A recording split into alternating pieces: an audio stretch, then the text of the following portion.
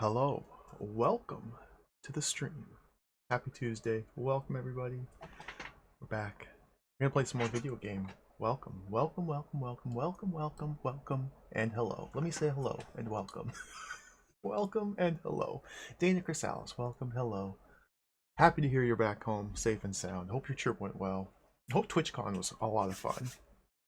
Foamed, welcome, hello. Duck Admirer, welcome. Headwound Yoda, welcome. Joseph Corin, welcome. Al Roker Surprise, welcome.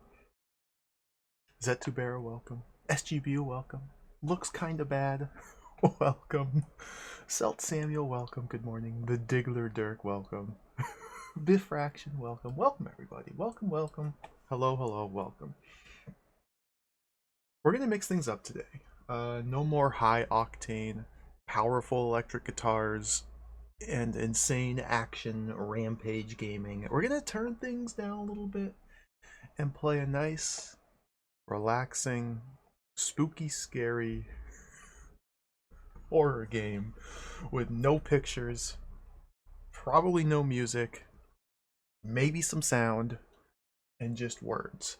We're gonna play Lurking Horror by Infocom. I'm really excited for this. I am super excited. I cannot freaking wait. This is gonna be a lot of fun. Oh, that's awesome. Good to hear, Dan. I'm happy to hear you had a good time. We're gonna play Lurking Horror. This is a Infocom interactive fiction video game. Sorry, this is not a text adventure. This is an interactive fiction video game by the fine folks at Infocom. Now, I've only ever played a few text adventures. Sorry, interactive fiction games. I'm gonna call them text adventures. Get out of here, Infocom, with your pretentious interactive fiction label. I'm gonna call them text adventures. I've only played a few text adventures ever. It's a genre that I greatly enjoy playing. I can get completely engrossed into them and just hours get sucked away just typing and experimenting and puzzle solving and drawing maps, and I think it's a lot of fun. I've never played one from Infocom, so what better place to start?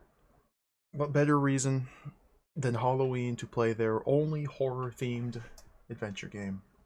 Now, Infocom was an American company. They were kind of like the gold standard of text adventures. They made so many. Retro Gaming Denmark, welcome. They made so many. They made so many. Dozens and dozens of text adventures. I want to say like almost like around 40 of them, 30 to 40 text adventures that they just cranked out. They were mostly active in the early 80s.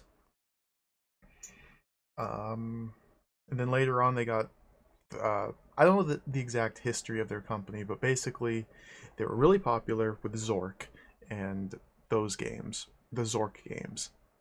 And then people decided or figured out that you could actually like put graphics into your computer games. Infocom didn't. And so suddenly video games started being released with graphics and nobody ever wanted to play text adventures, and they stopped selling, and they got absorbed, sold to Activision, and completely destroyed. It's basically the general gist of things. They never adapted as technology progressed. Infocom apparently made incredibly good stories, really good writing, really good puzzles, but there was just, even in this game came out in 1987. Even in 1987, they simply refused to put graphics into their video games because they were, well, I can't presume to speak for what they were thinking of. When I say they, I just mean Infocom in general. But they thought that their games didn't need graphics because the writing's good enough. But anyway, I don't really know what I'm talking about. I think it's just kind of funny. We're gonna play this, Lurking Horror. Who needs graphics? Get out of here, man. Who needs that nonsense? If the writing's good enough, you don't need anything else.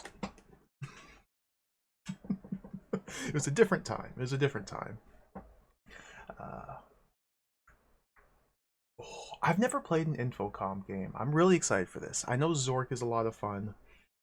And again, there's dozens of them. There's like fantasy Infocom games, there's sci-fi, there's this one horror game, there's a bunch of murder mystery games, there's all sorts of variety within this specific genre, this company.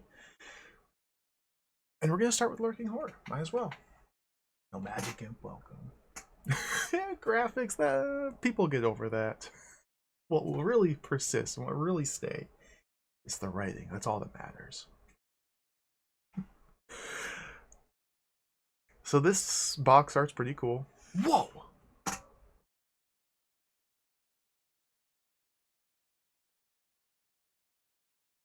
Oh, you beat me to it. Oh, dang it. I almost got to fire my gun. I almost got to use my hammer to smash someone. Thank you, Dana. um, this box art's pretty cool. The lurking horror in like very 50s-esque font. There's like an eyeball, like a lizard's eye, and a reaper skull in the center. Looks pretty freaking cool. Doesn't really tell you much about anything other than this is going to be spooky. If we turn the box over, ooh. Ever since you arrived at GUE Tech, you've heard stories about the creepy old campus basements and storage rooms, some so ancient that they contain only rotting piles of unidentifiable junk. Until now, you've never ventured lower than the ground floors of the monolithic classroom and dorm buildings, avoiding the warren of tunnels that connect them. But tonight, something draws you down into the mysterious depths of the Institute. Perhaps it's the blizzard raging outside, making the outdoors as threatening as anything you could imagine within. Perhaps it's the nightmare you had, hinting at horrific mysteries below and leaving you with a strange object that seems to lead you inexorably downward. Or perhaps it's just another way for you to avoid writing that 20-page term paper you have due tomorrow. In any event, you soon find yourself wandering away from your computer and into the dark nether regions of GUE Tech. Suddenly, you're in a world that rivals your most hideous visions, a realm of horror lurking beneath the calm corridors and study halls.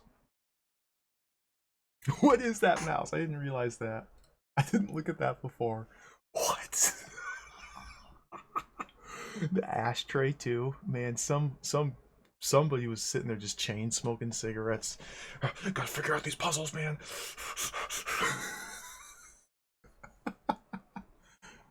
That mouse cannot be comfortable. Oh, where was I? Shapes emerge from dark corners. Eerie sounds draw closer. Slimy passageways lead to sights so horrifying that they will feed your nightmares for weeks. The lurking horror recalls the ghastly visions of H.P. Lovecraft and Stephen King, as author Dave Lebling turns an everyday world into a frightening web of uncertainty.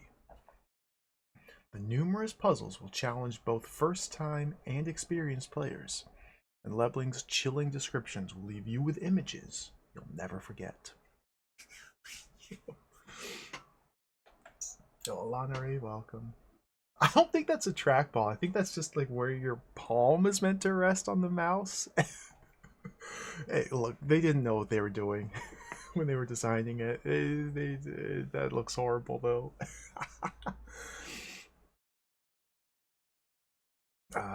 Get inside a story. Get one from Infocom. It's like waking up inside a story.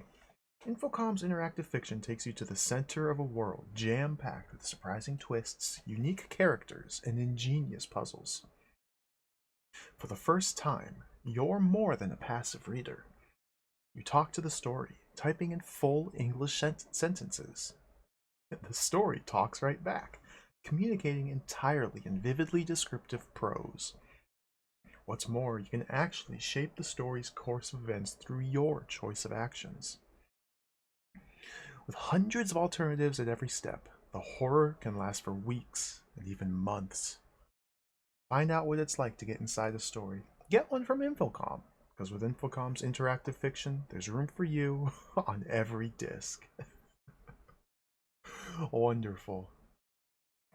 Moldering inside every Lurking Horror package, your Lurking Horror disc, a guide to George Underwood Edwards Institute of Technology, and your GUE Tech Student Identification Card. Yeah, that's why the wallet's in this picture, because yeah, Infocom was very notable, very infamous for including what they called feelies in their boxes, the packaging. I think it started with one of their early games. I want to say Deadline was their first game they released that had feelies in it, and then from that point forward, they just put all this miscellaneous stuff into the box just because it was super cool. Not only was it super cool, but frequently, maybe even always, the feelies were required to solve puzzles within the game. So it acted as kind of a form of copy protection as well. Internet friend, welcome. Baines, welcome. The creator of Star Trek was renowned for emptying his bowels in obscure places. He would boldly go where no man had gone before. Thank you, Baines. Wonderful. Wonderful. Wonderful. But this game came with, as you can see, a little booklet, an ID card to go into your wallet, and a disc. So let's look at some of those things. We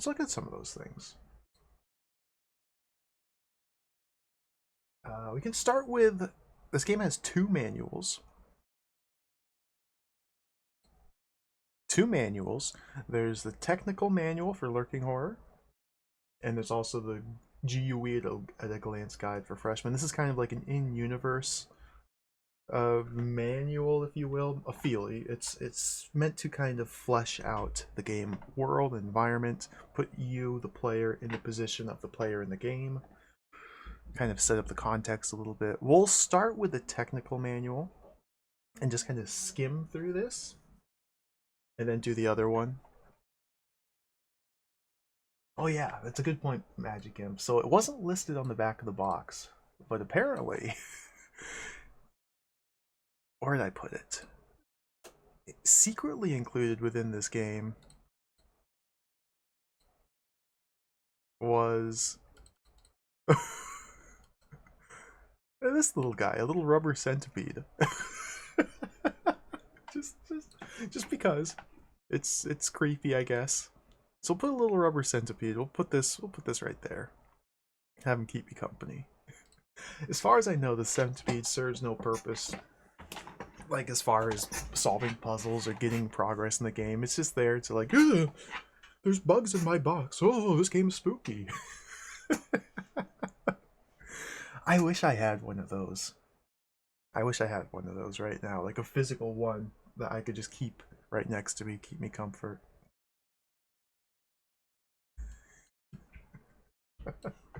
Now we don't need graphics in our video games. Don't draw anything. Don't draw anything. Just go to a local toy gag store and buy as many plastic rubber centipedes as you can. We gotta ship these out.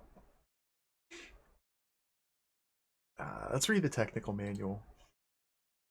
If you've never played Infocom's interactive fiction before, you should read this entire instruction manual. If you're an experienced Infocom game player, you may only want to read section 1. I'm not going to read this entire thing.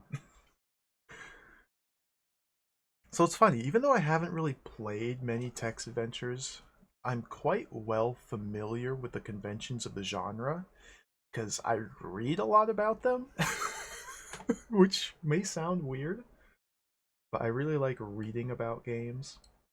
And there are a number of blogs I like to keep up with that are just people playing text adventures and blogging about them. So I frequently have read about adventure games like this. So I kind of understand, the format, the structure, how to approach playing them and solving the puzzles. So I'm not going to read all of this, because this is a lot of basic stuff like, okay, I don't know the word. What happens if the parser does not recognize the sentence I have typed? Draw a map, etc., etc. I understand all the basics. Section 1. About the Lurking Horror. Preface to the story. In The Lurking Horror, you're a student at GUE Tech. You've braved a snowstorm to get to the computer center to finish work on an assignment. But the snowstorm has turned into a raging blizzard and has trapped you in a complex of buildings late at night. You're not alone, fortunately. Or perhaps, unfortunately. I like how that's all we have to go off. That's the entirety of the premise. That's pretty cool. About the author. Dave Lebling was born in Washington, D.C. in a hospital that was torn down soon thereafter. He grew up in suburban Maryland. He attended the Massachusetts Institute of Technology and worked at MIT's Laboratory for Computer Science, where he developed an interest in computer entertainments. He co-authored the original mainframe Zork. He co-authored Zork 1, 2, 3, and Enchanter, and wrote Star-Crossed, Suspect, and Spellbreaker on his own. He's married and lives in a suburb of Boston on a wind-blown hill crowned by a covered ring of stones. He hopes the noises in the walls are the heating system. Yeah, this is one of the original, the OGs of Infocom, Dave Lebling. I'm not too familiar with like the different people that worked there. I've never played their games. But this is one of the original founders who worked on the first Zork. Because Zork started as like a mainframe university game, and then they kind of chopped it and pared it down to release on home computers.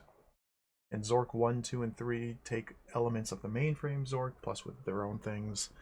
But he was one of the original guys. Yo, Marmot, welcome. Here's a sample transcript and map. The transcript is not from The Lurking Horror, but it does show many of the usual things you can do in the story. It shows a few simple puzzles and their solutions, and it'll give you a good idea of how Infocom's interactive fiction works. The player's commands appear in capital letters after each prompt. I don't care about this. This is just showing you how to draw a map, how to play this sort of game. They put a lot of this in. 2 full pages of example. So this is just kind of, again, turn on the computer, read the note, click the box, look at the man. Just really basic how to play text adventure sort of example here.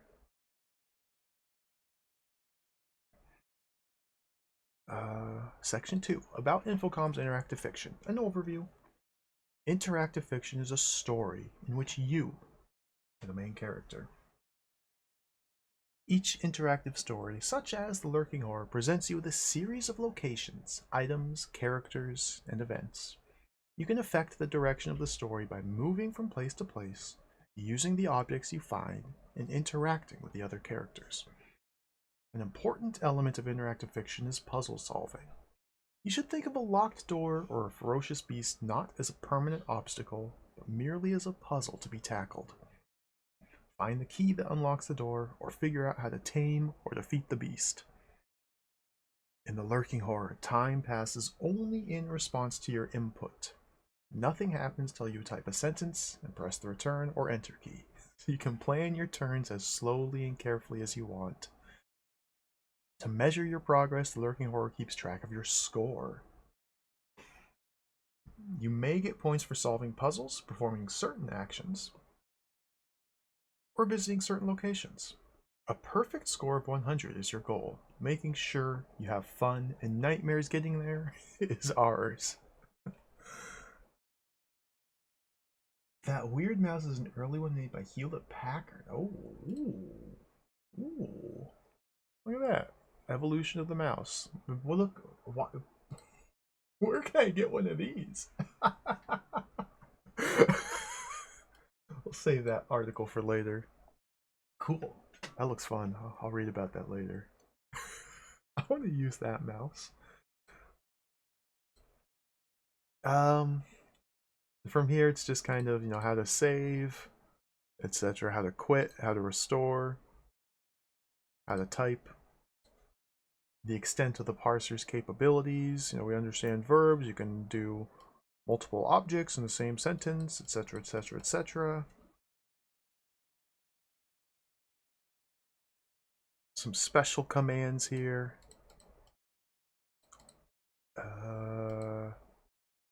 Looks like inventory is abbreviated to just I, look is L, oops. Quit, restore, blah, blah, blah, blah, blah, blah, blah. Some tips for novices. Die Loco, welcome. This is 100% text adventure gaming. Draw a map.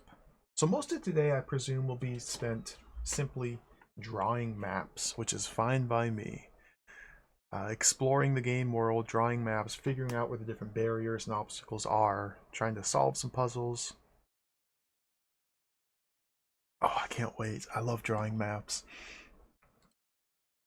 Save often, read carefully, take or try everything you can think of. Unlike other adventure games you may have played, there are many possible routes to the end of the lurking horror. If you get stuck on one puzzle, move on to another. Some puzzles have more than one solution. Other puzzles don't need to be solved at all. Sometimes you'll have to solve one puzzle in order to obtain the items or information you need to solve another puzzle. Teamwork can help. If you really have difficulty, you can pay us more money and buy our hint book.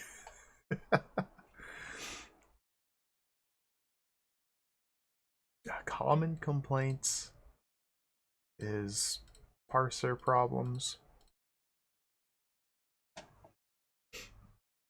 Oh, Kyrandia, nice. I love the first Kyrandia, man. It's been so long since I played that. I remember the caves being a pain in the butt, where you have to like pick up the light berries and drop them and draw a map, and you get stuck in the dark and you die.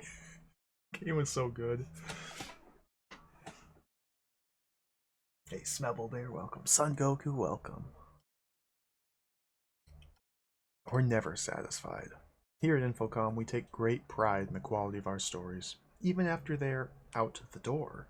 We're constantly improving, honing, and perfecting them. Your input's important. No matter how much testing we do, it seems some bugs never crawl into view, till thousands of you begin doing all those wild and crazy things to the story.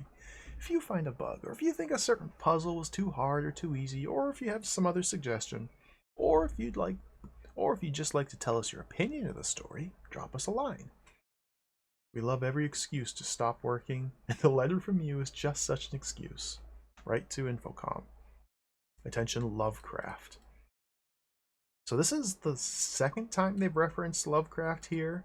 So what kind of gets us an idea of what we're going to be in for as far as where the story's going to go. Which could be pretty cool. I've never read Lovecraft stories myself.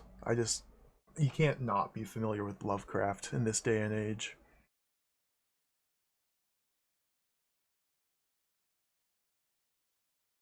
So yeah, that's the technical manual. It's the boring how to play, the nitty gritty. Let's look at the guide for freshmen. GUE at a glance, a guide for freshmen. George Underwood Edwards Institute of Technology. Dude, look at this symbol. So this is one of the feelies. This is an in-universe, what it says right there, guidebook for freshmen. We'll likely need to refer to and use this document to solve puzzles in the game itself. George Underwood Edwards Institute of Technology. Oh, this is like Latin. I can't read Latin. 1692, there's a hand? A swirly-do? A triangle? And a man? Okay. Presented as a public service by the GUE Tech Social Committee. Oh, cropping.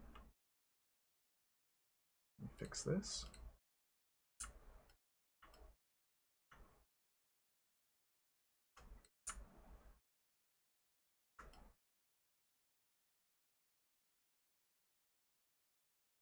Identification. Record your dormitory advisor and class schedule here, then carry this guidebook with you as a handy reference. Your login number for the GUE TechNet computer system is the same as your student identification number. So right there, immediately, second sentence. This is information we need to use in the game to help us.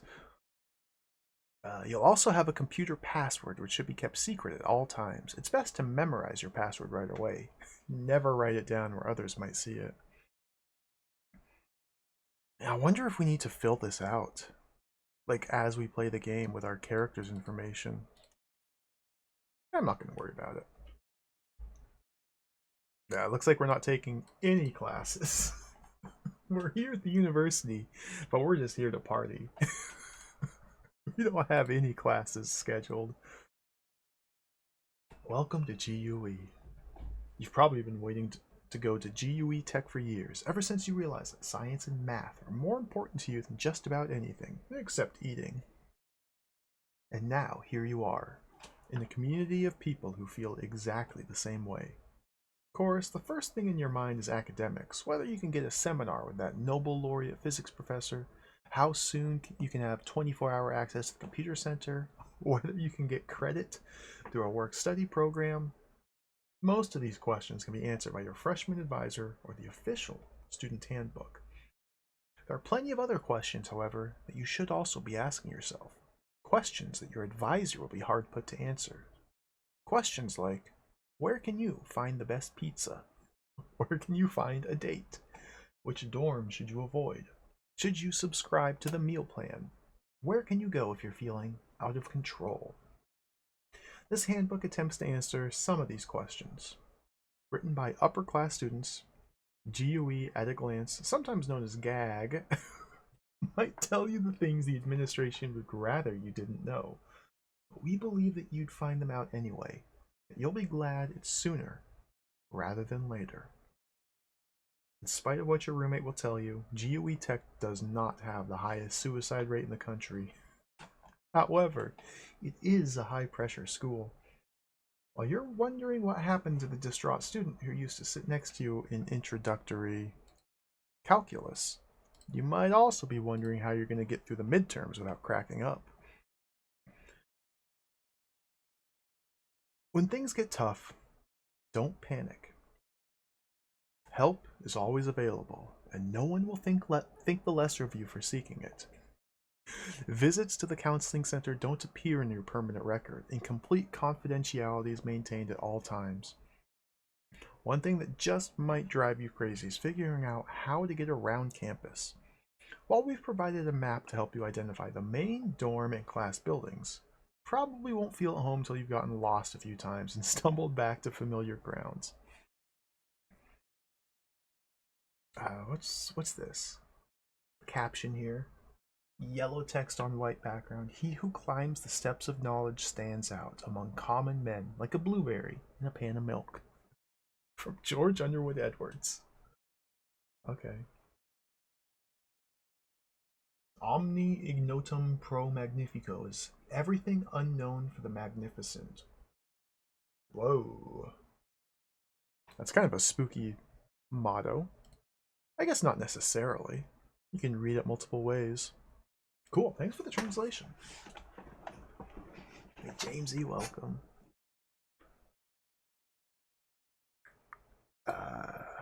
What's this one say? Future Nobel laureate experiment with the electron microscope. Mitch Clark, 89, shown at left, has won several National Science Awards for his microphotographic studies of magnetic stress on conductive wires. Ooh, groundbreaking.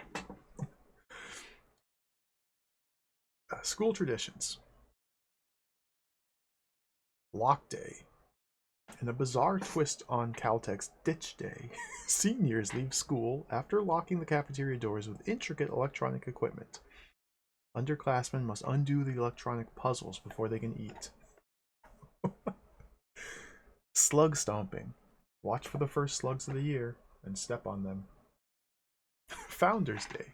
One night during the last week of spring term, the huge bronze statue of George Underwood Edwards mysteriously disappears from its pedestal and shows up the next day in some totally offbeat spot. A certain rowdy fraternity is rumored to spend the entire year planning this prank. the final scream. At a designated time during final exam week, everyone screams in unison. Wow. Imagine. Weird. Pigeon Day. The president rings a bell at 6 a.m. one spring morning and puts a statue of a giant pigeon on the lawn. No classes for the day. Free food at night. Finally, Streamer Day. Take all the toilet paper rolls from the bathrooms and throw them out the dorm windows. Ikadas, welcome. Space Copter, welcome. Is this bespoke Miskatonic? I have no idea what that means. Miskatonic? I've never heard that word in my life. If that's a Lovecraft reference, it's lost on me. I haven't read any Lovecraft stories. The infinite corridor connecting the aeronautics and chemistry buildings seems to stretch into infinity. It'll soon become as familiar to you as your dorm room. Oh, okay, that's the university from the mythos. This is probably a very direct reference to that then. Yeah, there's been a couple. They've name dropped Lovecraft twice so far.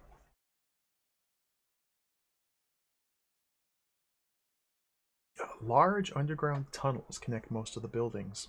However, many of these tunnels are very old, and a number have been closed for safety reasons. While you may be tempted to explore, don't risk it. Several deaths have been attributed to student exploration in the tunnels.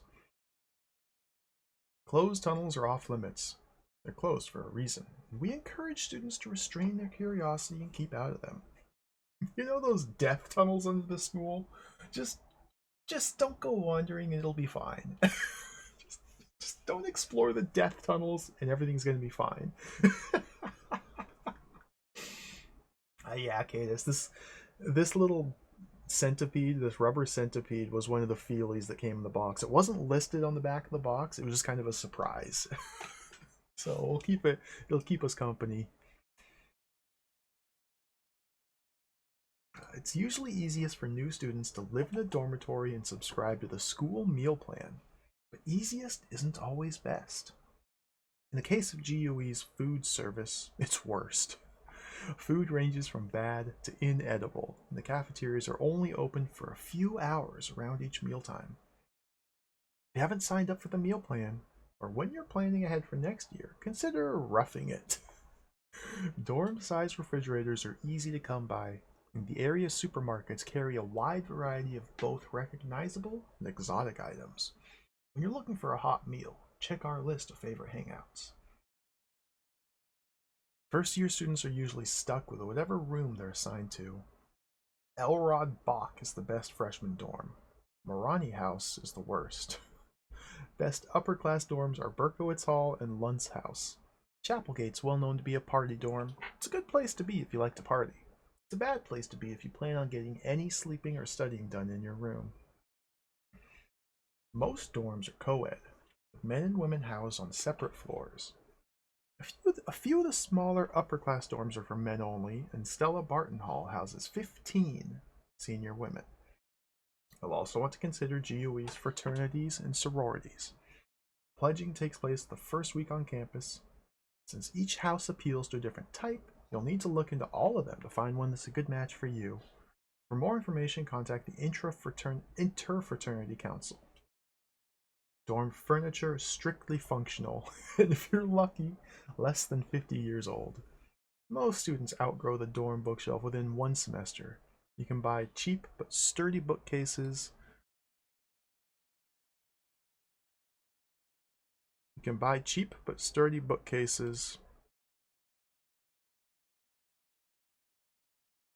At Dave's Discount Decor, along with beanbag chairs, lava lamps, and designer telephones.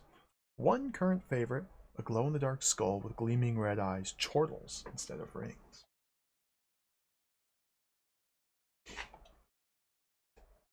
Oh, there's actually like tunnels underneath MIT. Oh wow. Yeah, I'm on the West Coast, and when I went to college, there were no underground steam death tunnels.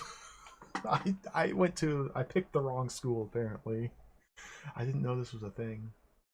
And yeah, I understand that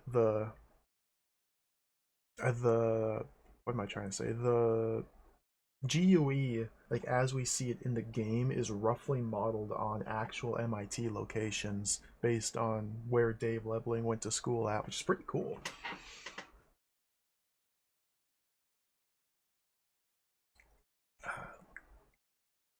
I guess we have some non-linearity in this book. What's this caption? It's the Infinite Corridor. Look at this map. Oh, beautiful.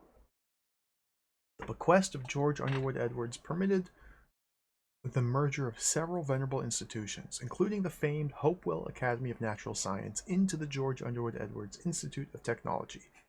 Departments were founded in such radical disciplines as mechanical engineering, chemical biology, and architecture, and an exciting new campus was built along River Street. Although the campus has since expanded in all directions, nearly all the original structures remain. This map includes the buildings you are most likely to use every day. For a more detailed, although less portable, map of the area, refer to your student handbook. I assume this is roughly the setting of the game. And since we've given reference to steam tunnels and underground corridors and whatnot, this is probably like the surface. But a lot of the game extends underneath the campus, maybe.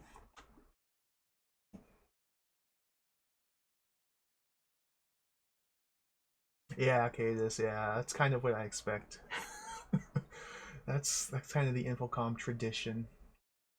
Put necessary gameplay information into the feelies and the manuals, kind of as a form of copy protection, but also just kind of to expand the feeling of the game, which I appreciate. I think it's really cool. Hey, J6667, welcome. Wait, alchemy? Engineering, brown building. Maybe we'll cast some spells. Chemical biology, that's basically alchemy. Oh, where was I? Right here. Although you'll be spending most of your time studying, it's important to remember that life exists outside of your textbooks and your computer screen. Take an afternoon to visit the Museum of Contemporary Art, or the Leffler Aquarium. Join the Freshman Drama Group or the Hellenic Club. Write a weekly column for the GUEG News. Take advantage of the athletic complex, whose weekly paddleball tournaments draw a lively crowd. Here's a picture. Students relax on the quad in front of the Edwards Hall, one of the architectural gems of GUE Tech. The campus spans a century in building design, ranging from the Victorian opulence of Edwards Hall to the reflective glass facade of the Nutrition Building.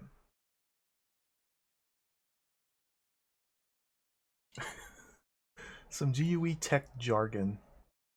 Now, this stuff might be pretty important here. Frob is a noun, a thing. Useful when you have two unspecified objects on hand. Stick that frob on the thing over there. Tool, a nerd. Someone who studies all the time, never taking time for social life. Verb, to study. I'm tooling tonight. Hack, noun, a prank. Painting the dean's house pink was a great hack. Verb, to commit a prank. We hacked the dean's house. P, suffix. Adding a P suffix to the word makes it a question. A derivative of the Lisp computer language, oh dear, where P indicates predicate. For example, greater P x y, meaning is x greater than y. Most commonly heard among tools majoring in computer science. Food P, pronounced food P, means are you hungry? Food P. Okay, we're gonna have to learn Lisp programming syntax, or at least elements of it. Maybe. Grease, noun, student politician. Verb, to pass a course without working on it. I greased thermodynamics. A rugrat, or rat, means freshman, presumably derives from the use of this term as a synonym for child. Urchin, local child or teenager who hangs around campus and often causes objects of value to mysteriously disappear. Turtle, To astonish, usually with a connotation of the surprise being unpleasant. I was really curdled when I saw my final grades. Flip is a verb to kill time by some essentially boring means, such as playing hearts. May derive from flipping bottle caps, or perhaps baseball cards. I spent last night flipping. Midnight is an adjective meaning before noon. Midnight class is a class held before noon. Midnight quiz is an early morning quiz. Oh, that's not going to be confusing at all. So whenever we see the word midnight in this game, we must determine the context of it, who's saying it, and whether or not they actually mean midnight or if they just simply mean before noon. It's probably going to be relatively straightforward in the game, but something to keep in mind. Here's biology students delving into the mysteries of the digestive system. This popular course makes full use of GUE's modern laboratory facilities. Men. Before driving to Oak Haven Junior College for the Friday night mixer, why not try Rudy's Eating and Drinking Saloon, 2 blocks down Capitol Avenue? Or better yet, say hello to the woman sitting next to you in Bio 100. Woman. There's no need to go anywhere. With a male to female ratio of 6 to 1, someone will say hello to you. Another way to broaden your college life is to take a class entirely unrelated to your distribution requirements or your major. The Zinc as Life Force seminar in the Department of Alchemy is but one of the many unusual courses you'll find in your catalog. There's the alchemy reference. What? That's gotta be a joke. Some hangouts. Crust and Noodles. It's the best Italian restaurant in town. Riley's Real Irish Pizza. Pizza delivery till 2 a.m. The Hoagie Shack. Good subs. Pastrami and sauerkraut. A traditional favorite. Oh, that sounds so good. Ooh, that sounds delicious. Rudy's Eating and Drinking Saloon. The local meat market. Dot and Dash. 24-hour diner specializing in late night breakfast. At the House of Roy. In Chinatown. Open late. Great food and cheap.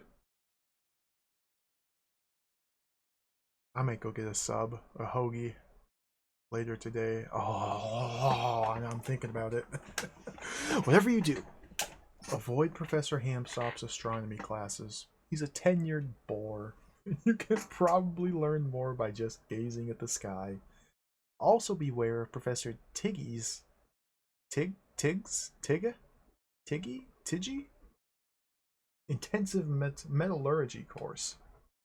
Dr. Morlock's Introduction to Fuel Gas Engineering, Dr. Neagle's Moral Philosophy class, Professor Carlson's Seminar in Textile Technology, and any junior instructor. Above all, remember that all of us on the social committee were freshmen once too. Don't feel shy about approaching one of us for wisdom or advice. Don't forget that we all made it through that tough first year at GUE. So can you.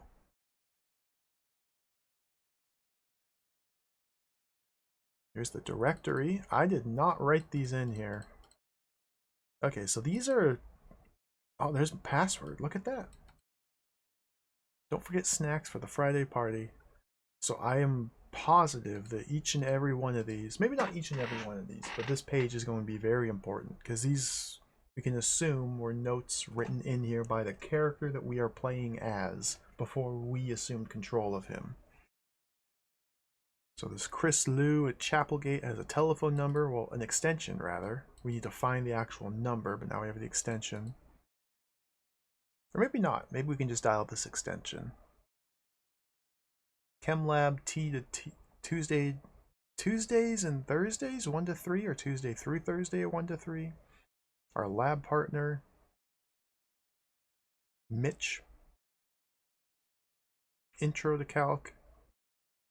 And password, Ulersoth. Don't tell anyone. And finally, we have a song. I'm not going to sing the song. Words and music by Major Chaz Gleason. RET. I'm not sure what that means. 22. Note: at the end of the century, GUE was commonly pronounced GUI, rather than GUE as it is today. The former pronunciation should be used when singing the alma mater. Hey, Bone Masher, welcome.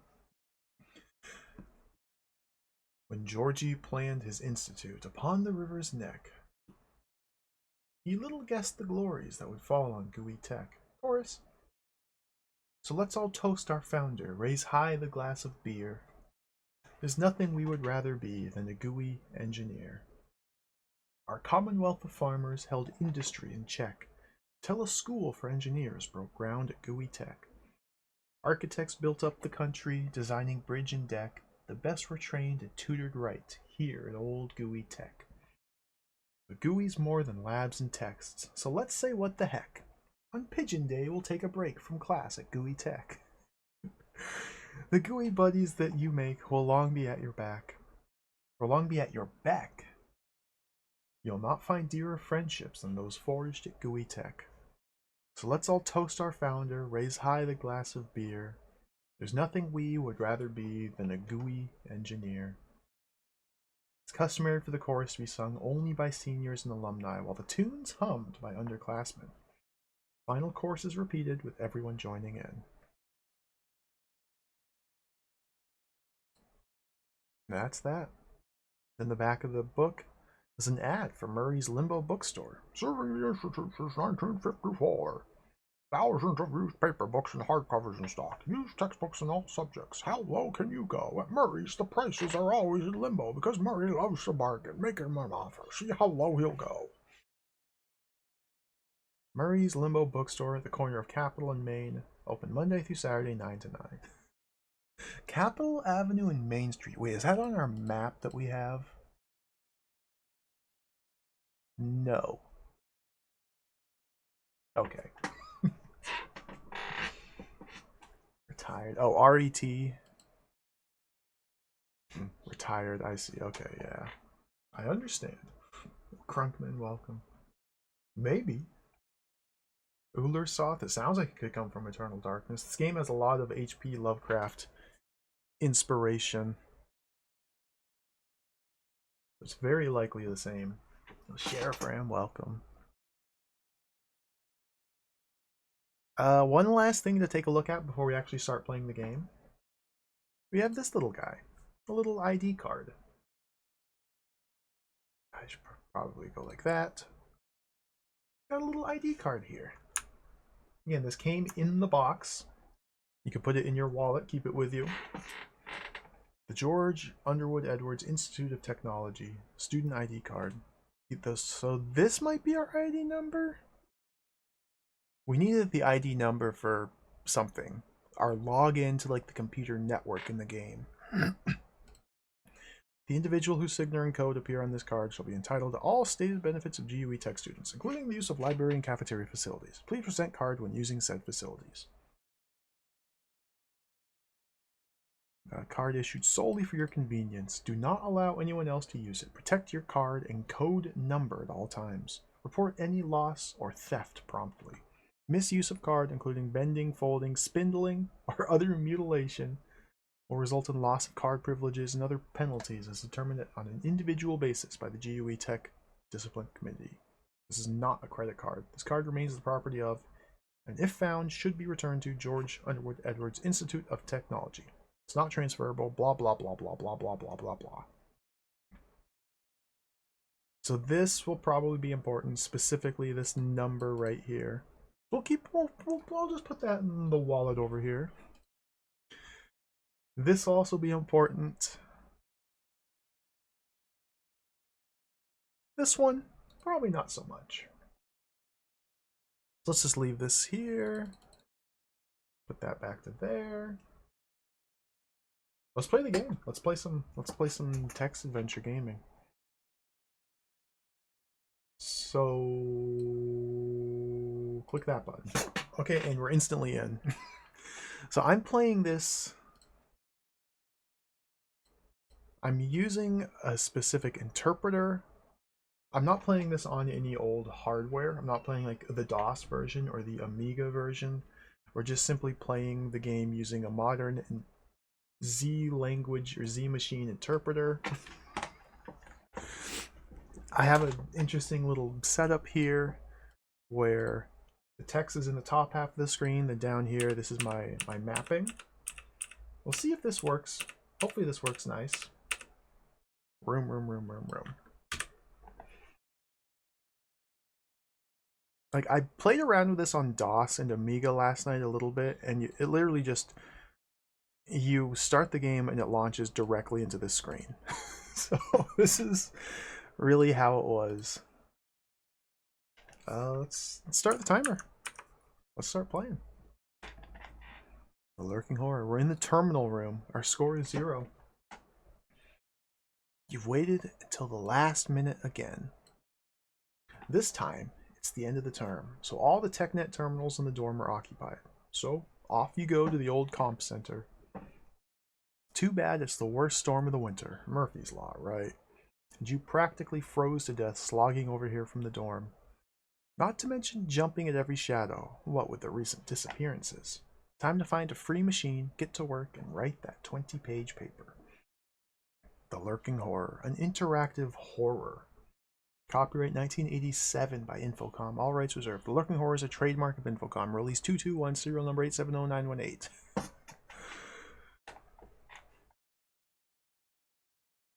This came out 1987. This is the same year as Night Orc, which is the last adventure game I played.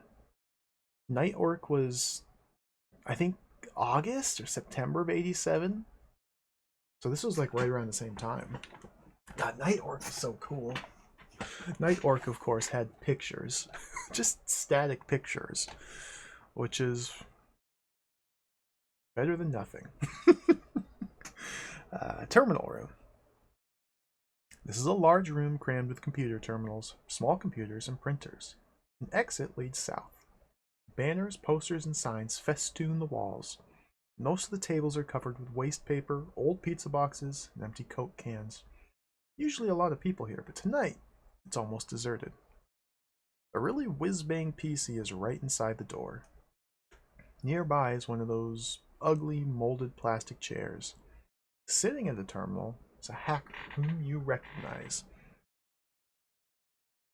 A Moosey Fate welcome.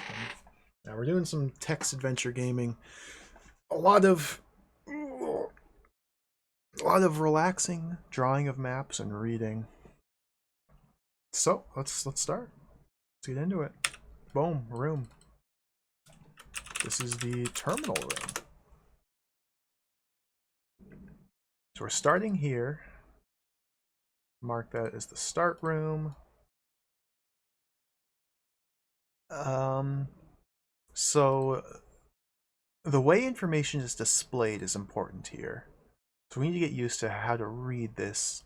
So up at the top, there's a little header. It tells us what room we're currently in and our score. This is points out of... It's not like score out of the max score. The manual said there's 100 points total. It's score and then the number of moves we've taken up till this point. And then the room description, we have the room name, the room description, and underneath the room description are objects of interest within the room. So, for example, within the description of the room, it's very unlikely that we can do anything with the waste paper or the old pizza boxes or the empty Coke cans. We need to be looking at the listed objects underneath the room description for things we can interact with. For example, if we just type, look at waste paper, doesn't know the word waste. Look at paper. Can't see any paper here because that's part of the description of the room, not an object within the room. We know there's an exit that leads south, so let's go like that. Now, I entered 2 commands, and it only has 1 up here because looking at waste paper, it didn't recognize the word waste, so it did not count that as a turn, or a move rather. But here, because it fully understood the sentence, it responded and counted that as a move. All right, so what are we doing? Really whiz bang PC. What's our? We have to write our term paper. Let's look at our inventory. We're carrying an assignment. Read the assignment. Laser printed on creamy bond paper. The assignment's due tomorrow. It's from your freshman course in the classics of modern idiom, better known as 21.014. It reads, in part, 20 pages on modern analogs of Xenophon's Anabasis. You're not sure whether this refers to the movie Warriors or Alien, but this is the last assignment you need to complete in this course this term. You wonder, yet again, why a technical school requires you to endure this sort of stuff.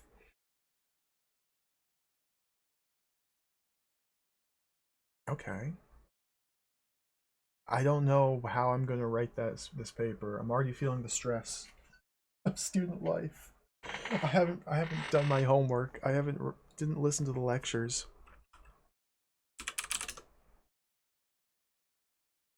Let's look at the PC. Look PC. Oh, look at PC. This is the whiz-bang PC. This is a beyond state-of-the-art personal computer. It has a 1024 by 1024 pixel color monitor, a mouse, an attached hard disk, and a local area network connection. Fortunately, one of its features is a prominent help key. It's currently turned off. Yep, I can scroll up.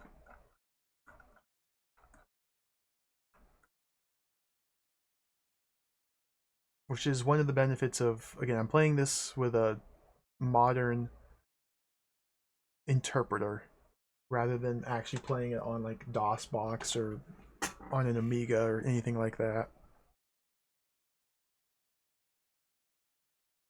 So we probably need to turn on the PC. Computer powers up, goes through a remarkably fast self-check, and greets you, requesting login please. The only sound you hear is a very low hum. Oh my goodness.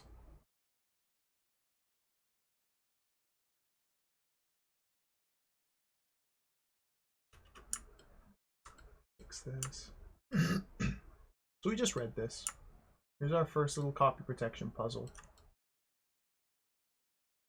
Your login number for the GUE TechNet computer system is the same as your student identification number. You'll also have a computer password which should be kept secret at all times. So our login number is our student ID number. Our password is likely Ulersoth right here. So the student ID number be one of these from the card. I assume this right here. I don't know if we probably need to use the 0.872325412, or it might just be this number.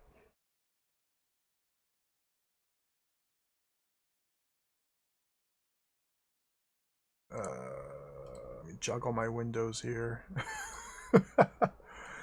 Let's try. I wonder if I can just type the number. 087-232-5412. Okay, type 087-232-5412. Password, please. That's Ulersoth. Type Ulersoth. Oh, invalid login. Okay, let's try it without the starting 0. 872-325-412. There we go. We're in. Keller Miller, welcome. A square monitor.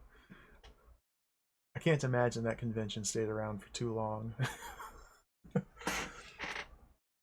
This is not the DOS version. This is... Go like that. Oh. This is version... This is release 221. This is just taking... We've extracted the story file and I'm playing the story file through a third-party external interpreter.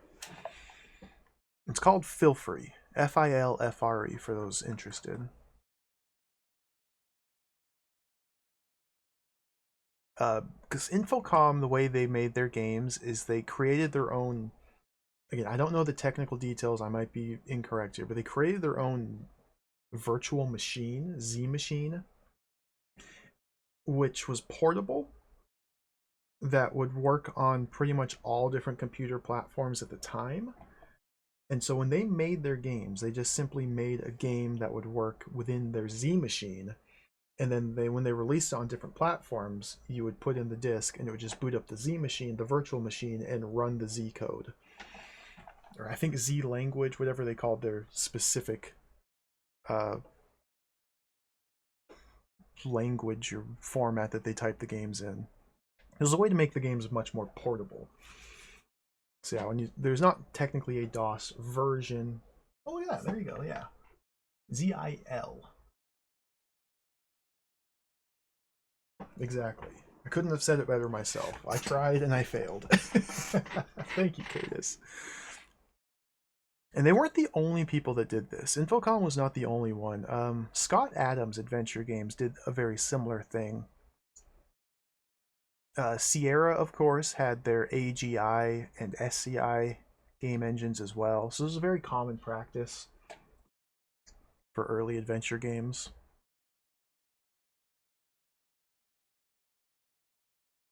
This game in particular does have some added sound effects to it that were only added after the game was already finished. Apparently when they released this game on the Amiga, maybe the Atari ST as well, they were able to put sound effects in, and the way I'm playing it should play those sound effects. There's like 13 sound effects. I don't know when they're going to show up, how loud they're going to be, what they're going to sound like, but there should be like a few sound effects that play as we adventure, which I'm pretty excited for.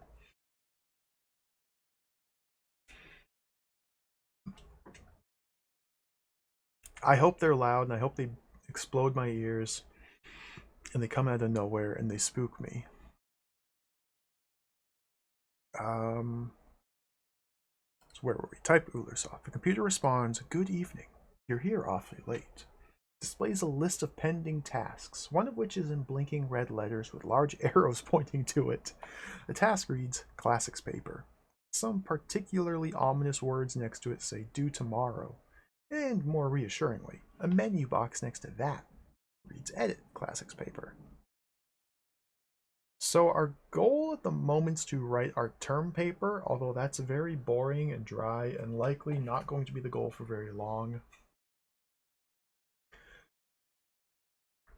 Now something... Yeah, there's a prominent help key on the computer. Let's try that. Let's press help key. You push the friendly looking help key. A sprightly little box appears on the screen, which reads, "You should click the menu box as you previously set it up as an urgent task." Okay. Click menu box. Or using a keyboard to control a character to use a computer with a mouse. This is awesome. The menu box is replaced by the Yak text editor and menu boxes listing the titles of your files. The one for your paper is highlighted in a rather urgent looking shade of red.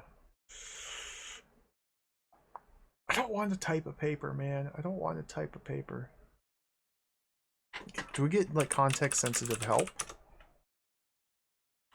Oh yeah, we do. Please click the box representing the file you wish to edit or view. I noticed that one file is marked urgent, so you should probably click its box. Just press delete, delete, delete, delete. Uninstall. Reformat the hard drive. Let's play some games on this computer. Click on the box representing the file. So we want to click on menu box again. Click on our paper. Click on Red box. Click the box for your paper. The box grows reassuringly till it fills most of the screen. Unfortunately, the text that fills it bears no resemblance to your paper. Title's the same, but after that there's something different. Very different. Get a haunted computer? Read the paper. The paper appears to be a facsimile overlaid with the occasional typescript. The text is mostly in some sort of old English you've never seen before. What you read's a combination of incomprehensible gibberish, Latinate pseudo-words, debased Hebrew and Arabic scripts, and an occasional disquieting phrase in English.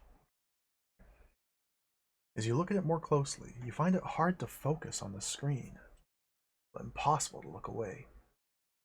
Your finger strays toward the More box. I think it's really cool here that they're not actually having the player read this paper. We just have to imagine it. I think that's really cool. Especially a text-based game.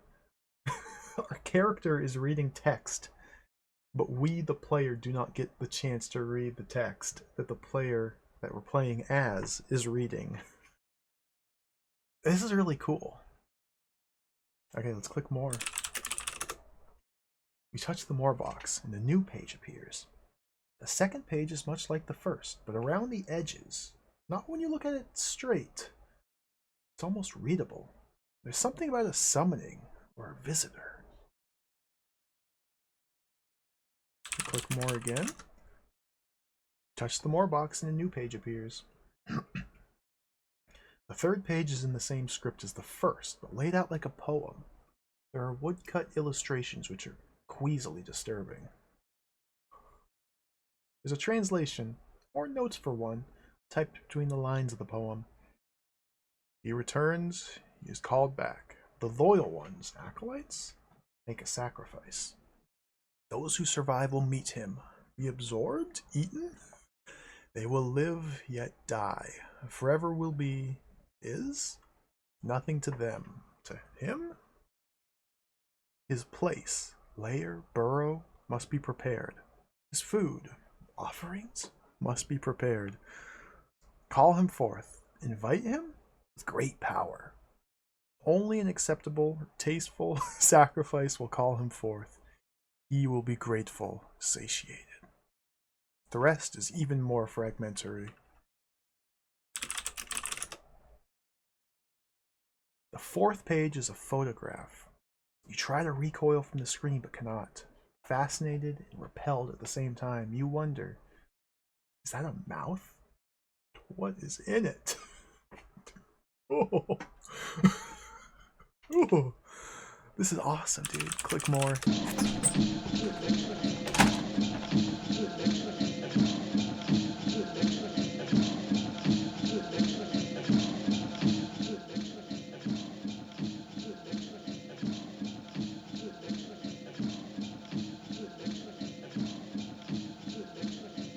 I got jump scared.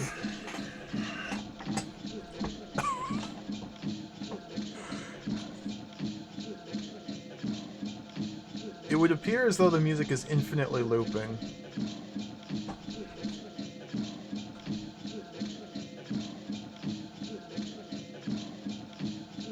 Let me turn that down a little more.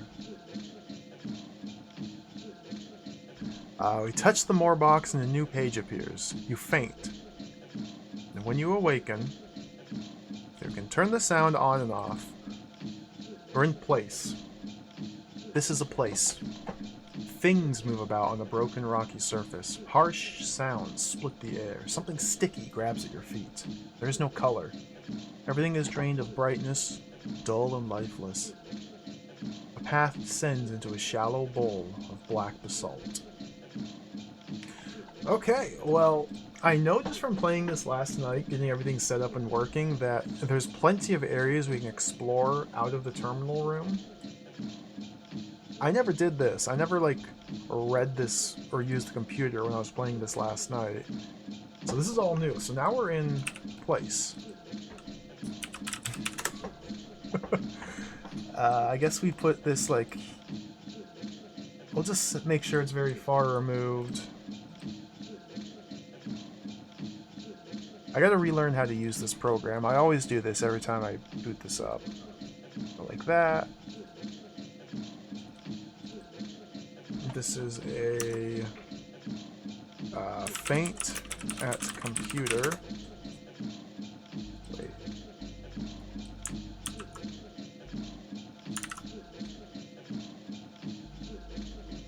It'll tell me how to move from place to place.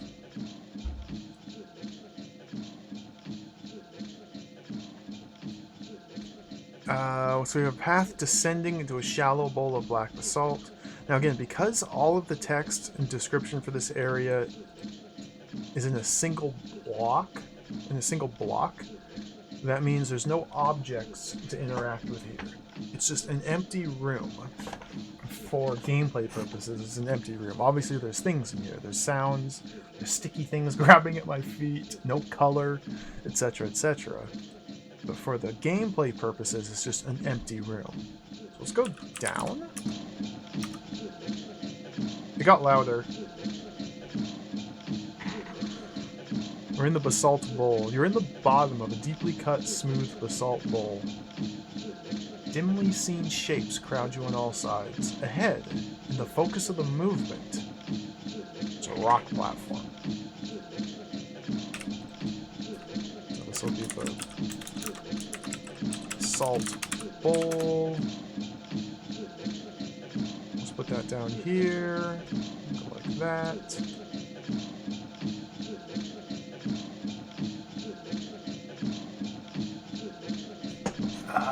I should make these pop out a little bit more.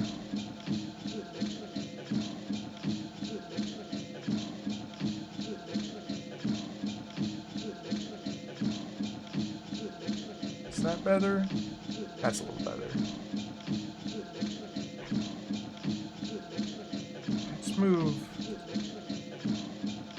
Go like that. Ah!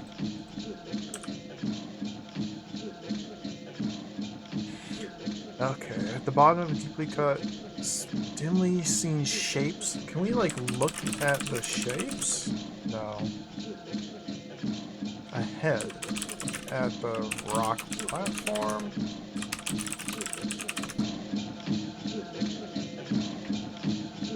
It's getting louder. Dude, this is freaking me out. Zen burning. This is called Trizbort. T-R-I-Z-B-O-R-T. It's an incredibly useful program. If I look at the platform is made of the same rocks as the surrounding terrain. In fact, you can't tell whether it's natural or constructed. The crowd around you begins to sway and groan. They're expecting something. They're drawn forward by the noise. That platform. You stand before a low rock platform, more like an afterthought of piled rocks or a glacial moraine than a work of artifice. You're pushed against the pile by the crowd around you. One small stone stands out in the pile, smooth, shiny, and glowing with a blazing light. I don't even know if I need to map this area. Let's take the stone. Taken. Suddenly the dimness becomes darkness, and the crowd around you explodes with excitement. You're jostled and shoved from all sides. A low keening begins, building into a deafening, almost mechanical chant. The darkness before you compacts and deepens. What? A smooth, shiny piece of what might be obsidian. Scratched on it is a symbol. The darkness before you, now visible, is a creature. Towers over the now silent crowd. The thing jerks this way and that, spraying a foul ichor. Its palps twitch expectantly, then pound impatiently against the rock. You can feel the smooth stone vibrating in your hand. What? Throw stone at creature. You can't. You go through the motions, but the stone doesn't leave your hand. The thing now turns, sensing the presence of the stone. It quests almost blindly for it, and those surrounding you thrust you forward. The thing stoops. Its mandibles grasping you. You're lifted towards escaping maw. The stench and the sounds issuing from it are overwhelming. You fall unconscious. You're awakened by the thump of your head hitting the terminal in front of you. Falling asleep over term papers. It must have been a nightmare. Embarrassed, you glance around. Yeah, the hacker's looking in your direction. You must have heard the thump. Well. Well. That was quite the introduction. The percentage, this... I couldn't figure out how to turn this off. This is the zoom level of the map. I couldn't figure out how to turn this off or hide that. Same with this dot. I don't know what this dot is. There's just a square here that I can't get rid of or do anything with. It's just there. Yeah, it's part of the map. Do I still have the smooth stone? I am carrying the smooth stone. I kept it. Interesting. I got 5 points too. So I guess that means I probably should try and make some sort of map for...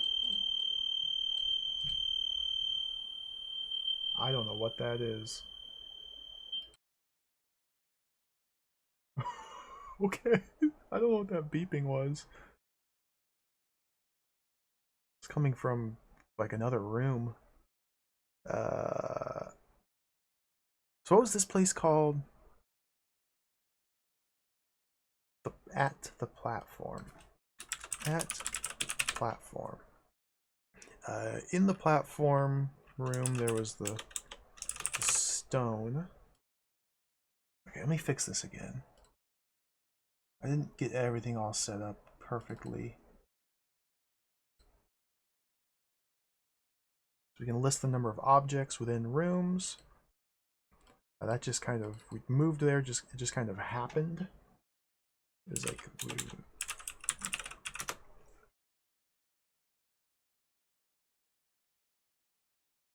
so we fainted the computer, ended up at the place, went down from the place to get to the bowl. We got pushed forward from the bowl to the platform. At the platform we found the stone.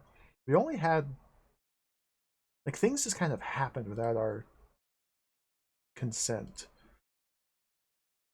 So that was like kind of an on-rails sort of thing, I believe. I wonder if we can do that again. There might be even more we're supposed to have done there as well. We're carrying the smooth stone in the assignment. The hacker wanders over trying to look... What the heck, dude?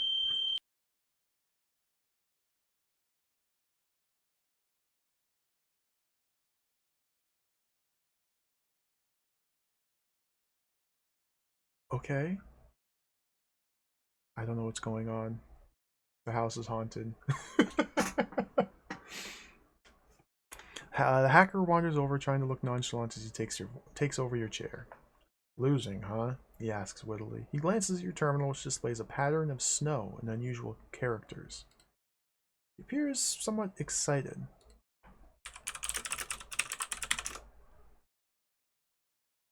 Oh. The hacker, mumbling under his breath, begins a flurry of activity.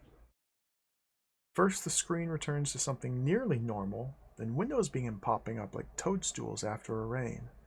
The screen looks a lot like the top of his terminal table, or the bottom of a trash can.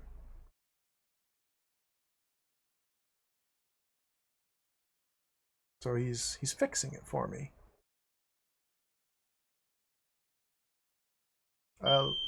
Dude.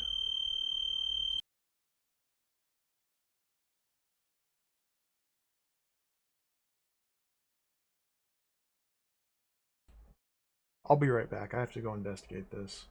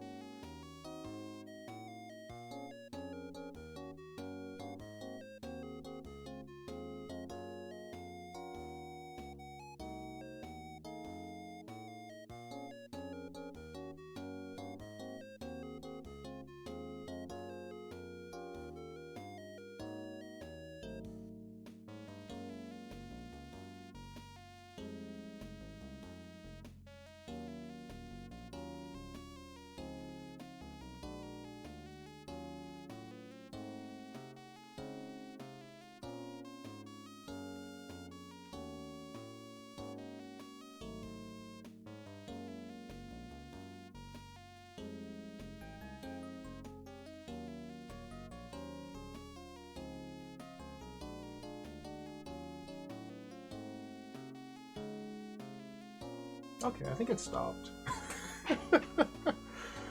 I think it stopped. No more Minnesota Fats music.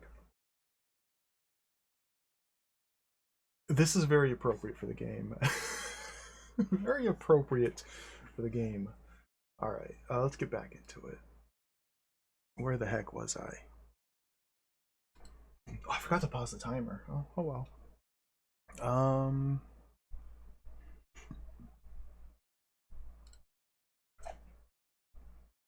Okay, so computer's freaking out.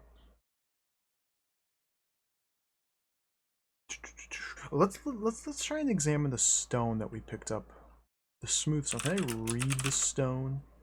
How do you do that with the smooth stone now? Yeah, the hacker types furiously, and the screen displays what to you looks like an explosion in a teletype factory. After a while, he says, chomping file system. Your directory's gone seriously west. I fixed it. He checks the screen. It was mixed up on the file server with some files from the Department of Alchemy. He grunts. People's names for their nodes are getting weird. This one's called Lovecraft. He pauses. Your paper's gone, though. Sorry. Maybe they could help you down there. Okay.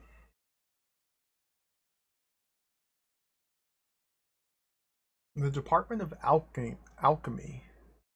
So I guess that's our quest. We'll get to go to the Department of Alchemy and try and figure out what they do with my paper.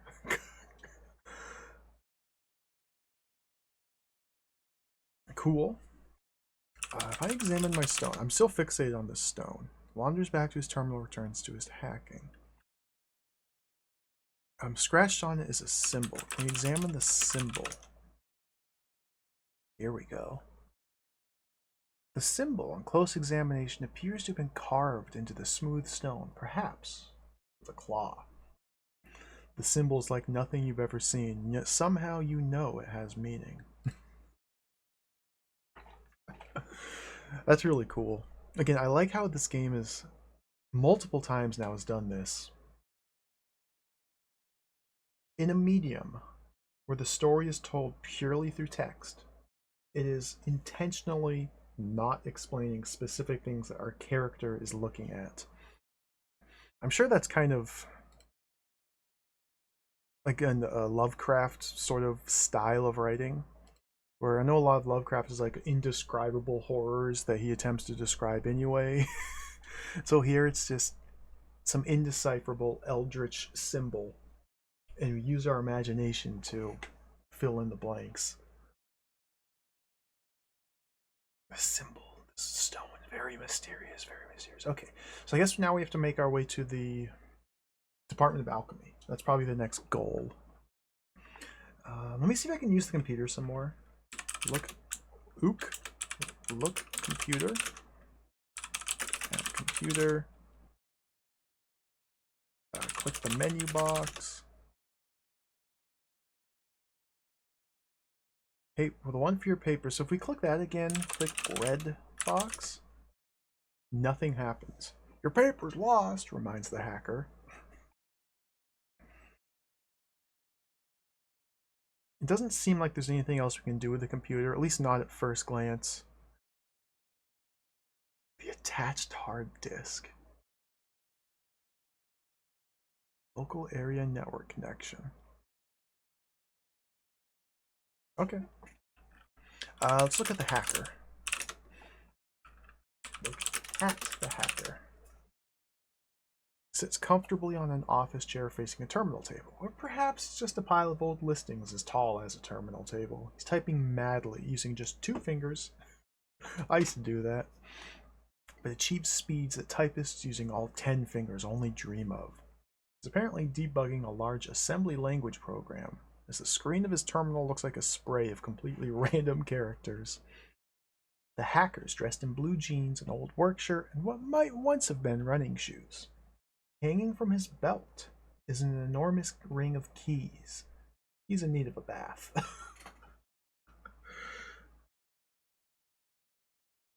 Enormous ring of keys. Ooh, baby.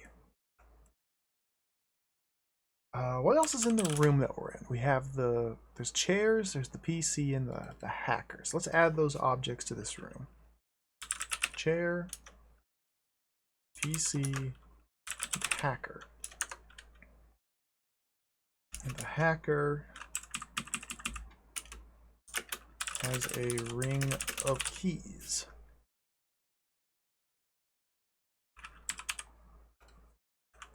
Look at the chair. Molded plastic chair, cheap knockoff of a designer chair, even more uncomfortable. Can we take the chair? Carrying a chair, a smooth stone, and an assignment. Okay, my chair now. Look at keys. Hanging from the hacker's belt is a watchman's keyring. The large and almost full ring is connected by an extensible chain to a reel attached to the hacker's belt. It's difficult to lose such a keyring. There are multitudinous keys hanging on the keyring. Among them are a green aluminum Mideco key, green brass Yale key, a green aluminum Yale key, and a red aluminum Yale key. Interesting. Throw a chair at hacker. Thrown. The hacker retreats. I know karate, he says, somewhat unconvincingly. Take chair. Bash hacker with chair. Attack hacker with chair. He retreats. I know karate, he says, somewhat unconvincingly.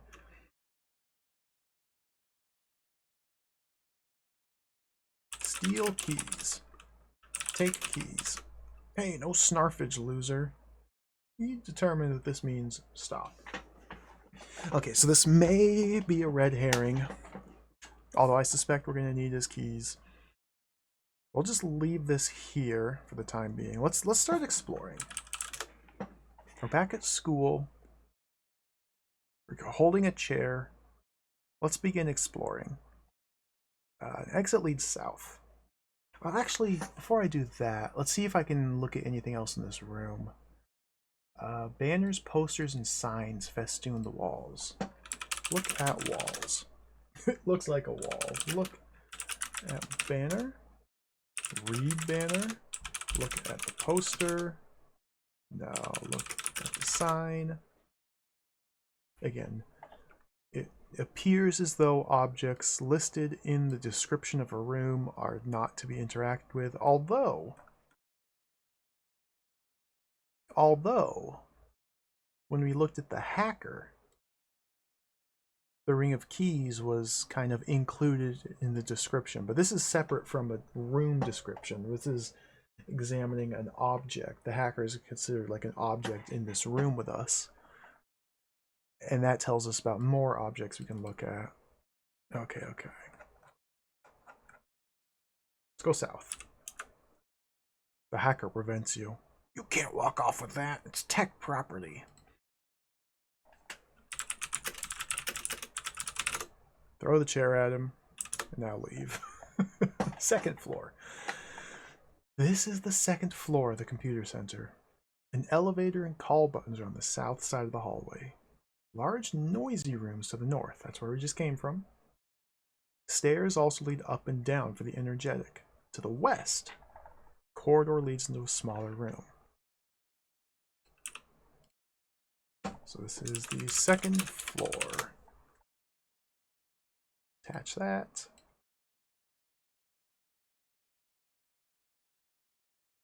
So we can go, there's an elevator and call buttons on the south side of the hallway. Noisy room to the north. Stairs leading up or down. And to the west there's a corridor. Let's just go west. The kitchen. This is a filthy kitchen. The exit's to the east. On the wall near the counter are a refrigerator and a microwave. Sitting on the kitchen counter is a package of Funny Bones. What the heck, dude?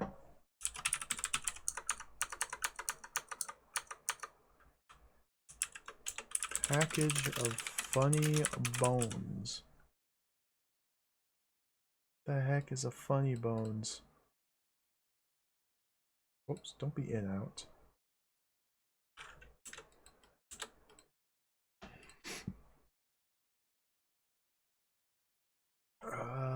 Look at package. This is a package of Funny Bones, a snack food made with peanut butter and chocolate cake. Ooh. Gee, welcome. Enjoy the lurk. Take package. Let's just steal somebody's snack food. So we're in the kitchen. On the wall, our refrigerator. On the wall near a counter are a refrigerator and a microwave. Let's see if we can interact with those. It's a hard word to type. I can't even spell it correctly. It's refrigerator. A medium-sized refrigerator whose door is closed. There's a sign on the front. Read the sign. Everything in this fridge must have a name and date on it. The sign has neither. Well, the sign is not in the fridge. It's on the fridge.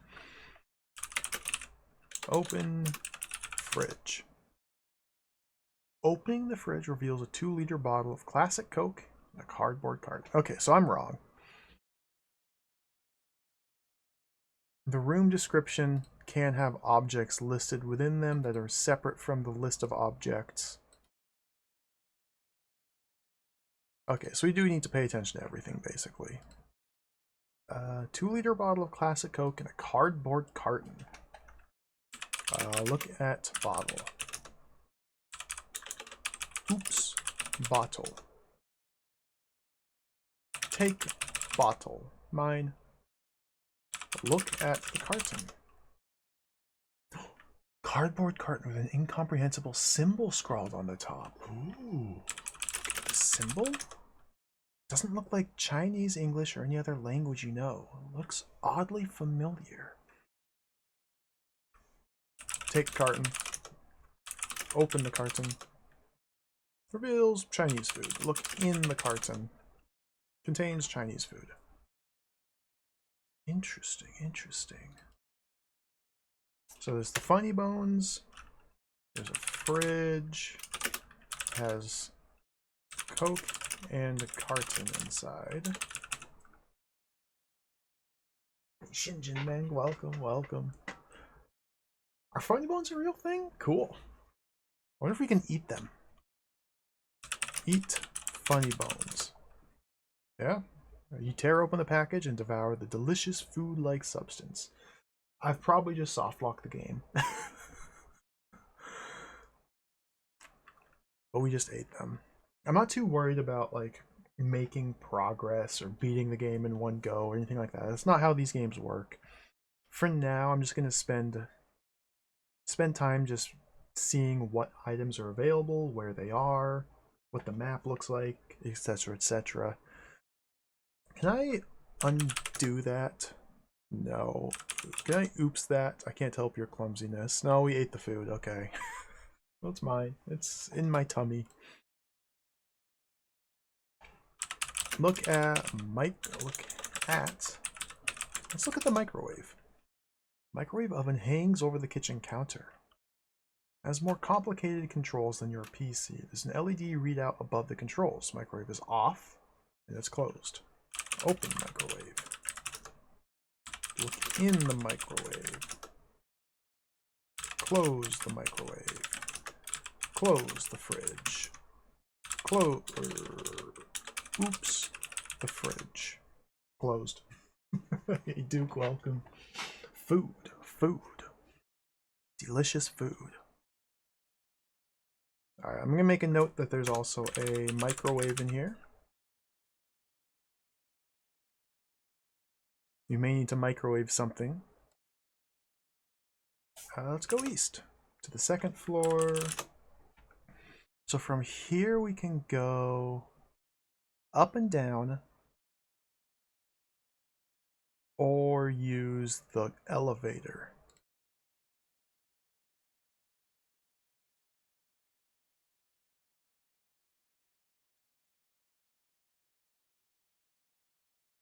I guess we go up. Third floor. This is the third floor of the computer center. An elevator and call button are on the south side of the hallway. Stairs also lead down. To the north is a glass wall. beyond which you can see a computer room crammed with computer equipment. A stairway leads up. So there's...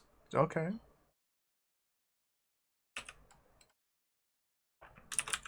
Third floor. Not really sure how to arrange this map here.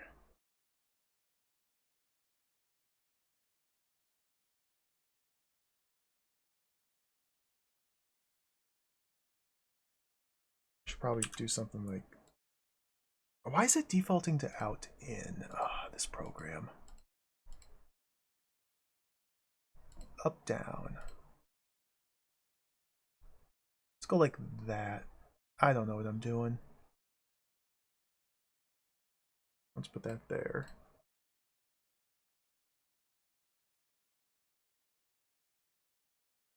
The stairs also lead down from the energetic. To the north is a glass wall. Look at glass wall. Look at wall. Look in computer room? North? There's a glass wall in the way. I wish I had my chair. Break glass wall. Throw stone at wall. Thrown. Take stone. Taken. Look at wall. Look at glass wall. North. Throw stone at glass wall. Take stone. Break glass wall with stone. Okay. I guess that just means we need to get into that room from some other means.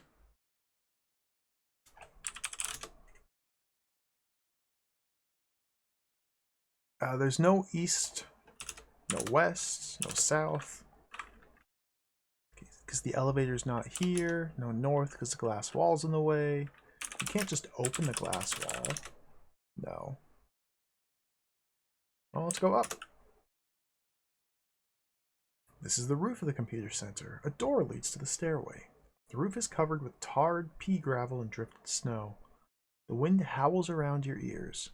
To the south and southeast, you can dimly see the looming shapes of the Great Dome and the Brown Building. The Great Dome and the Brown Building.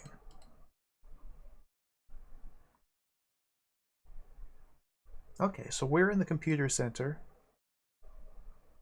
There's the Brown Building to the southeast. There's the Great Dome to the south. Oh, look at that. Somebody you can just barely make out. Somebody wrote on their map, southeast. You can just barely see the arrows in south. So we're on the computer center, on the roof of it, looking out at the Great Dome and the Brown Building right now.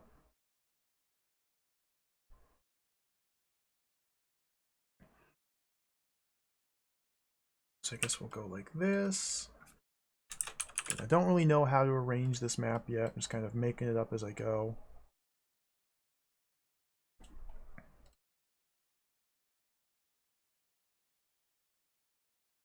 Door leads to the stairway, covered with tar pea gravel and drifted snow. Wind howls around your ears. So is there anything we can even do here? Look at Great Dome. Can't see any Great Dome here. Bitter, bone-cracking cold assaults you continuously. The temperature and the blizzard conditions are both horrible. I wonder if we can die by just standing on the roof for too long.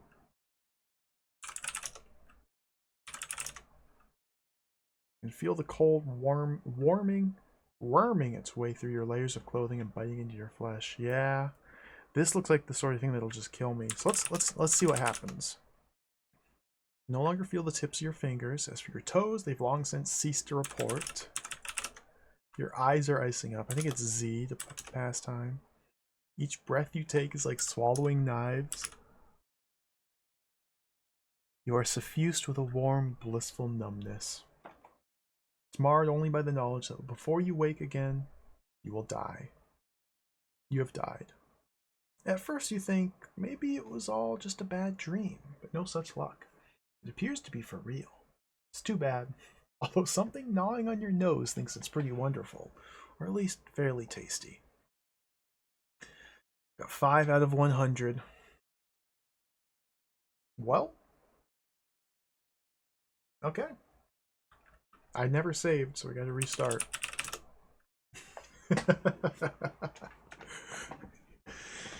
Here we are. Well, we can speedrun this now. So if you stand outside in the cold weather for too long, you die. That's good to know.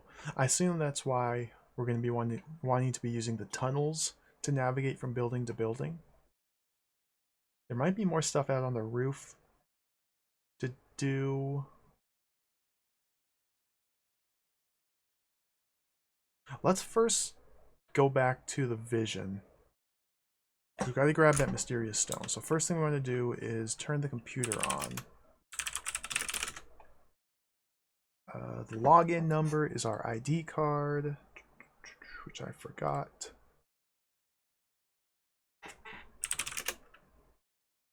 872325412. Password is Ulersoth from the guidebook.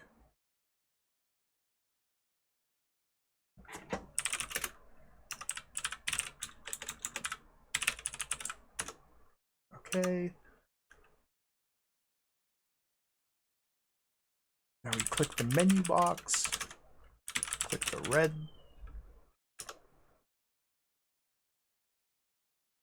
click the red box, click red yak. Which red do you mean? Yak editor. Okay, now we read the paper, click more. Can I just type again? Yeah. Now we're getting spooked. Okay, I'm gonna put a save here. I need to start placing saves. We'll call this in the comp.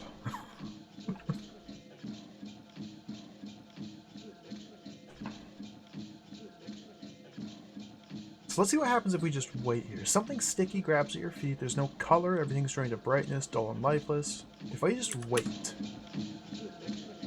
Yeah, you feel yourself drawn downward by the noise. So this is kind of an on-rails sequence. Doesn't seem like there's anything we can do other than pick up the stone at the moment. I'm sure there is more stuff we can do here. Just wait.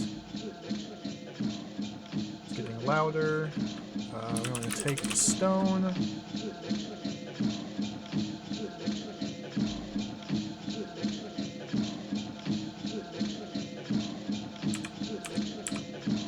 Lol. Run away. You can feel the smooth stone vibrating in your hand.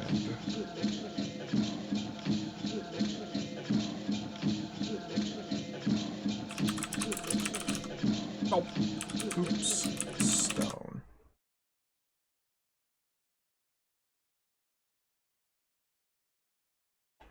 Thing now turns, sensing the presence of the stone. It quests almost blindly for it. Then those surrounding you thrust you forward. The thing stoops, its mandibles grasping you. You're lifted toward this gaping maw. The stench and the sounds issuing from it are overwhelming, and you fall unconscious. Cool. Alright, so now the hacker is going to get up and start typing away at the computer. Maybe we can steal his keys while he's doing this. Let's wait a turn. Let's take his keys. Let's take his keys. Take his keys. No. So maybe that is a one-time chance to steal his keys, but I needed to do something first. I feel like we need to get those keys. Can we talk to the hacker? I never tried that. Hacker. Hello. Greetingage. He turns back to his hacking. Hacker. What are you doing? Hacker. I never know how to deal with dialogue in text adventures. Like, how are you today? Hacker. May I have your keys? Hacker. Give me your keys. Well, I can't give you my keys. I need them. He fondles his keyring proudly. Hacker. Tell me about your keys. I've accumulated a few keys over the years. I'm a licensed locksmith, which helps. I can get into any room at Tech. He pulls the keyring out on his chain and shows off a key you hadn't noticed before. This is a master key, he says. The hacker turns to you and says, I don't know where I can get something to eat. Well, what with all this now? Steal master key. Take the master key. So I feel like we're gonna have to just find some way. Maybe we get him some food and we plant some drugs in the foods, make him pass out while he's asleep. We can steal his keys. Surely this is a puzzle to be solved, but I'm not gonna focus too hard on it because there's still so much more area to explore. Okay, let me see if he keeps talking. Let's just do a save, test save, and if I just sit here and wait, the hacker turns to you and says, I hate to leave, but with the machine so empty, on the other hand, I'm seriously starving. Why don't you see if you can cons up some food? Then I might be able to do something for you.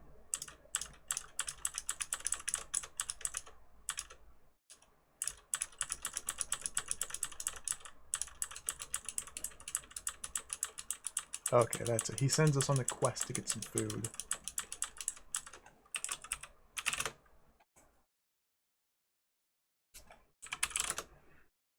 So let's get out of here, go west, get the package of funny bones,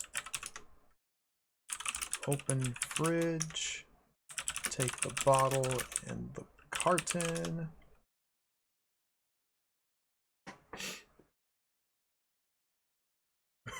The funny bones. We had the funny bones. Okay, so now we have funny bones. Carton of Chinese food with a strange symbol scratched on the top of it. And a bottle of Coke.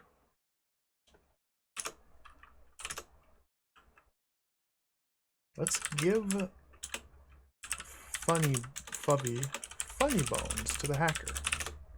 Hey, thanks. He stuffs it down in no time. I could really do with some Chinese food, though. Give carton to hacker. Yuck, this is cold. Okay, southwest. Open, microwave, put carton in microwave, close, microwave, turn on, microwave. There's no time set on it yet. Okay. An LED readout. Look at readout. Time display is currently displaying the current time and the word off. Look at controls.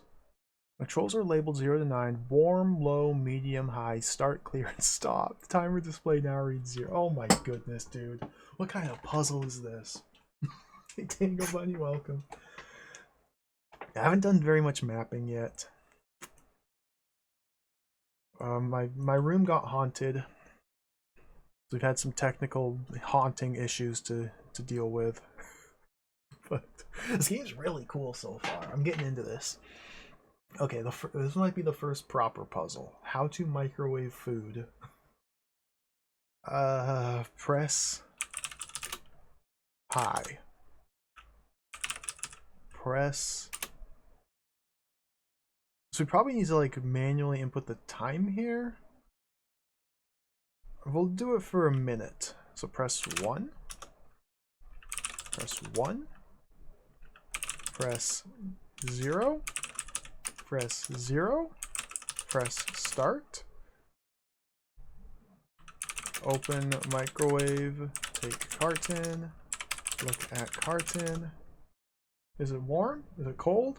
Do I stick my finger in it to test it? Let's just see if he takes it. Give carton to hacker. Not warm enough, okay. Put carton in microwave. Close microwave. Press high. Press 5. Press 0. Press 0. Press start. Okay, now it's piping hot.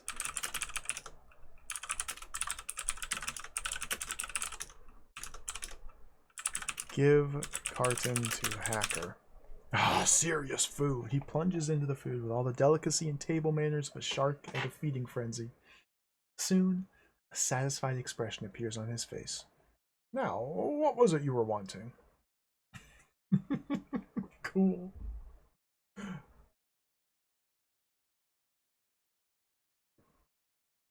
What do we even want from him?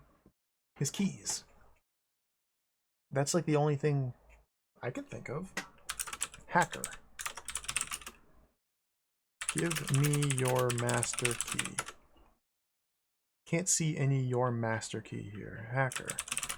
Give me the master key. Well, suppose I could loan you the master key for a while. Just don't get into trouble, okay? I'll find you later when I'm done with all this and get it back. He hands you the key. Ooh. Okay, so I bet all these other keys listed here are simply misdirection red herring keys. Because I needed to ask him, I needed to ask the hacker about the keys for him to show me the master key. Oh, this is cool. 5 more points. The term hackers used in the archaic sense. Well, in the manual here, they tell us that the term hack means a prank. Painting the dean's house pink was a great hack. A verb, to commit a prank. We hacked the dean's house. So this guy could just be a prankster, for all we know. It likely just means he's good with computers. A computer science major. He's a nerd.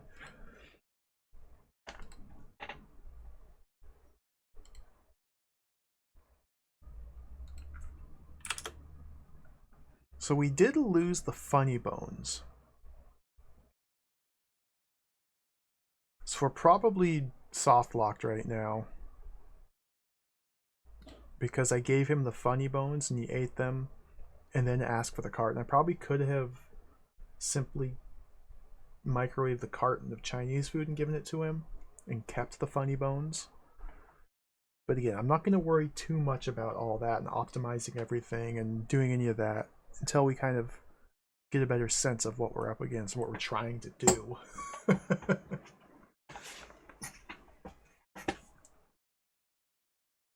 Look at master key. No indication of what locks it might fit. Alright, well, let's go south. So we can go up to the 3rd floor, but there wasn't really anything here. I'm going to do this. Why does that always default to up, down? No.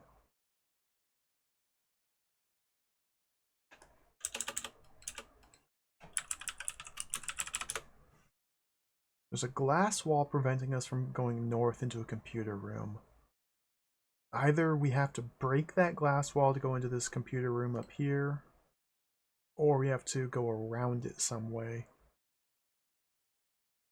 The south end of the floors was the elevator. We might want to try out the elevator. That might give us access to some area. Let's go down. Computer center. This is the lobby of the computer center. An elevator and call buttons are to the south. Stairs lead up and down for the energetic. To the north is Smith Street. Slouching nearby is an urchin. He's a youngish teenager wearing a ski hat, running shoes, and a bulky, suspiciously bumpy, threadbare parka. He's jumpy. Looks suspiciously at you.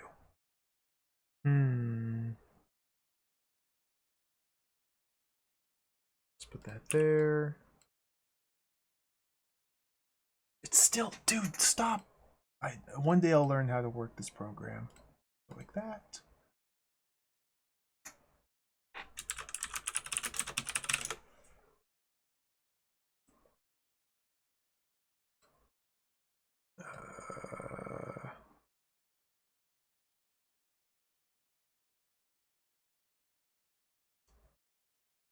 Let's put those up there.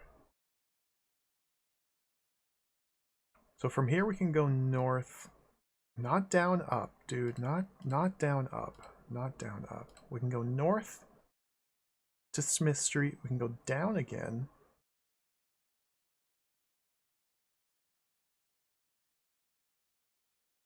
And there's an urchin. At the urchin? Right. Urchin, how are you? Urchin, hello. I don't have to say anything. I ain't done nothing. He seems very nervous about talking to you.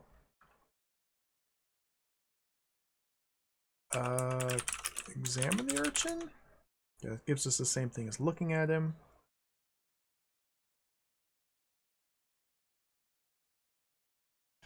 Wearing a ski hat, running shoes, bulky parka. I wonder if we can like steal his clothes. Hey, Dichi, welcome. Goonie, welcome.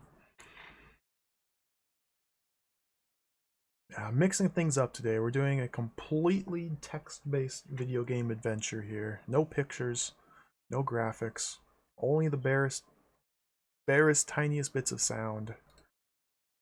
Just mixing things up a little bit. Let's go down.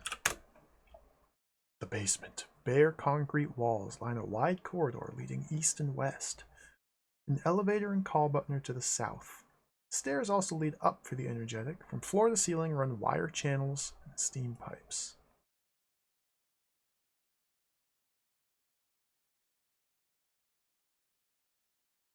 Okay. Go up, up, up. Let's keep going down this way.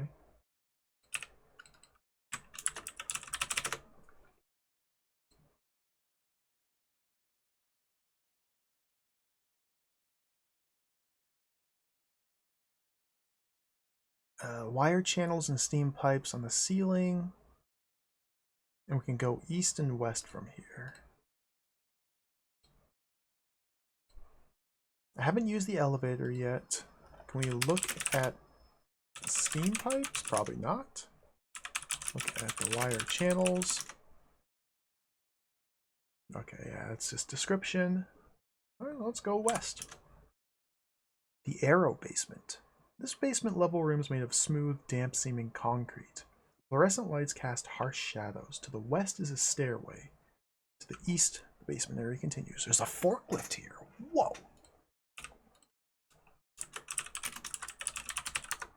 I used to drive a forklift every day at my day job. Forklift. I am very well familiar with these machines.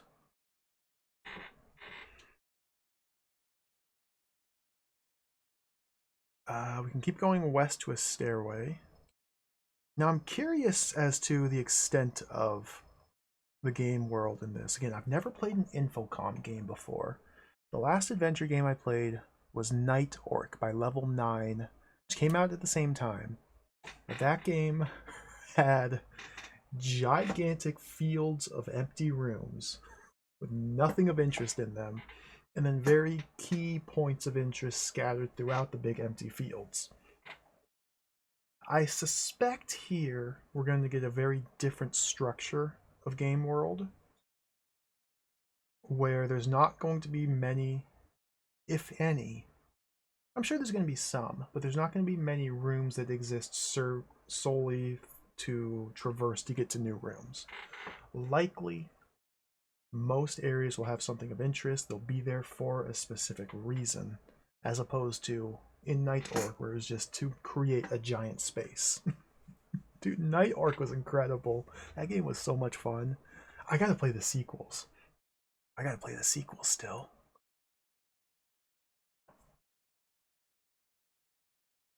Yeah, I never got into MUDs when I was younger, or back in the day. That was a little before my time.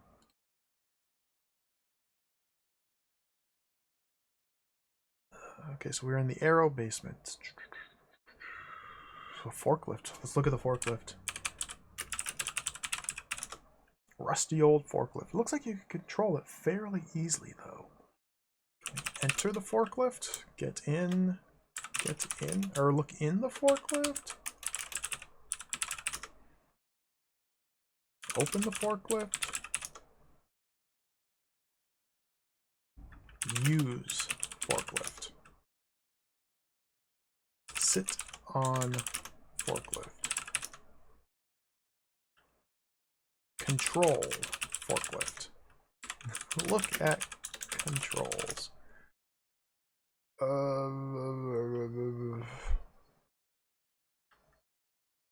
Climb in forklift. You're now in the forklift.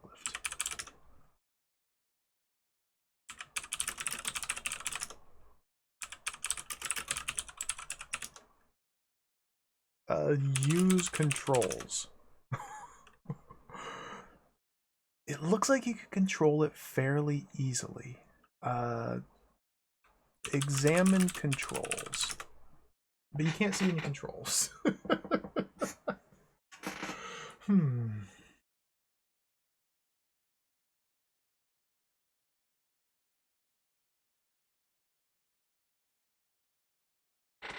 Use forklift. Operate forklift. Are there like levers here? Pull levers. Turn on forklift. Okay, you just press the turn on button. Okay, it sputters to life. Lift. Drive forklift.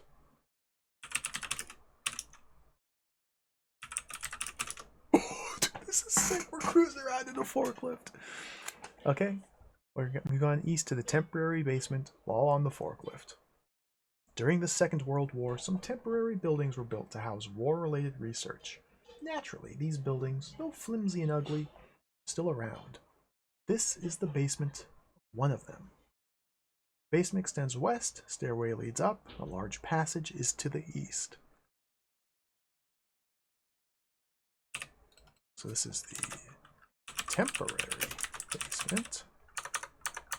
In this room there is electrician's gloves and crowbar. Let's put those down there. Connect that. Okay, so obviously I'm gonna need to arrange this all a little bit differently. So this is the computer center here, which is up from this room. So let's reattach that there. We'll put this here. And we can go up from here as well, which will lead us to a different building. So these probably need to be stretched out. So we're actually traveling quite a large distance with our movements. Not just one room to the next or one square to the next. Take gloves. Turn off forklift. Exit forklift. Take gloves and crowbar. Examine the gloves. They look well used but serviceable. I wonder if we have an inventory limit. Almost definitely we do. We just got this bottle of Coke. Examine crowbar. Interesting, interesting. Then wear the gloves? They're a little big, but really, not really such a bad fit at all. Okay, now the inventory is separated out between items we're carrying and items I'm wearing. Cool. Cool. Where are the exits from here again? Large passage to the east, stairway up, basement west. Okay.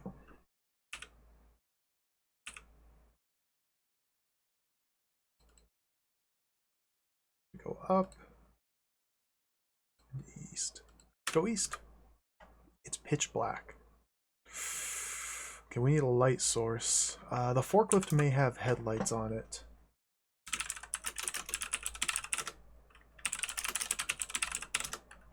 Turn on the headlights?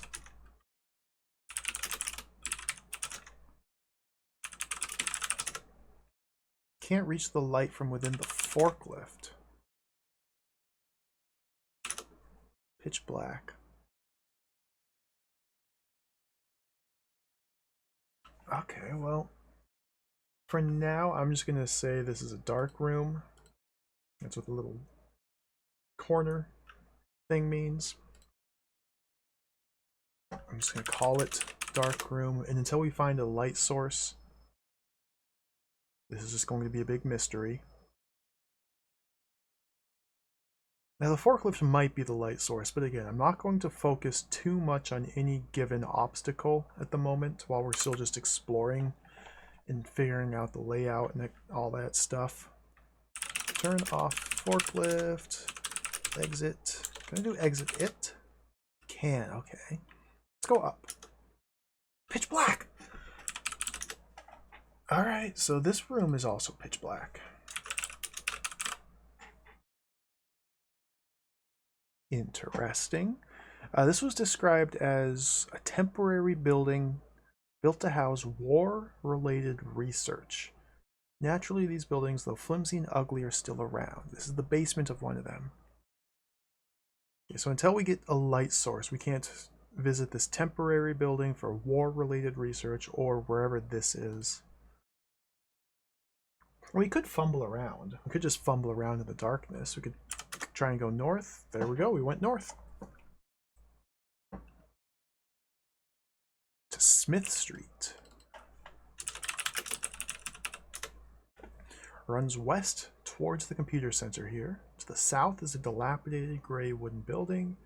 The street's an impassable sea of blowing and drifting snow.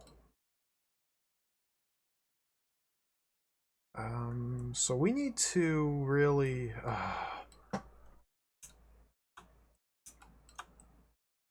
pull those like up there. I don't know how I'm gonna organize all this stuff because we're gonna have the street. That's not dark. I don't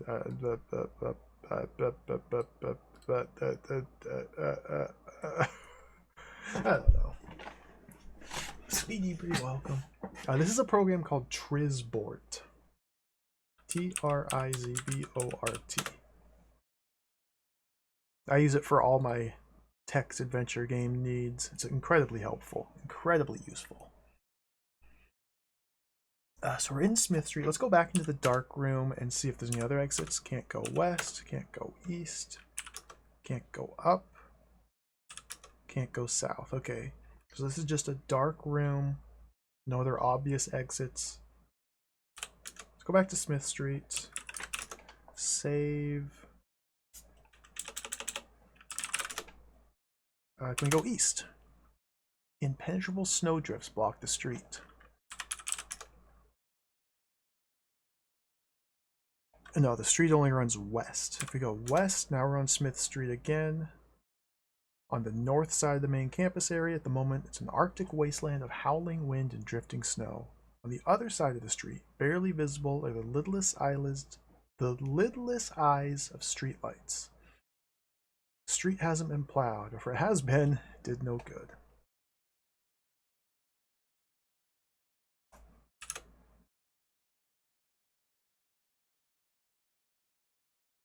Okay, so now I'm in here.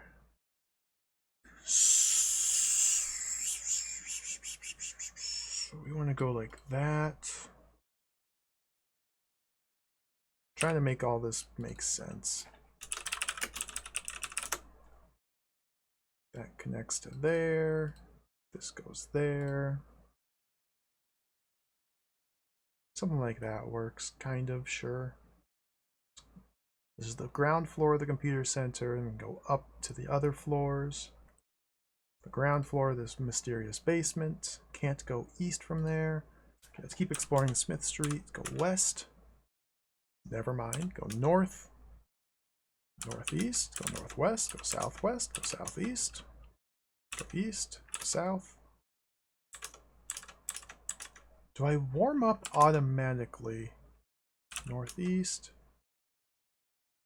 North. Northwest. Southeast. Southwest. Okay, yeah, I think we automatically warm up to fully warm as soon as we enter a building.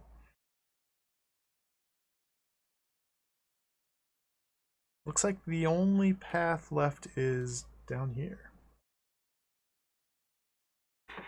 Tri-Torn Final. Man, what a game that is. Powerful Zinesoft. Computer center, go down, go west. Okay, now we're back in the Arrow basement here. Can we go up here? No. So the west is a stairway. A dimly lit stairway leads up and down from here. Corridor continues east. Okay. I know the story. I don't think I do. I missed a lot of your Tri-Torn Final streams. I'm sure that was a tremendously wonderful experience.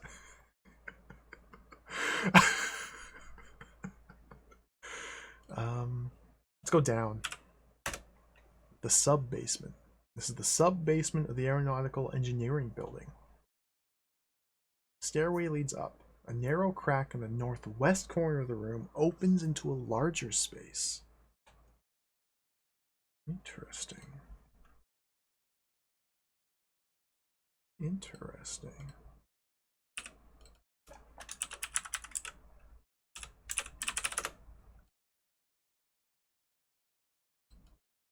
Oops, put that. Come on, come on. Put that there. Put that there.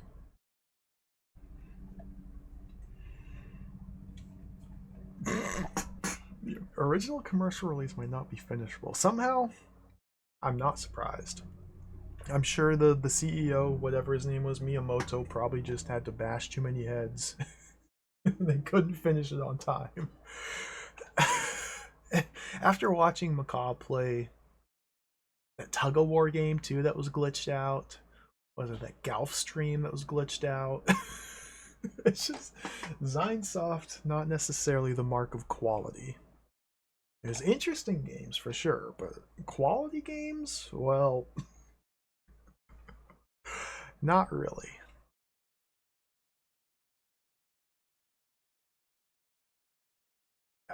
Narrow crack. Okay, so all there is down here is a stairway back up. A narrow crack in the northwest corner. Look at crack. Should we just go northwest? We do. We're in a tomb? A tiny, narrow, ill-fitting room. Appears to have been leftover space from the joining of two pre-existing buildings. It's roughly coffin-shaped. The walls are covered by decades of overlaid graffiti, but there's one which is painted in huge fluorescent letters that were apparently impossible for later artists completely to face. On the floor is a rusty access hatch locked with a huge padlock. Interesting. So we have a path leading up here I haven't taken yet. And now we've gone northwest from here. Tomb. Which has a padlocked access hatch.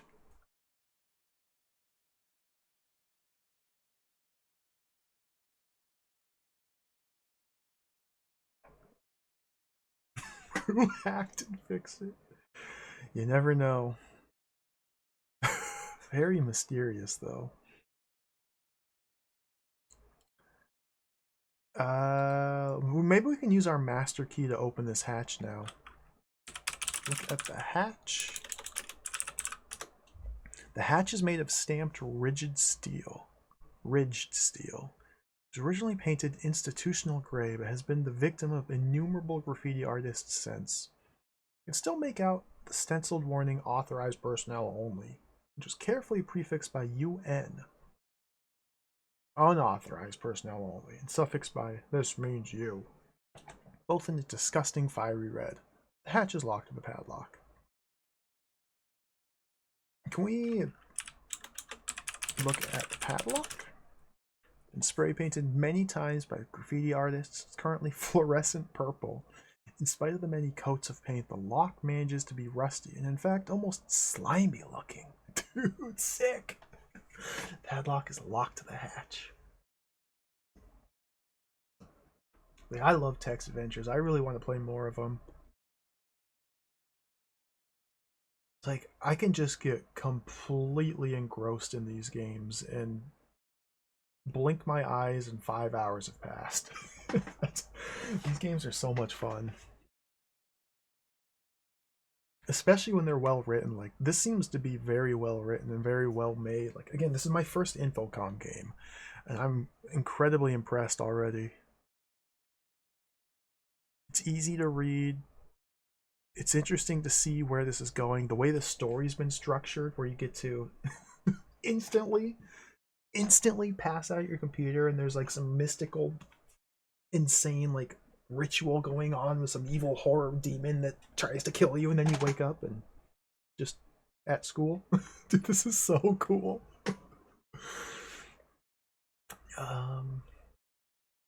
Let's see if we can just unlock the padlock with master key. The lock, though rusty and unwilling, opens, releasing the hatch. Can we take the padlock? Okay, we might need to use that padlock.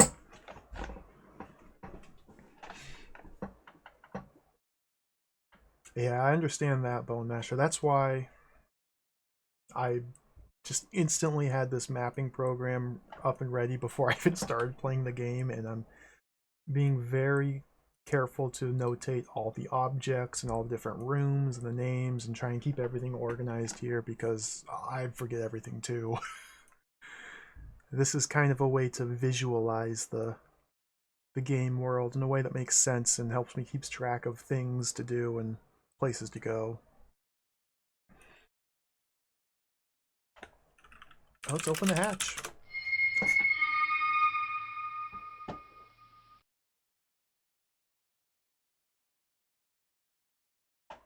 The hatch is heavy, and its hinges are rusty, but you pull and strain.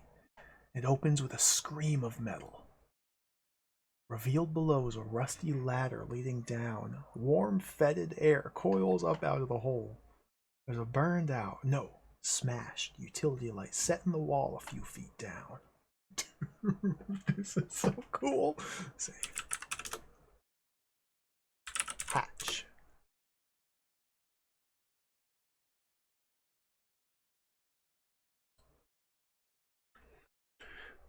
Oh, dude, it's probably going to be too dark to see down there, but let's go. Let's go down.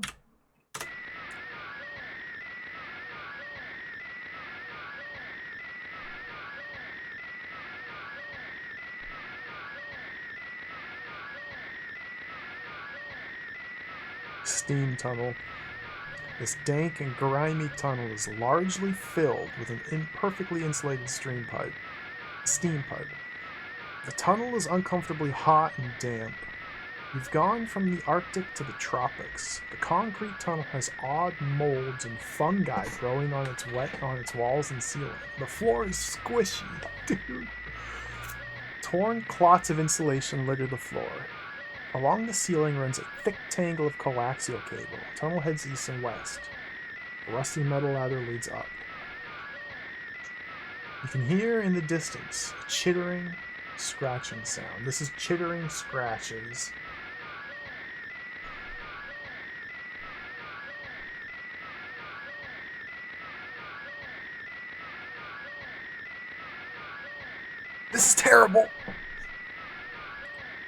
We can do, what was it? Sound off? Turn sound off. Oh, man.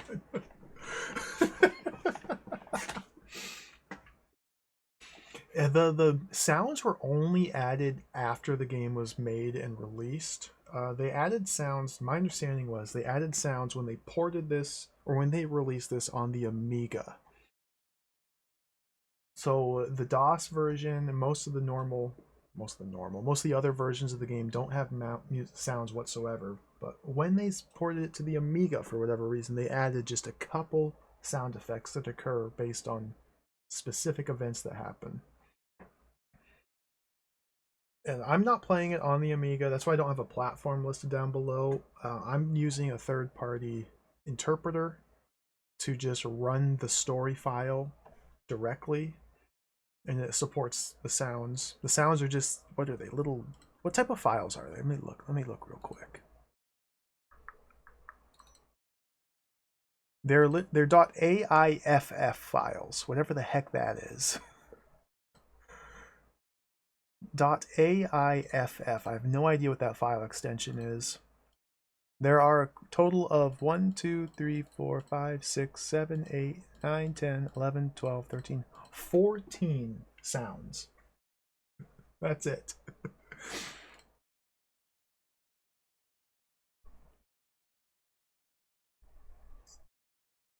Yeah, when I played Night Orc on the Atari ST, there was some quality of life features I could have done with. It would have made it a bit more of a seamless experience. So I decided not to go with emulation, or just using this interpreter instead. Yeah, they're probably re-recording, so it wouldn't surprise me. Uh, where am I again? The steam tunnel, that's right. The sound is louder. Oh, I gotta turn it back on then.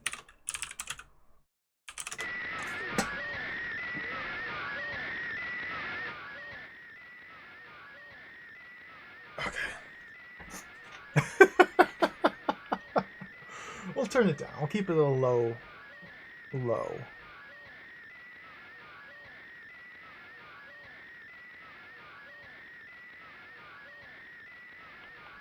So we're in the steam tunnel. I'm gonna put this all the way down here.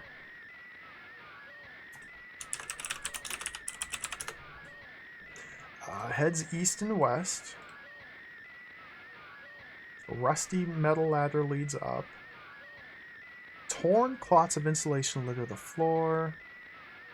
It doesn't look like there's anything I can really interact with here. We might be able to like grab the mushrooms or do something with those. Let's just go east. This dank and grimy tunnel is largely filled with an imperfectly insulated steam pipe. The tunnel is uncomfortably hot and damp. Thick bundle of coaxial cable runs east to west. A pressure release valve on the steam pipe here.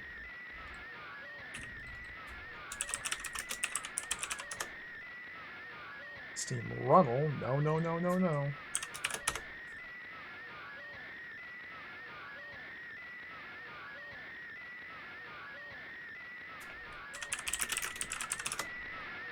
Looks pretty rusty. Let's open the valve. It's too rusty. Oh no.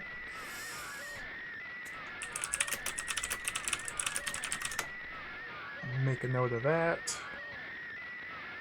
The rat sounds are growing louder, but you can't see any rats. Can we go east?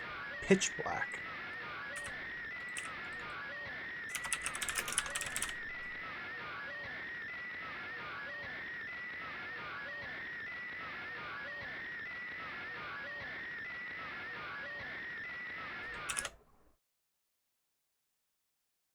One should never assume the dark is safe. Something just grabbed you from behind and dragged you off to its lair. You've died. Cool. First you think maybe it was all just a bad dream, but no such luck. It appears to be for real. It's too bad, although something gnawing on your toes thinks it's pretty wonderful, or at least fairly tasty. 15 points. Graded on the curve. We're in the class of sophomore. So yeah, I don't know Exactly why I died? Likely because I was in the darkness and I tried to travel to another dark room from a dark room. Yeah, we got eaten by a grue, basically. So this is just the game's mechanic of forcing you to find a source of light before you can adventure into the dark rooms. So there's almost certainly a path leading this way. We need to find a flashlight or a torch or a candle or some sort of light. Restore. We were on the hatch save, was the most recent one, which puts us back here. The hatch is open. Now that I'm back in this room, let's check out some of the graffiti here.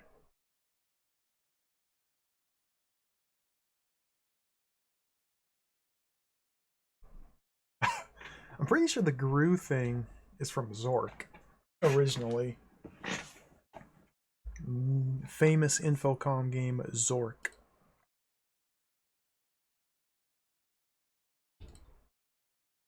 Oh, graffiti. Can I read graffiti? It reads the tomb of the unknown tool.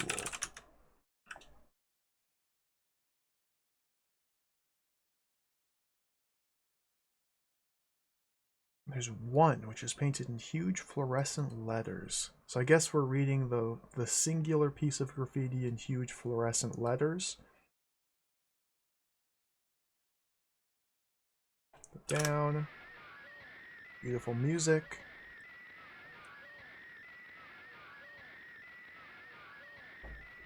Let me put this back there again. Now, I'm unfamiliar with Done It. I just assume grues originated in Zork, but I'm sure tons of other games have something similar, or references, or homages. Let's go west now. Rats! Stank and grimy tunnels, largely filled with an imperfectly insulated steam pipe. Tunnels uncomfortably hot and damp, bundle of coaxial cable, festooned with damp mold and cobwebs. Rats here. The rats are momentarily startled by your presence, but soon the bolder ones begin to approach. There are more rats here than you've ever seen. Cool.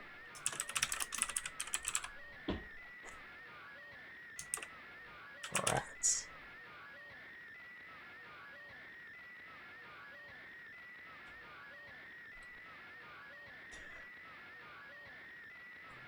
So I suspect these rats kind of are a soft timer. So you can only hang out in these rooms for, you know, a couple turns before they just like overwhelm and consume. In fact, let's see what happens if I just wait. The rats attack. Slimy, snarling, and hungry, they swarm over your feet, biting at your legs and clinging desperately to your feet.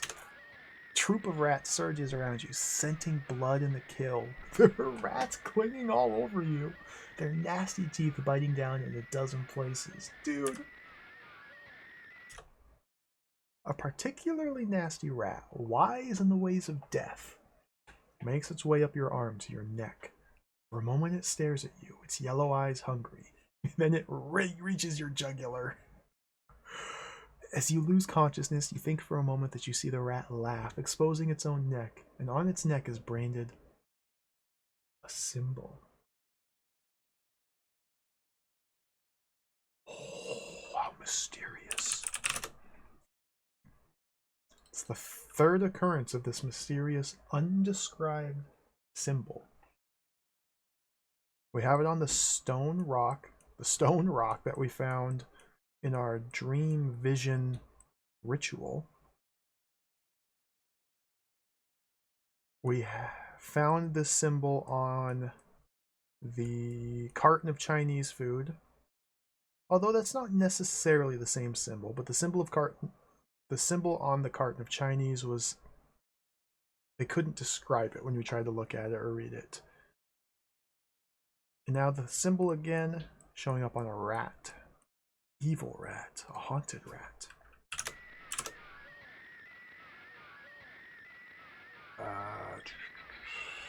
Let's just go west. You plunge into the mass of rats, but there are too many of them, and you can't force your way past. I'll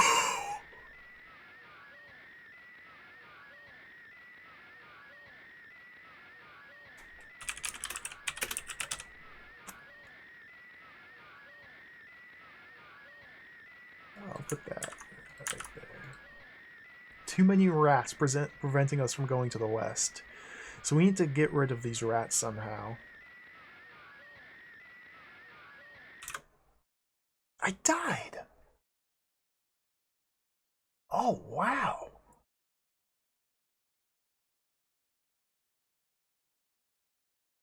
Okay.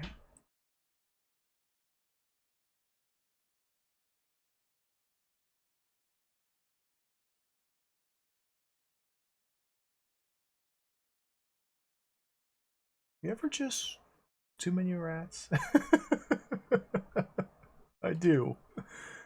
I often think of these things. Restore. Okay, so... we get 5 points for going down. Okay, so it's specifically going down here that gives us 5 points. I'm not sure yet. I may need to notate when and where we get points. Because points are obviously indications of progress. There's 100 points total. We got 5 points for going down here. We got 5 points for either experiencing the vision here or perhaps taking the stone. Yeah, there could be a lot more we could do here. And we got another 5 points for... yeah, I'm going to write these down. Open up Notepad. Lurking horror points list. 5. Getting stone from vision at computer.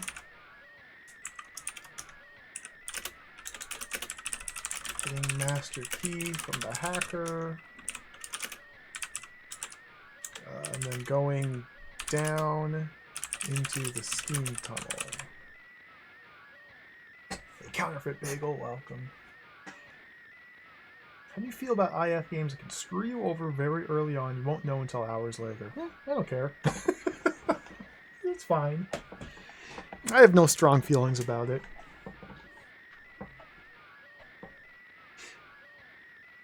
I kind of just sort of expect that sort of nonsense when I play games like this. Like, going into this, I'm fully prepared to have to restart from the beginning multiple times. I don't know if we need to optimize moves for certain situations. Like, I already know we can only be outside for so many turns before we die. I don't know if there's other mechanics that will kill us over time. Like the rats down here, we only have a couple moves to kill us, or otherwise we die. I just kind of expect that sort of thing.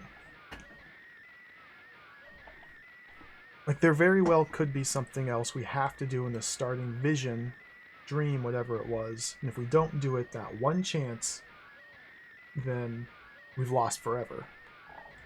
It's very possible that I'm already soft locked, but again, knowing about it and being prepared for it ahead of time makes a big difference, at least for me, when it comes to trolly nonsense like that. Yeah, that's a big thing too. I agree, Silo. One of the reasons why I'm, making a map with all these details on it and notating points is because we'll probably have to replay the entire game a couple times. But games like this, with how fast-paced it can go, if you know exactly what to do and what to type, you can just power through and get back to where you were in like 5 minutes. It's not a big deal. Plus, you can save, and I think it's fine.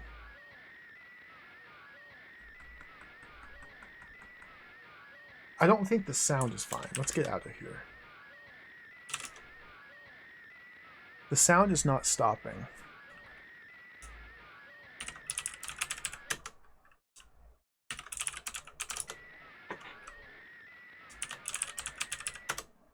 Okay. I'm not even in the steam tunnel. The sound might be a little glitched.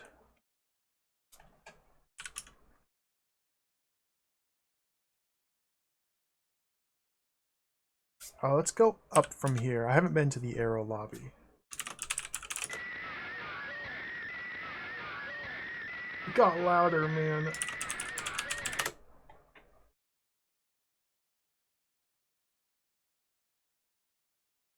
The aero lobby. This is the lobby of the Aeronautical Engineering Building. Stairs lead down. Corridor heads south towards the main building. Okay.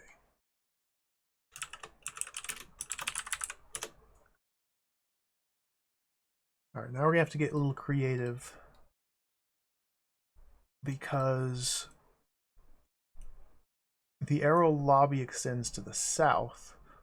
But I have all this stuff that's down, located to the south of my map. So we're going to have to get a little creative here. Let's just move this over here. That there. And shift this up here. Go south. The Infinite Corridor. The so-called Infinite Corridor runs from east to west in the main campus building. This is the west end. Side corridors lead north and south, and the set of doors leads west into the Howling Blizzard. This plastic container here, a largish machine being operated down the hall to the east. Infinite Corridor. So this is the map included with the game. So what we're looking at is, we are here. This is the Infinite Corridor. In fact, I think we're standing right here right now.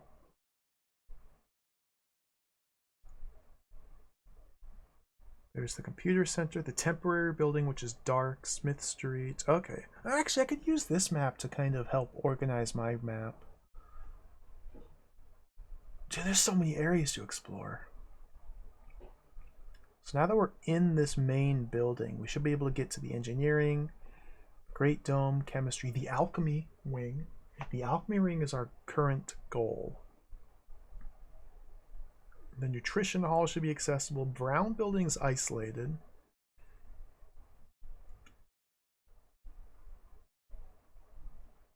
Massachusetts Avenue, River Street. Okay.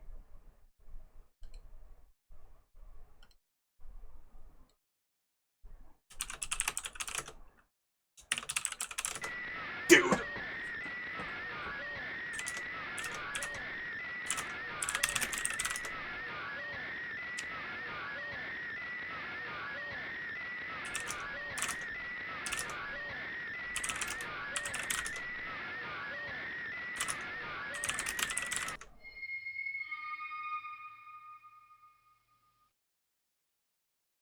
Okay, I'll take it.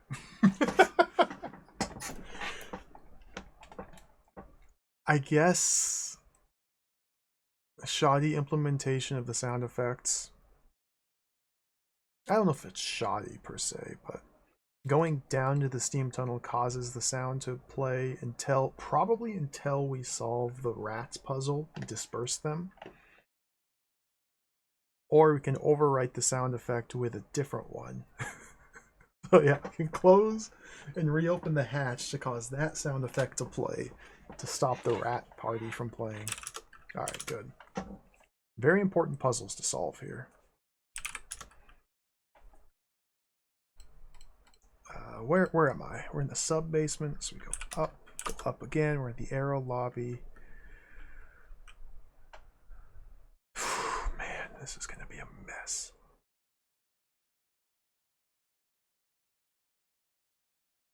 South.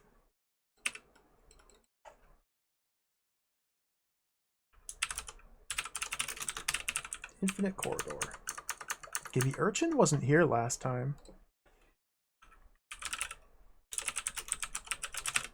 So the urchin must be roaming around. There's a plastic container here. Go north, we can go west, which leads outside.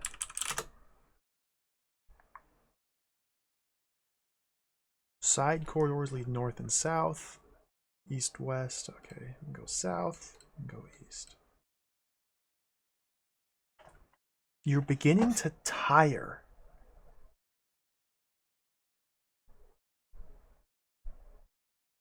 Oh boy.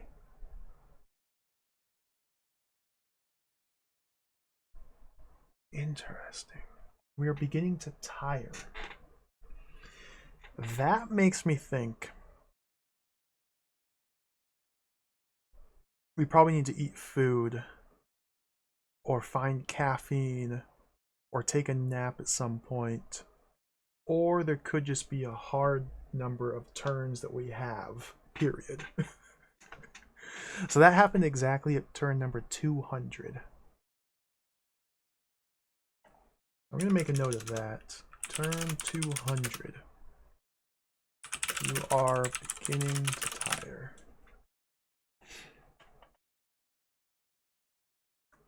So we may have to basically come up with a walkthrough for the whole game.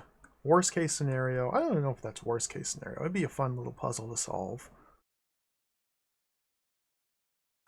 But we might have to optimize and create a specific walkthrough for the entirety of the game if it comes down to it, depending on how harsh this sleepiness system is.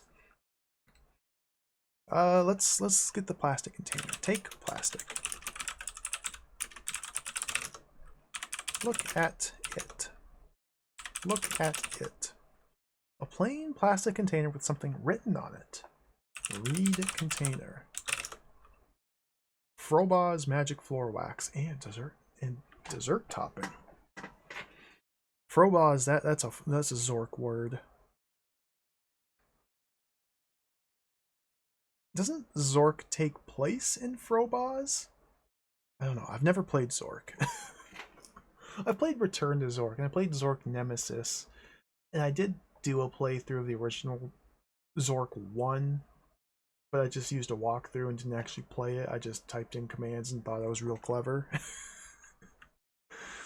But the name, it definitely sounds like a Zork word. Froboz. Open container. Pull off the seal and open the container, revealing a smelly, viscous liquid. That's the floor wax. Drink liquid.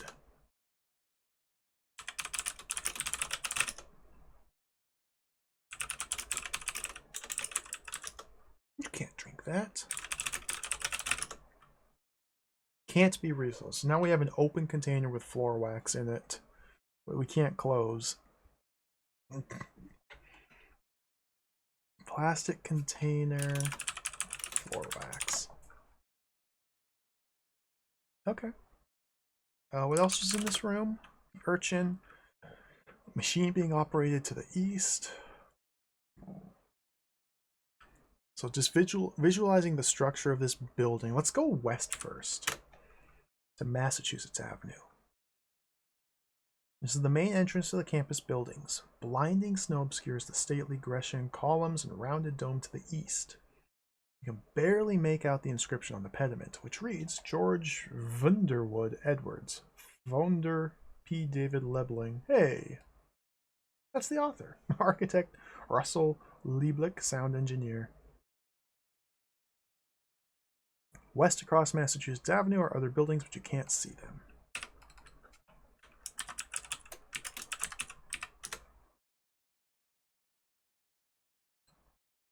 I'm going to assume we don't have any way we can go here, but let's test them all. Can't go north, can't go south, can't go west, northwest, northeast, southwest, southeast, down, up.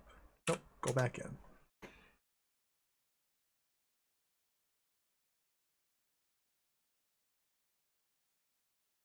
Okay. Yeah, it's cold outside. We're in the middle of a blizzard. If you stay outside in the cold for too long, I didn't count how many turns it was, which I should do that. I'm gonna do that right now. If you stand outside in the cold for too long, you die. So we'll call this turn 1 is entering it. 2.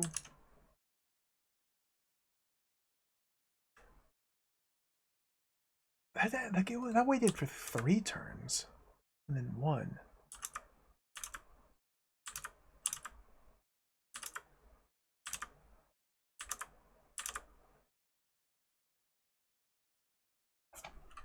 Okay, we died on turn 241. Okay, so you can stay outside for 20 turns in the cold, it looks like. 20 turns in the outside cold equals dead. Make a note of that.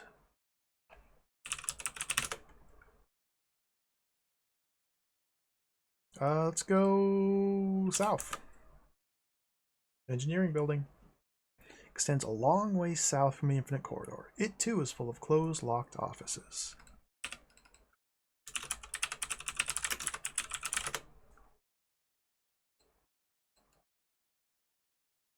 No directions listed here. Look at the offices.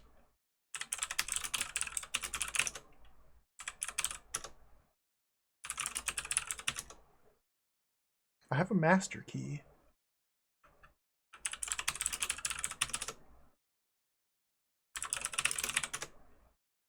They're inaccessible. You're feeling tired again. Okay, that's another 25 turns.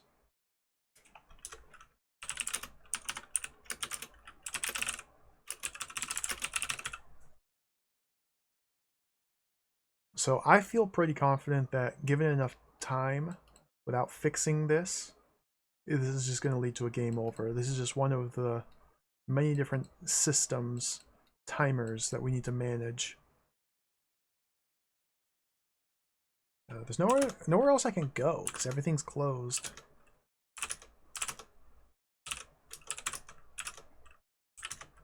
All right. Let's go this way. The so-called Infinite Corridor runs from east to west in the main campus building. Corridor extends both ways from here. Many closed and locked offices to the north and south. Largest machines being operated down the hall to the east.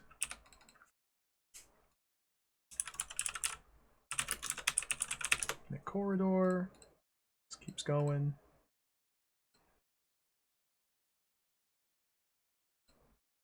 Move that there. Can't go north, can't go south, can't go up. Let's just go east. Stairway leads up. Door leads out to the Great Court. Corridor extends both ways. Okay, so now we're in like the center. There's a wall socket on one wall, heavy-duty power cords plugged into it. The cord leads away to the east. Largest machine being operated. Interesting.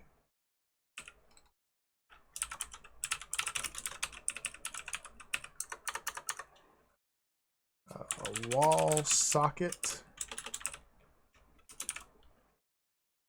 Power cord plugged in.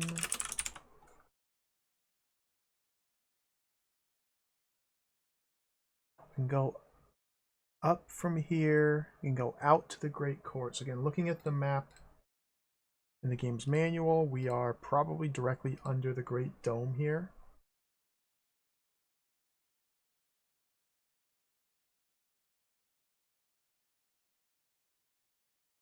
Great Courts, that's gonna be outside, so it's gonna be all snowy. All right, we just gotta keep exploring. Floor is lava, welcome. This game's really cool. This is, I'm into this. This is awesome. I need to, again, I'm having problems organizing my map here. Guess I don't need to have everything so close together.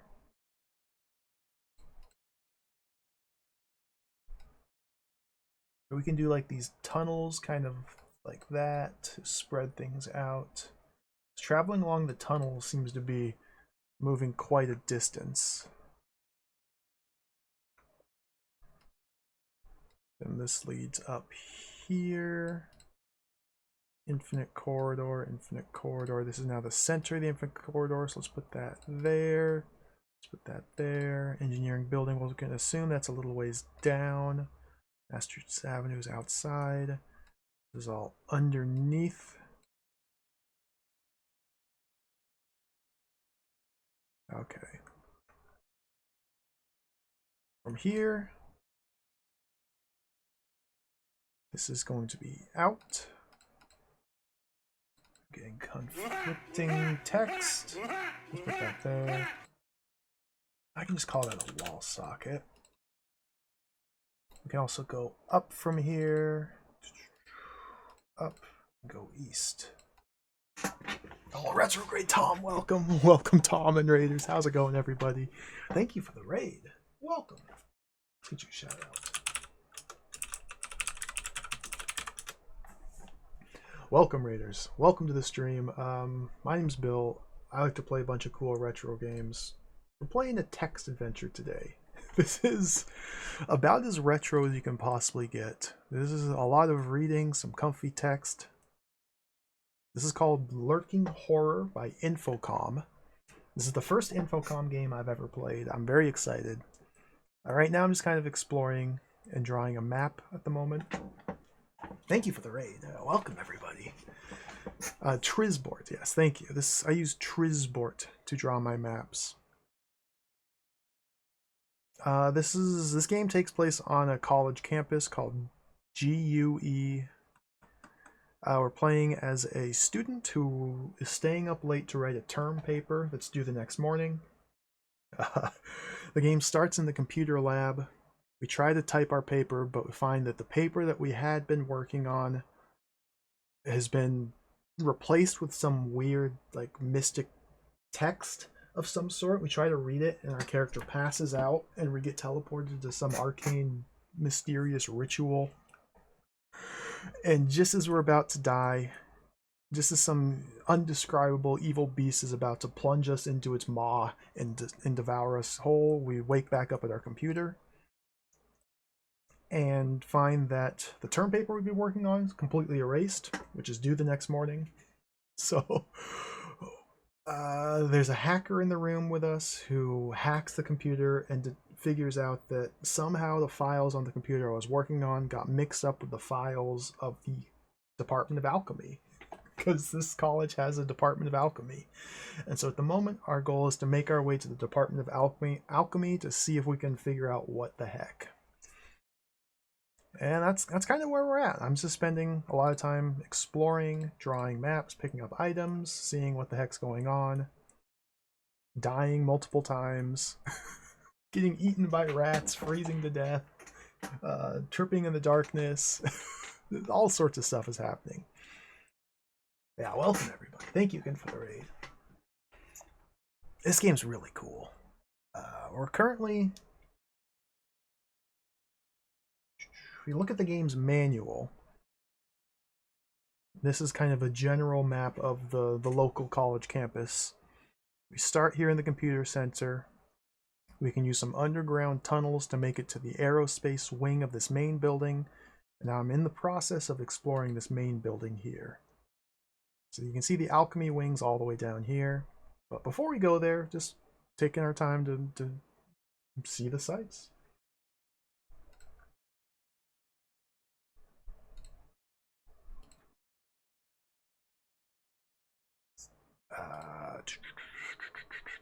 Okay, there's a wall socket, heavy-duty power cord plugged in.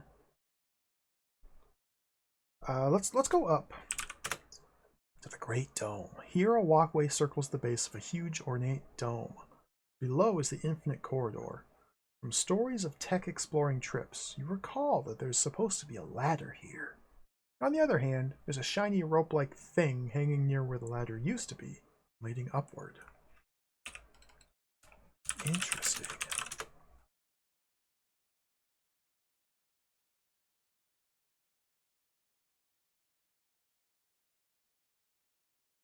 So I guess we can climb the rope? Climb rope?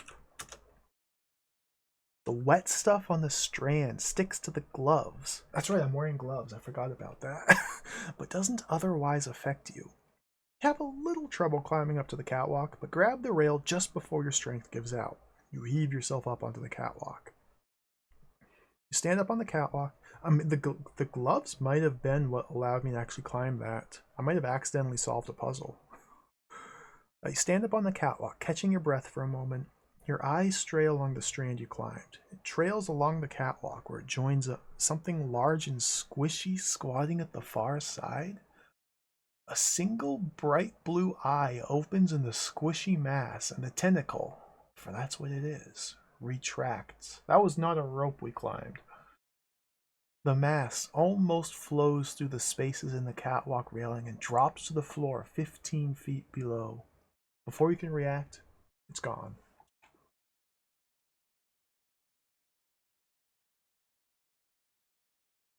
What? Why are there squishy tentacle demons in the Great Dome, dangling their tentacles? Inside, okay, we're in the top of dome. Inside the Great Dome near the top, a metal catwalk's precariously perched. There's no way further up, but a small metal door is set in the side of the dome. Where the pulpy mass was squatting, a wooden ladder lies on the catwalk. Dude, cool.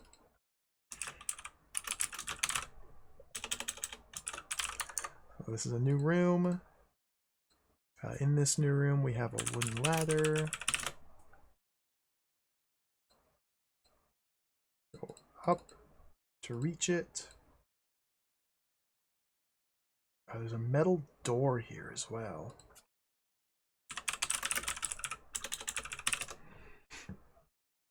There's the same wet stuff on the ladder as on the tentacle. Oh, take the ladder. Your load is too heavy, especially in light of your exhaustion. What am I carrying? A plastic container, a padlock, a crowbar, a master key, 2-liter bottle of classic Coke, a smooth stone, and an assignment. The plastic floor container contains floor wax. You're wearing a pair of electrician's gloves. Yep. I think we have inventory limits. I was kind of expecting that. Inventory management is traditionally a sort of large-scale overarching puzzle, sort of a meta puzzle for these old games, which is fine with me. Let's drop the crowbar. I forgot I had this crowbar. And take the ladder. Drop all. Take ladder. It's a heavy ladder, but you managed to take it. You're getting more and more tired. That's another 25 turns. Okay, so we're at turn 250. Just making note of when these messages are popping up. It definitely seems that way, Bone Masher, which is really cool. Yeah, junk mail. I'm thinking that's likely the solution to our lethargy, our tiredness, is just drink the Coke. But this is my first time playing this. I want to just simply see what happens if we let this play out and get worse and worse. See how many turns we have, because if you drink the Coke too soon, then you might lose out on some turns, whereas if you wait until you're just about to die and then drink it, maybe you get more turns. you just never know with these sort of games. So we have to poke and prod and experiment and see how things go. So I'm carrying a ladder. How do I like set the ladder to go back down? I assume that's all we have to do here. Use ladder? Place ladder? What do you want to place it in? Catwalk. Down.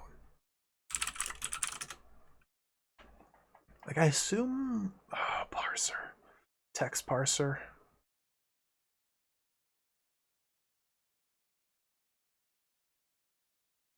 We're on the catwalk near the top of the Great Dome. Well, let's look at the door. Open door. You open the door, and freezing air, blowing snow, and howling wind enter and whip you around. Go out. You're perched precariously on the roof of the Great Dome. A set of narrow indentations in the dome provides a dangerous route to the very tip top of the dome. Dude. Alright.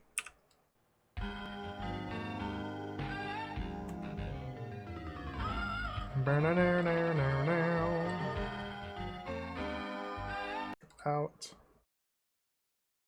Sneak Plays, welcome. Thank you for the 10-month resub and the 100 bits. Thank you. Welcome. brought upon this world to get it. Come on. Come on. Oh, dude. We're gonna die here. This is the most dangerous thing you could possibly do. It's the middle of a blizzard. Snowstorm. Everything's cold and icy, and we're walking on top of some giant metal dome. So let's keep going.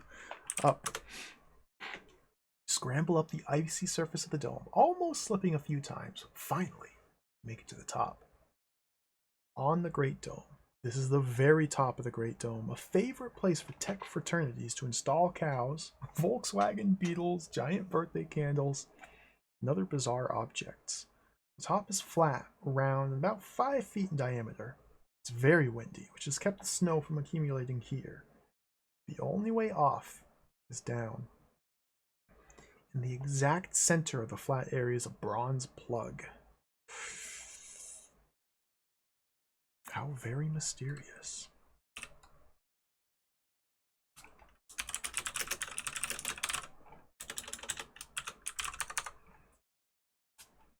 Bronze plug. Move that there.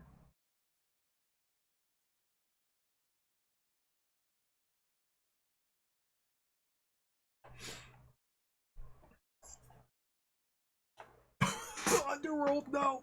That's get that away. God, that game. It Cambrian era. I have not played Anchorhead, no. I have played very few text adventures. I wish to play more.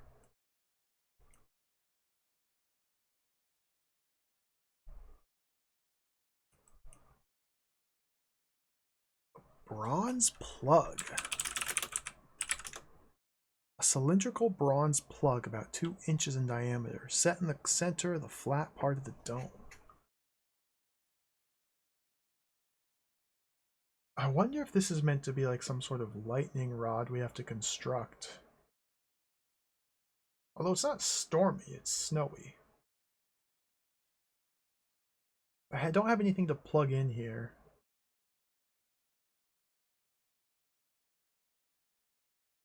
It's not something we can take, is it?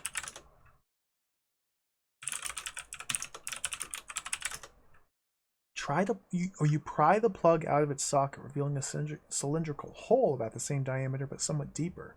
There's a piece of paper in the hole. You can take the plug. So we've unplugged something.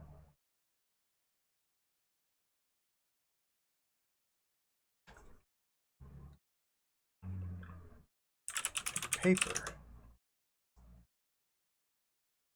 Down. Go in to warm up, otherwise I'll die. Look at paper. Holy smokes. The colon simulator, great name. Oh yeah, they beat me to it. Trizbort. It has auto mapping functionality. I don't know how that works. I'm just manually doing all of this.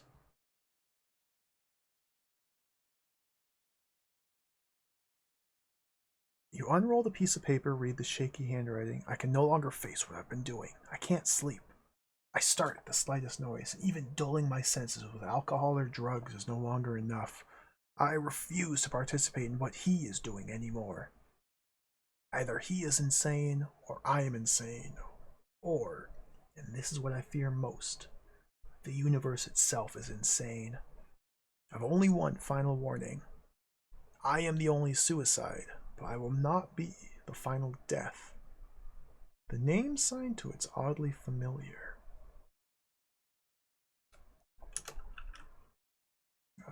There's a piece of paper under the plug.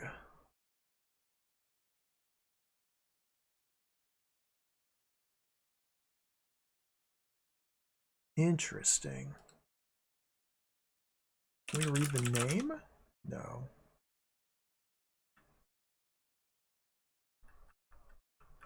So I dropped my ladder way up here. Look at plug.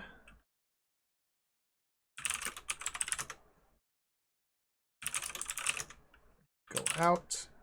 up, take ladder. I can't carry the ladder anymore.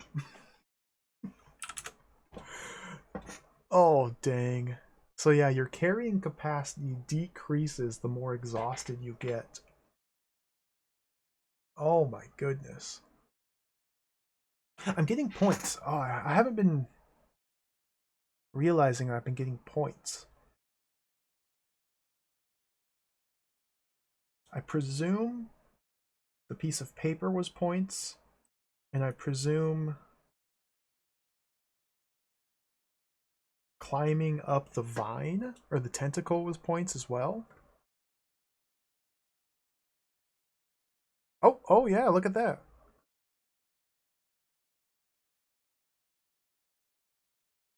Weird. So we read the paper, and then 4 turns later, our character remembered. Suddenly you remember why the graduate student's name was familiar. He was a missing student, till his body was found smashed and broken at the base of the tallest building on campus. Wow.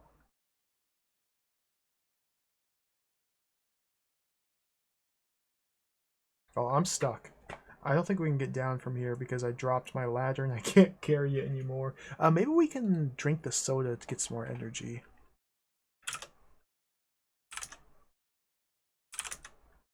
You are worn out.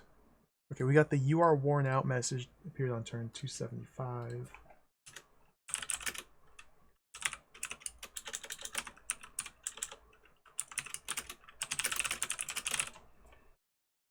So I think the adventure is going to end here for this attempt, but let's do another test. No, don't overwrite that. Let's do a test 2 save here. And let's just wait. Turn 300, something new should happen. You are dead tired. Okay.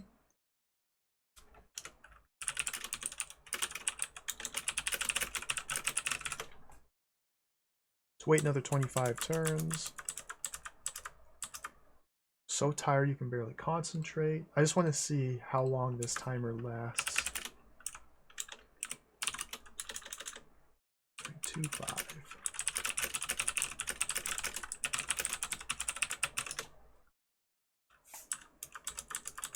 350.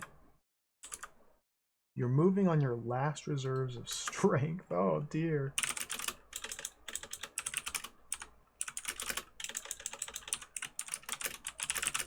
Moving on your last reserves of strength.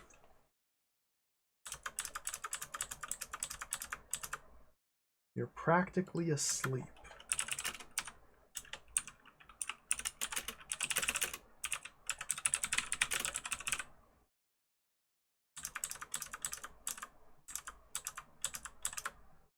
Barely able to keep your eyes open.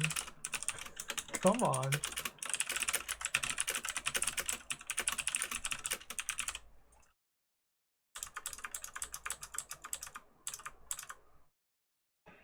$425. You're so exhausted you can't stay awake any longer. You've been up for a long time, and it was turning into an all-nighter. You can use the rest. You stretch out as best you can. You toss and turn fitfully, sleeping only in snatches. You dream of a dark curtain, blown gently in a breeze you don't feel. You try to rip it aside, but you can't, because you know what's behind it. Your dream ends and another begins. Something clawed and fanged grabs you. You try to wake, but you already are. You've died. Oh shucks.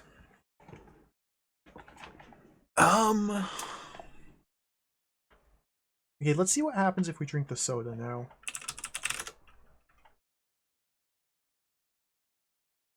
So now we're back to turn 276. So turn 425 is dead. So if we just wait until turn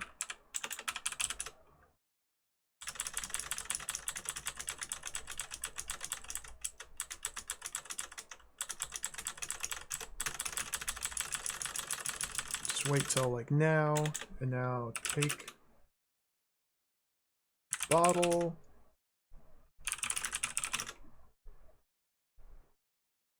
Drink bottle. Delicious. Contains caffeine, one of the 4 basic food groups. Too bad they make it with fructose these days instead of sucrose. You feel much more alert and awake now. So I'm curious what exactly that did. So I drank it on turn 415.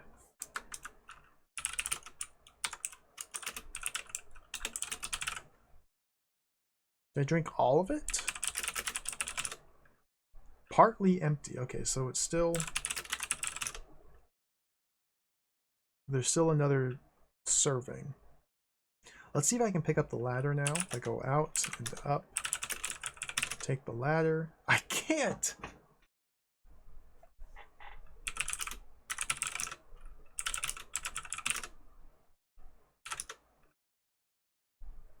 Oh my goodness.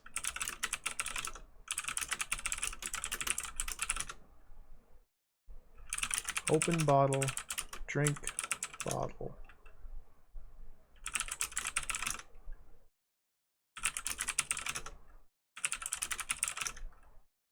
Oh, wait, you can drink it a bunch. So we got 1, 2, 3, we got 4 servings of soda in there. Okay.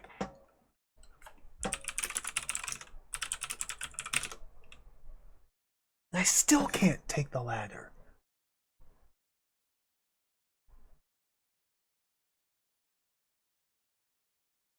Oh, this is most mysterious.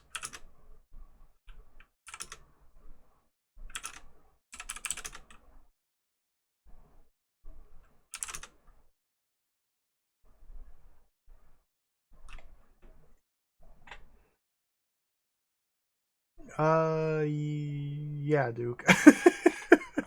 I think that's exactly what's happening. It's a 2-liter bottle of cola, and we drink it in 4 gulps.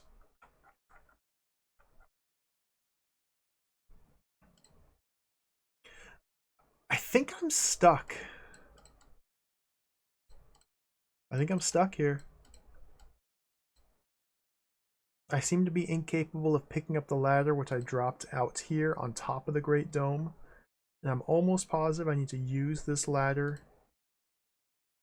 to go back from the top of the dome to the Great Dome. Because I climbed a tentacle to get up here, and then the tentacled monster retreated.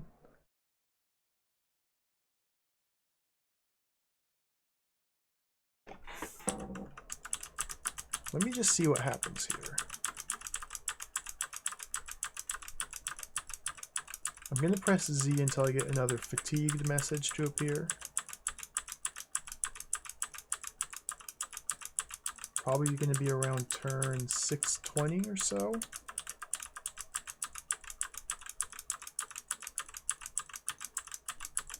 Holy smokes.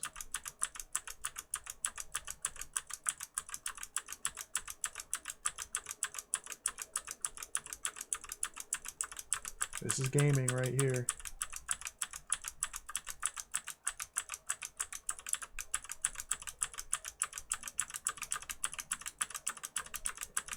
Holy smokes.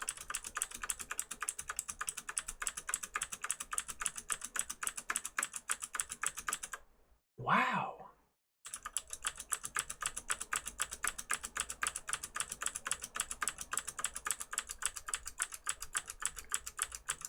So I guess each gulp of the soda gives us like another 200 or 250 or 300 turns to play with, maybe. Since I drank all 4 at once, we just got all... Okay, you're so tired you can barely concentrate.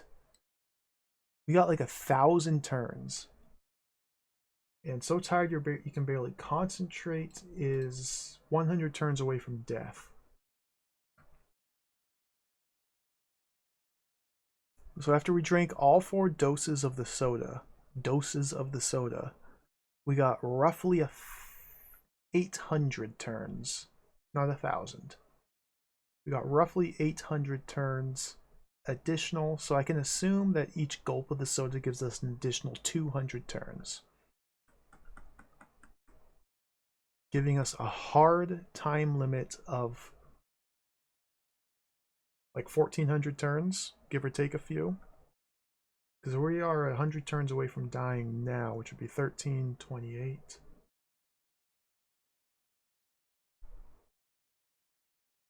Now, there might be more sources of caffeine as well. And maybe we could eat the food. Okay, okay. Cool. Yo, Zerp, welcome. I'm not scared yet. I've been jump scared a couple times. I got jump scared a couple times. Soda equals plus 200 turns, question mark. Soda has 4 doses. I think what we need to do is restore. Let's go back to this save. So now I should be in this room. Whoops. Didn't mean to do that. Infinite corridor. Yeah. I'm standing right here. This is before we climbed up the tentacle and explored in the Great Dome. I'm back down to 15 points, so I did get the extra 10 points in this whole process. Let's go east. Wait, what? Maintenance. This did not happen last time. Maintenance man's here riding a floor waxer. The floor waxer continues waxing a section of floor nearby. The maintenance man operating it stares at you suspiciously. Oh, okay. So the infinite corridor has a maintenance man waxing it who's just kind of moving around. Interesting. In a deft maneuver, the maintenance man steers the floor waxer into your path, blocking your advance. Dude, what a jerk. Yeah, sir. This is one of Infocom's later games. It's the first Infocom game I've ever played. And this is really cool. Look at lock. Look at the floor waxer. A large floor waxer big enough to ride in, and in fact there's a maintenance man riding it. He actually looks sort of like a small bulldozer, or it does. A power cord connects it to the wall. Okay, and in the wall sockets on the next room over. So if I just wait, is he going to leave? He waxes away to the east.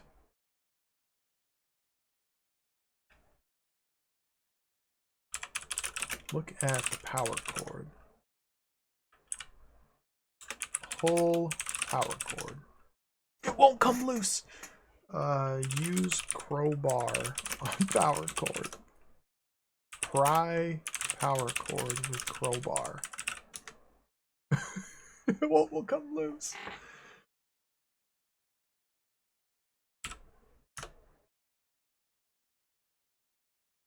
Our poor man is not strong enough to open or to pull out this power cord, to unplug it. Let's go outside from here. Remember, this is one of the doors that's always locked at night. You won't be able to get back in if you go out. Okay. Go out.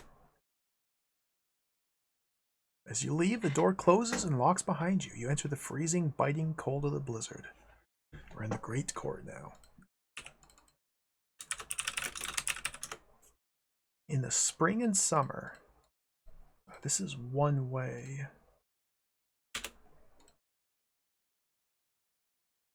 In the spring and summer, this cheery green court's a haven from classwork. Right now, the majestic buildings of the main campus are almost invisible in the howling blizzard.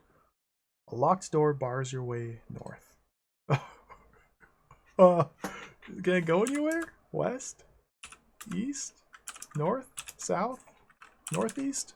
Northwest? Southwest? Southeast? Down? Up? In? Out?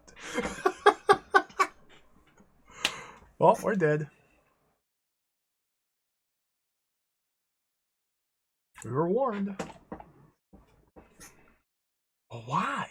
I have to wonder why. Why does the game allow us? Surely there's going to be something here later that we have to investigate or do. You can probably manipulate the door somehow so it doesn't lock behind us on our way out. Like wedge it open with something. But again, at the moment, we're still in the feeling things out phase of the game. Because there's still this big path I haven't explored. There's still the dark rooms down here I haven't explored. Dark rooms down here. There's still a lot of stuff I just haven't seen. So before I focus in on any given puzzle, just gotta keep exploring. Go back here. Loco. We're in the infinite corridor now. Let's go east. So-called infinite corridor, blah blah blah. Closed and locked offices north and south. Glass-fronted emergency cabinet. Ooh.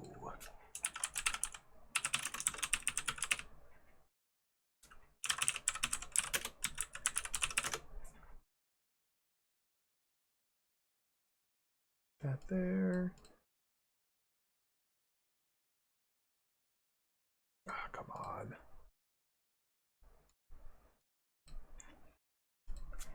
Look at cabinet. It's one of those little cabinets you see in institutional buildings that usually contains a fire hose and a fire axe. This one seems to only have an axe. It's a transparent window. There's writing on the cabinet. I don't know the word writing. Love text parsers. Read the cabinet?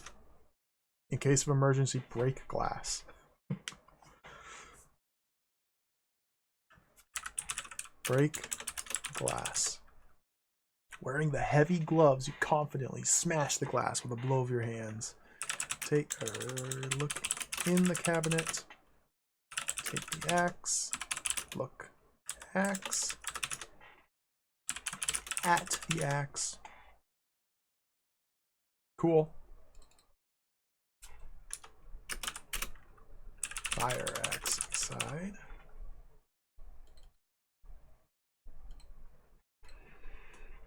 Oh, this seems useful.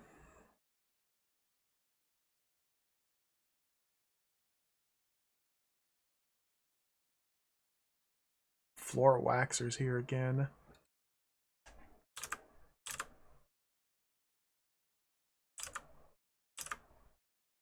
Okay, let's follow him to the east. This is the east end. Corridor branches north and south here. So this maintenance man is going to be a big problem, in that he's simply eating up turns. We probably need to figure out how to unplug his machine so that he's not roaming back and forth.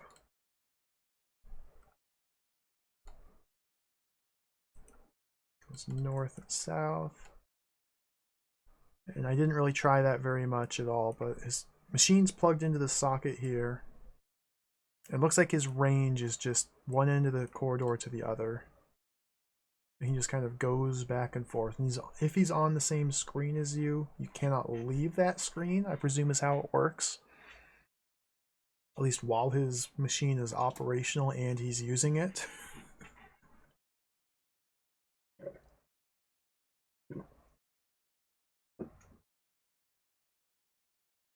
North.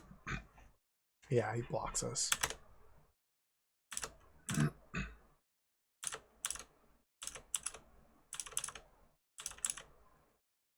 He is not going to let us pass. Interesting. Interesting. So we are currently right here. And again, our current goal is to reach the alchemy wing.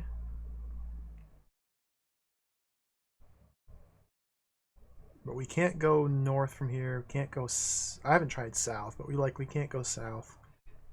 So it looks like figuring out how to distract or get rid of the maintenance man is the next big puzzle here. Alright.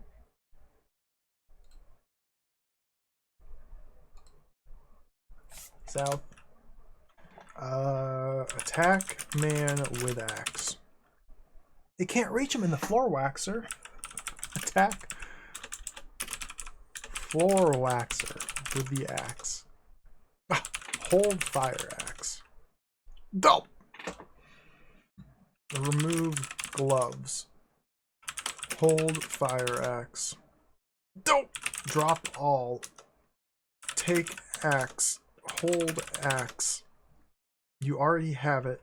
Swing axe at man. Kick floor waxer.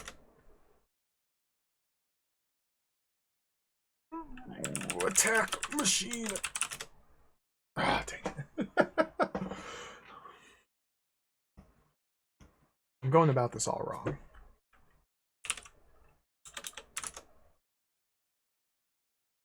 Okay, we can go west. He allows us to move west. Just not north or south. Or east if he's in this room with us. Okay. Cut cord with axe. You can't see that here. I'm empty-handed.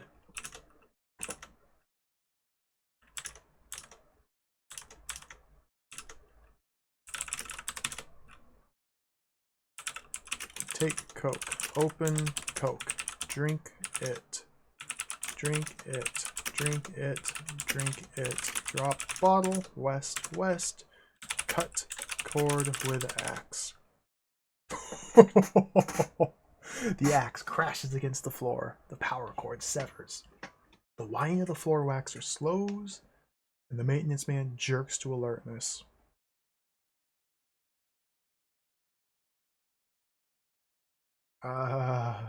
East.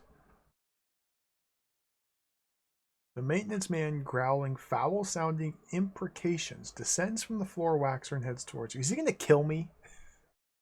Run, east. The maintenance man lurches towards you, grasping and panting. There's no way to go around him. The maintenance man stares with maniacal intensity at your throat. Kill man with axe.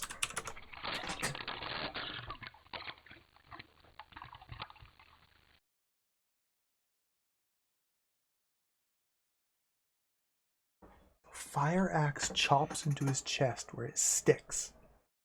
Ed Ames would be proud.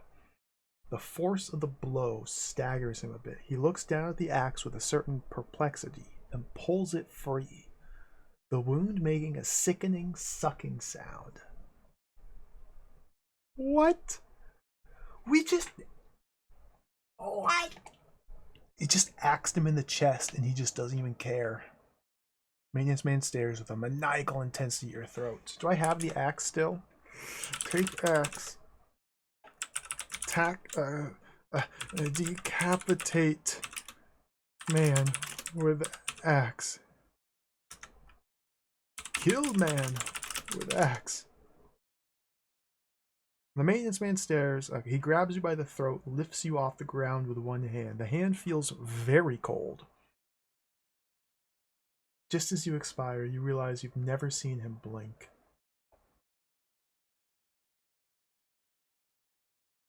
Oh, decapitate. Yeah, good call. Thank you. Decapitate. Well, interesting.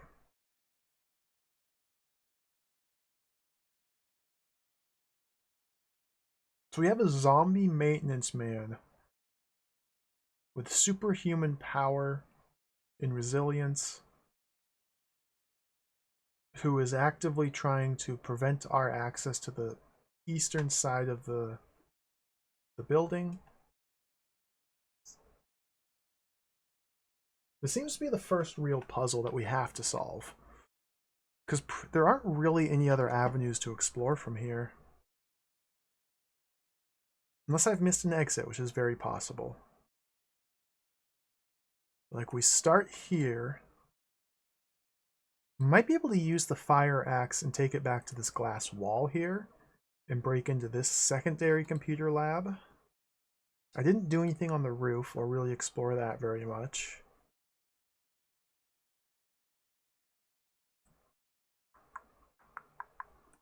We need a light source for these areas over here. The gloves and the crowbar were down here.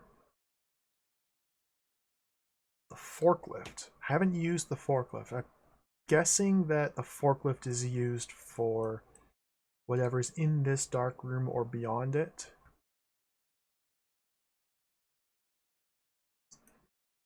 Down here,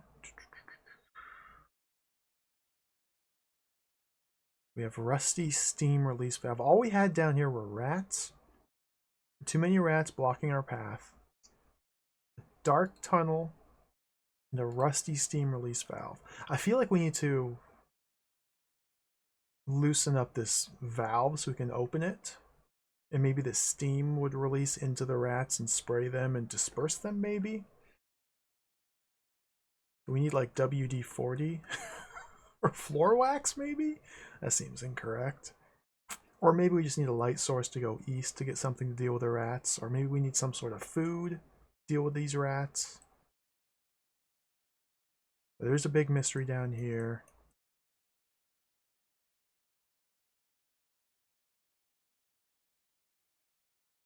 Lobby. Engineering, there's nothing here, nothing out here. And then this sequence up here. Use X's as a shortcut? I believe so.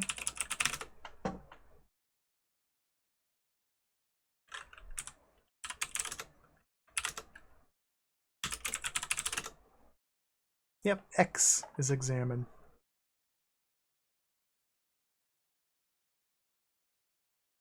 I do have a padlock. I'm just thinking we have access to this one-way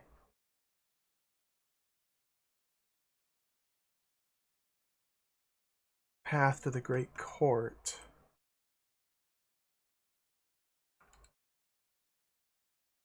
Where am I? Where am I? Where am I? Okay, I'm in this room right now.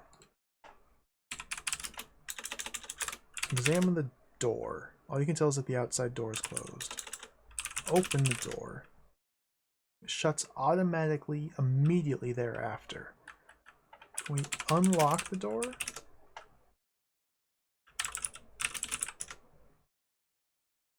The key fits in the lock, but the lock doesn't turn. Master key doesn't work on this lock.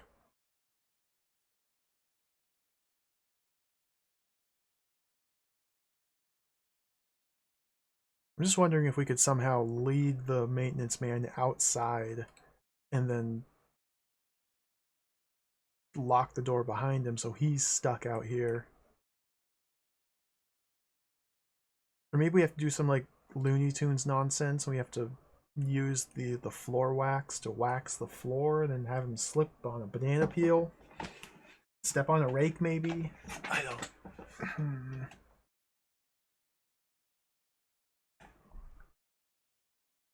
We could have potentially gotten different keys from the hacker man at the start. I guess I could try spelling decapitate correctly. Yeah, that's a possibility. Let's do that. Go east, break the glass, take the axe, go west, cut cord with axe.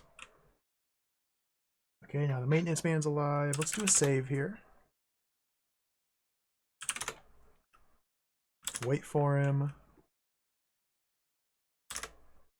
He lurches towards you with surprising speed. Decapitate man with axe. Don't understand decapitate. Cut off his head. Cut off man's head.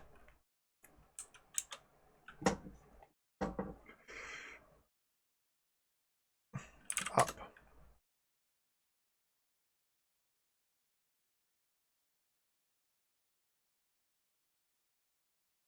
There is supposed to be a ladder here. Shiny rope-like thing. This is the tentacle.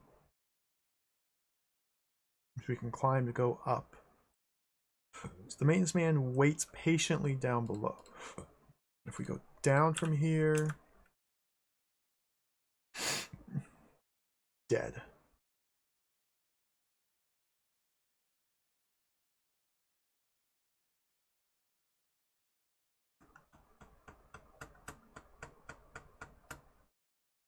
Very mysterious.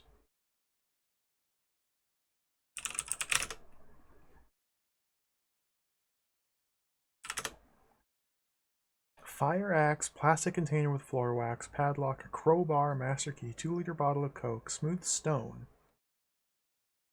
and an assignment. Give stone to man.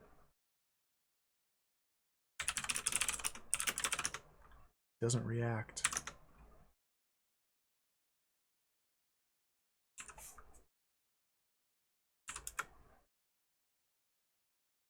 Okay, the urchin's here, and now I'm here.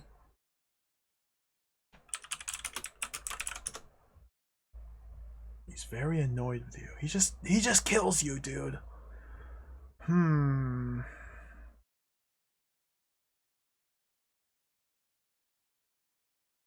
Maybe he chases us out into the Great Court.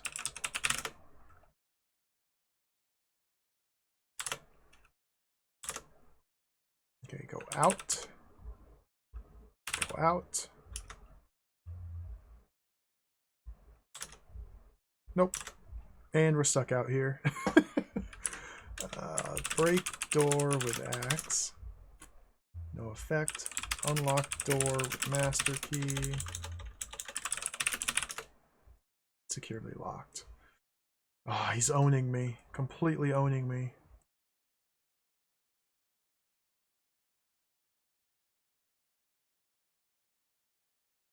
I wonder if he follows us out here.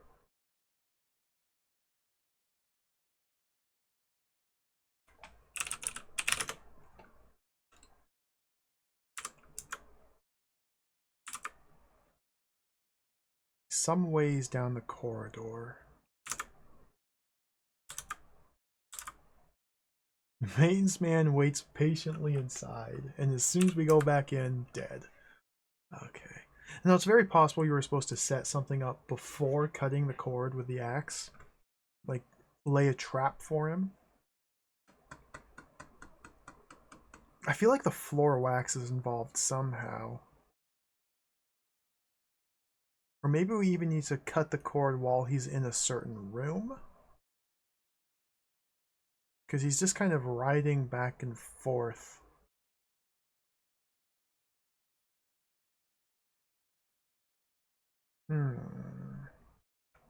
Tricky, tricky, tricky.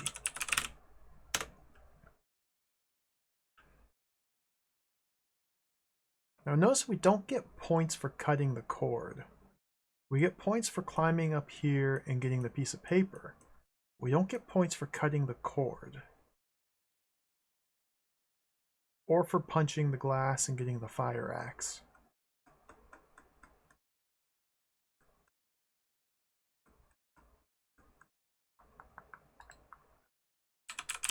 Socket.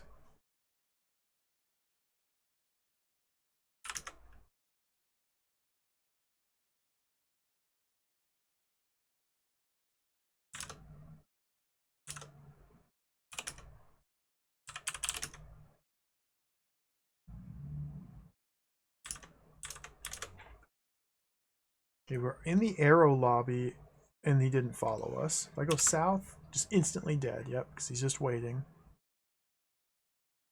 Alright, so it looks like he's simply confined to these 5 rooms. I bet the engineering building as well, he would not follow us. So let me just try that.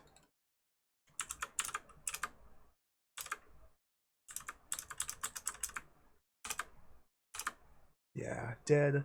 Okay, so he's stuck to these 5 rooms here. We don't have any ways of like pulling him to one side and then going around and coming up the other. I think we have to kill him or trap him, or he doesn't follow us up if we go up here. What if we go up the Great Dome and try and drop something on him from above? So I go up. Okay, now he's waiting patiently below. Let's drop axe on man. It doesn't let me do that because he's not in the same room as me. So I can't interact with him because he's in a different room. So it's likely that the game just doesn't allow you to interact with objects in other rooms than the ones you're currently in. Bro.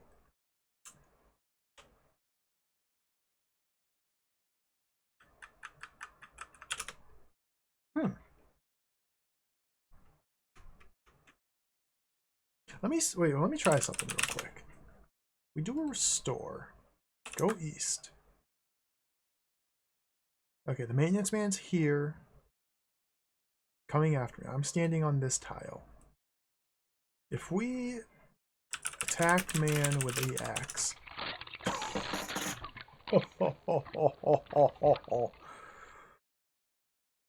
And now go east. No, there's no way to go around him. So we can't even like stun him by smashing the axe into him. He just doesn't even care when he pulls it right back out.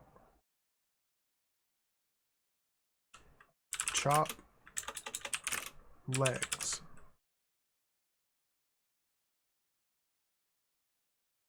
Climb in floor waxer.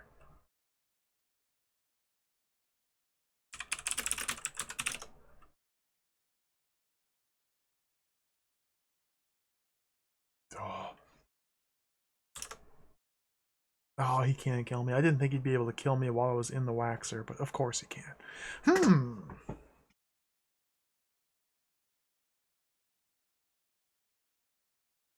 We have a puzzle.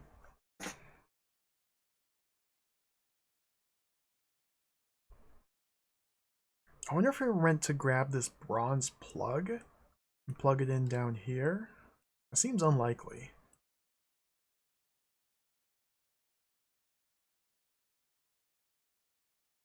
Have the padlock from this room.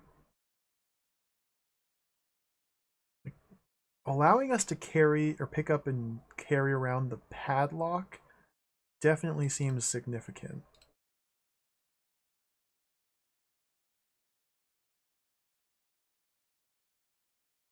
I want to use it here to... Oh, I don't know what I want to do. Violence doesn't work. I'm all out of ideas. Violence isn't working. Let's see if we can use the plastic container to like wax the floor, even though the floor is already being actively waxed. And maybe cause him to trip and fall? I don't know. Open container. Empty plastic container. Pours out and spreads like ants at a picnic. The floor is now covered from wall to wall with the slippery floor wax. Oh yeah! The maintenance man lurches toward you with surprising speed. Just as he's about to grab you, he slips on the wax. His hand whips by, inches from your throat, and drops to the floor, screaming in frustration. It's a freaking cartoon. This is Looney Tunes. Alright, we got a Looney Tunes him. Okay, now he's vulnerable. Cut off his head. Attack man with axe.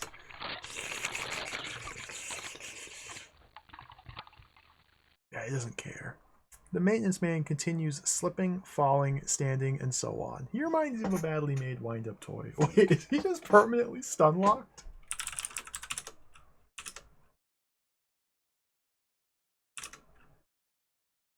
What? He's following me, and he's just slipping and falling.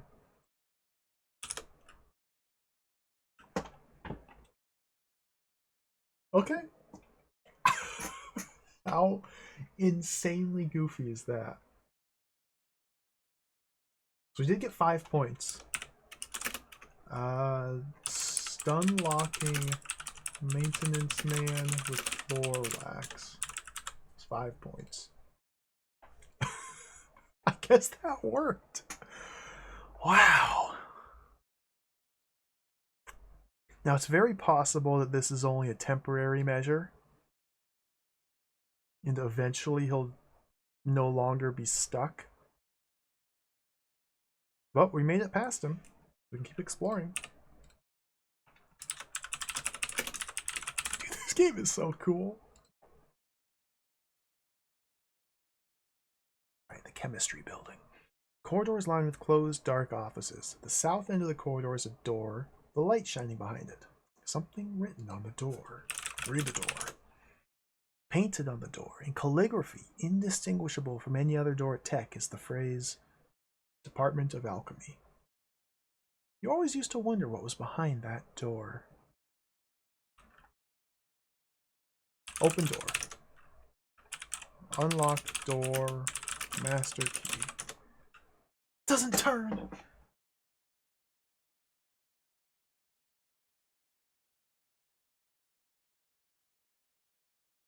Okay.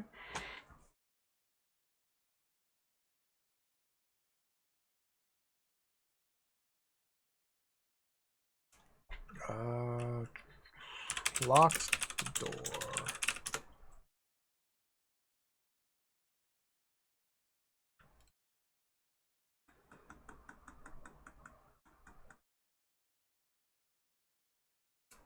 Break door with the axe. Trying to break the door has no effect. Under door?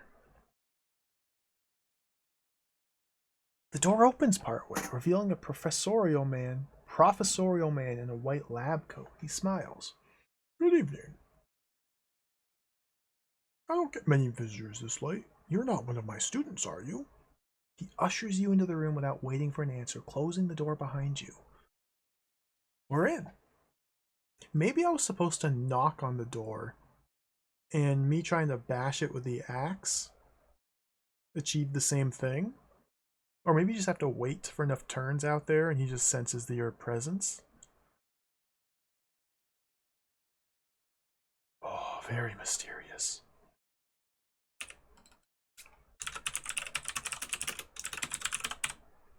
Department of Alchemy.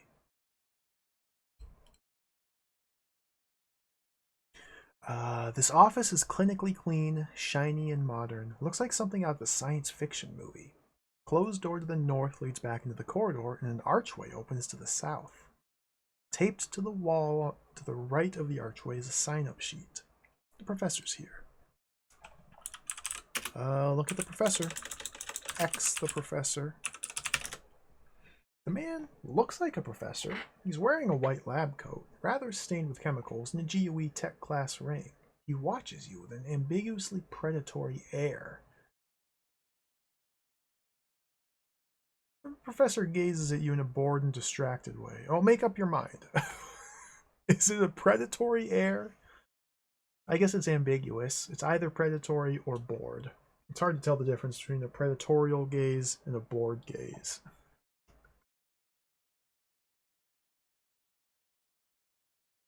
Let's look at the sign-up sheet.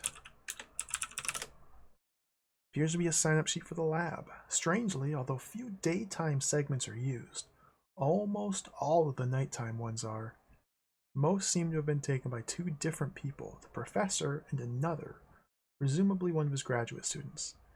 The name of the graduate student's oddly familiar. Again, they don't tell us the name. They don't tell us what the name is. Just that it's oddly familiar.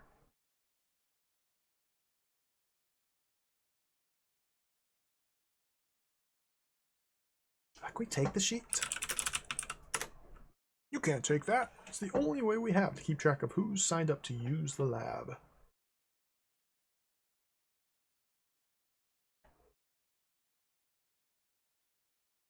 I don't have a pen. Can I sign my name? Sign my name. Use sheet. Write name on sheet.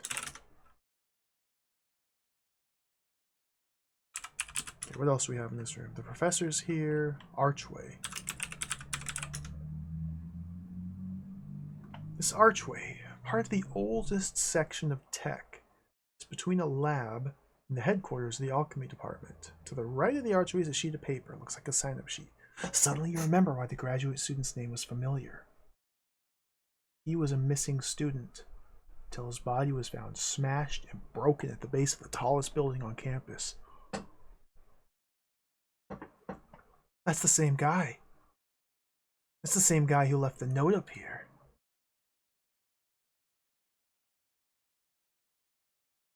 Which, in this playthrough, our character has not gone and seen. They left empty, welcome. You're not spooked? That's okay. This is a slow burn. I've gotten spooked a couple times. Mostly jump scares.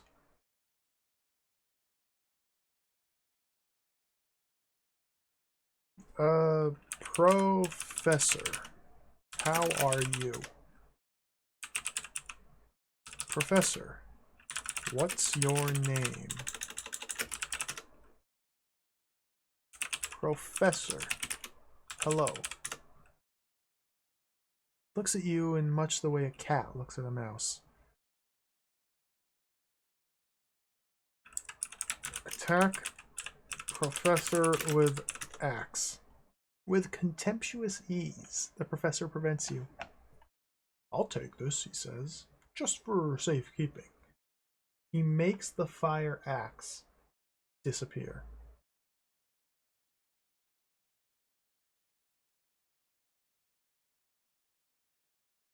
Perhaps violence was not the answer there.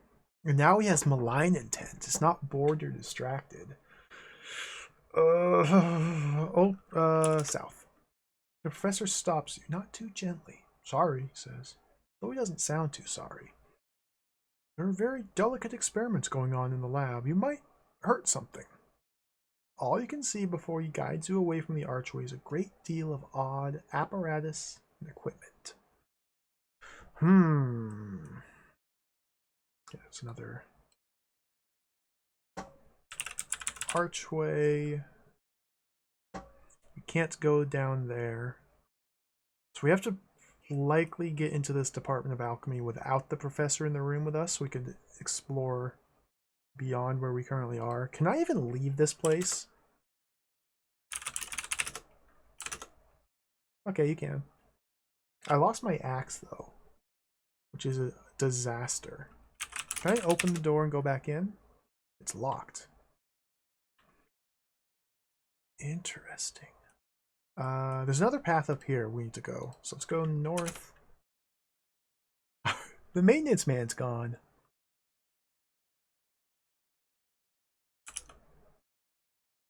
Go north again. Fruits and nuts. We've made our way to fruits and nuts. This is the central corridor of the nutrition building. The main building is south. The stairway leads down.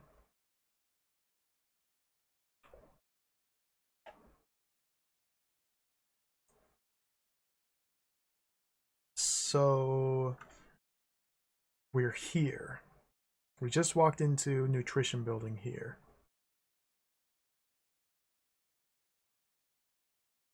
Alchemy, there's unexplored territory. We haven't made it to Brown building yet. Couldn't do anything in the Great Court. There's stuff up in the Great Dome to do, but I don't know how to do it yet without getting stuck. Cool. Cool. I want to constantly bring that map up just to make sure I kind of have my bearings straight. I'm not getting lost. Alright, we're in Fruits and Nuts. It's a good name for a room.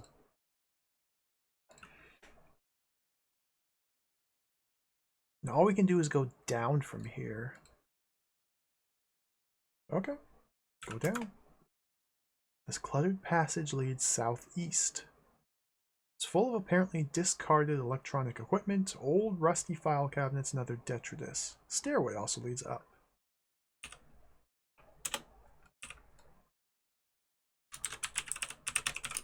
Cluttered passage. So since all of these objects here are part of the room description, we almost certainly can't interact with any of them. That was down into there. Well, let's check to see. Look, the equipment, file cabinet, open the fail cabinet. How do you do that with a file cabinet? You open the drawer? No. Detritus is just a generic word for garbage. Southeast. The brown basement. This is the cluttered basement below the brown building. Discarded equipment nearby blocks an already narrow hallway that terminates in a stairway leading up. The passage itself continues northwest.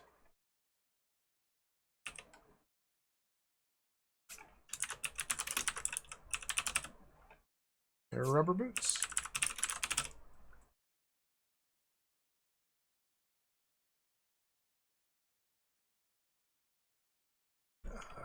Boots. Take boots. I'm holding too many things. Drop the axe. I don't even have the axe. Drink the Coke. Take the boots. Drop the crowbar. Take the boots. Wear the boots. Take the crowbar. Okay. Oh, I love to manage inventory items. So I'm pretty sure the rubber gloves we found all the way back here are what allow us to climb the tentacle to get up here. The rubber gloves are also likely what allowed us to punch the emergency cabinet and break the glass to get the axe. Boots, though,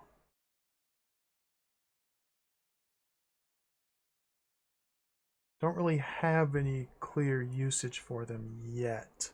Maybe now we can like stomp the rats down here.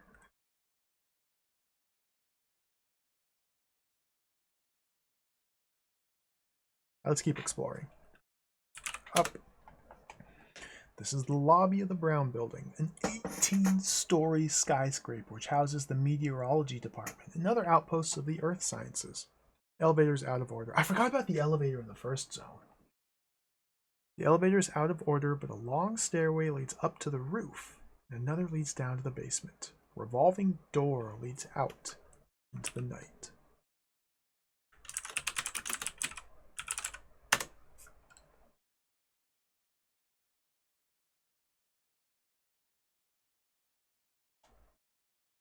So we can go out or up, and that's it. Let's do a save here. Up.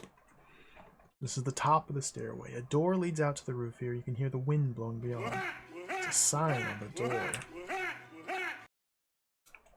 Top floor. We just climbed 18 floors. Yoink. It's up, down.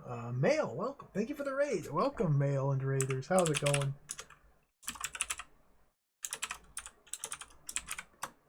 Get you a shout out. Thank you for the raid. Welcome. Welcome to the stream. Hope your stream went well. We're playing The Lurking Horror, an old Infocom text adventure today. This game's really cool. This game, I'm really enjoying this game. This is awesome.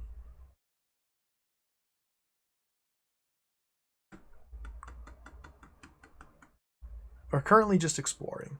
I've been drawing a map. This is the map so far. Quite a lot of rooms and things to do and examine and explore. We're deep in the exploration mode at the moment. Top floor of the stairway, door leads out to the roof here. Okay, so we have a sign. Read the sign. It says no admittance. Smaller, handwritten letters below it says, "This means you." And below that, in a different handwriting, it says, "Who, me?" Open door. Locked. Unlock door. Master key. Open door. Go out. The skyscraper roof.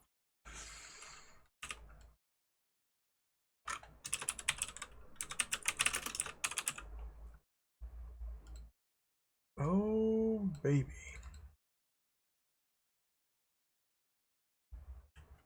A thoughtless deed, welcome. It's named by time-traveling Twitch viewers. Maybe. You might be right. A low parapet surrounds a small roof here. The air conditioning cooling tower and the small protrusion containing the stairs are dwarfed by a semi-transparent dome which towers above you. The blowing snow obscures all detail of the city across the river to the south.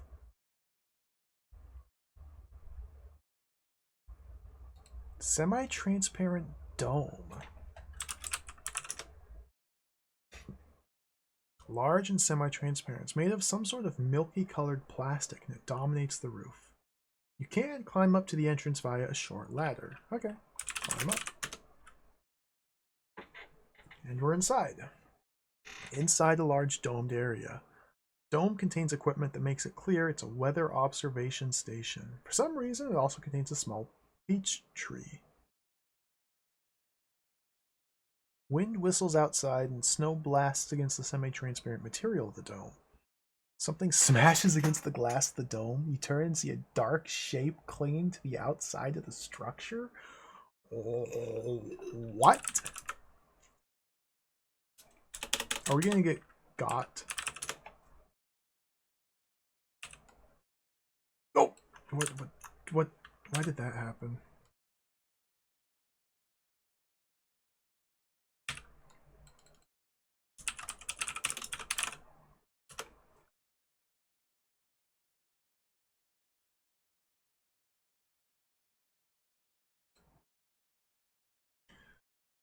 A dark shape.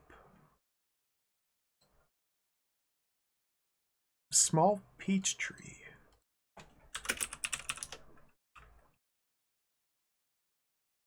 A small peach tree planted in a very large tub of earth. It appears healthy, although it's wintertime. As it's wintertime, the tree has no leaves. The dark shape moves. Above the howl of the wind, you hear a high-pitched keening noise. It's gonna kill me. Shape drops out of view.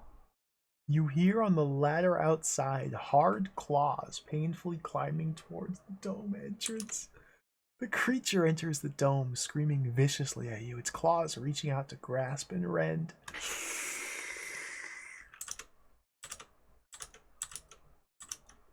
Nothing happens.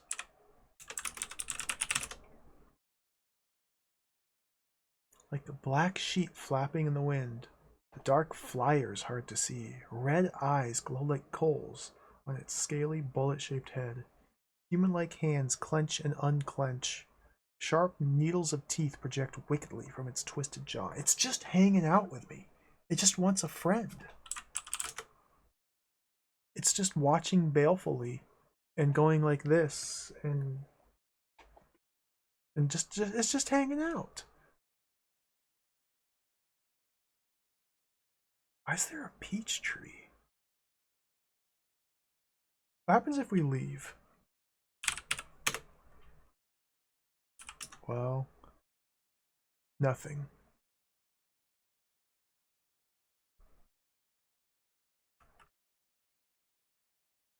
I don't have my axe because I attacked the professor. We likely couldn't kill this creature anyway.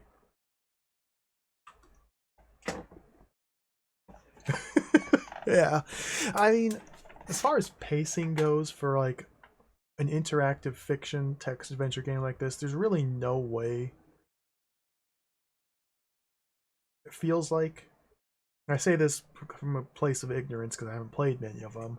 It feels like there's no way to really like measure and pace out the way the story unfolds because it all depends on how quickly the players solve the puzzles, if they explore in the correct directions, or what have you, how open the game world is.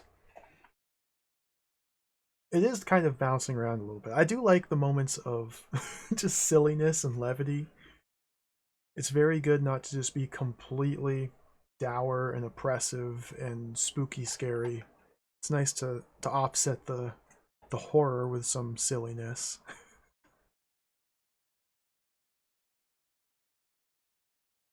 I don't know what to do with this shape. Dark shape watches balefully from nearby. Small peach tree. Creature. Hello. You can't talk to the creature.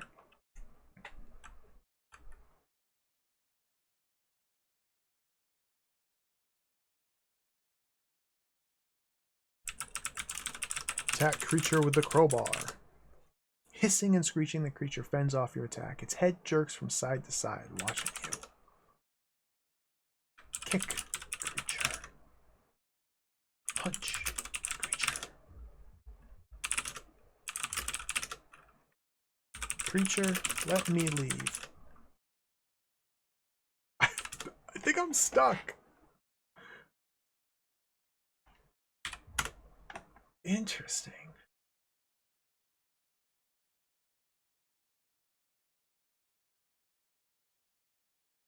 There's equipment in here. Can we look at this equipment? No.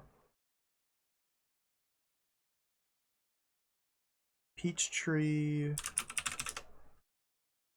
Very large tub of earth. Tub is full of dirt and condo chips. Those pine bark chips are spread around condos and shopping centers by the ton.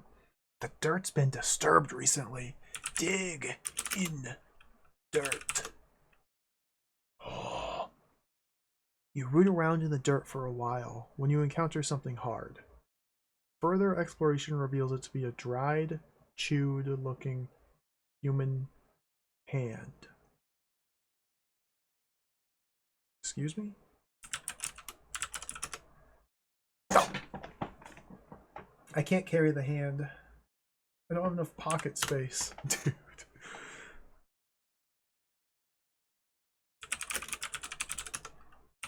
Take the hand.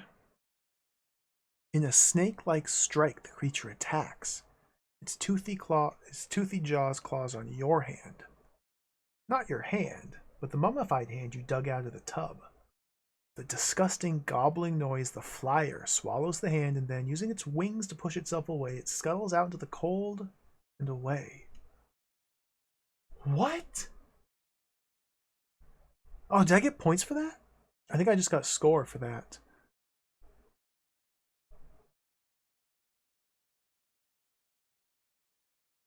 What purpose did that just serve? I guess score is its own purpose. You can leave now.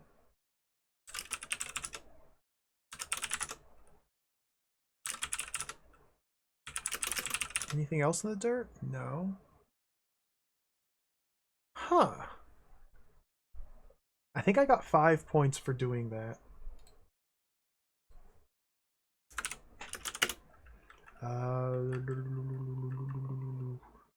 Entering dome atop ground building, getting the hand, and giving it to and having the creature take it.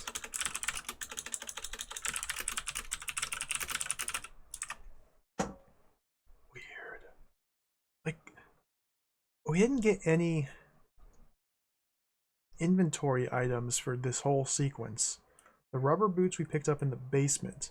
Ground building had nothing, the top floor had nothing, the skyscraper roof had nothing, inside the dome had a hand that we instantly lost.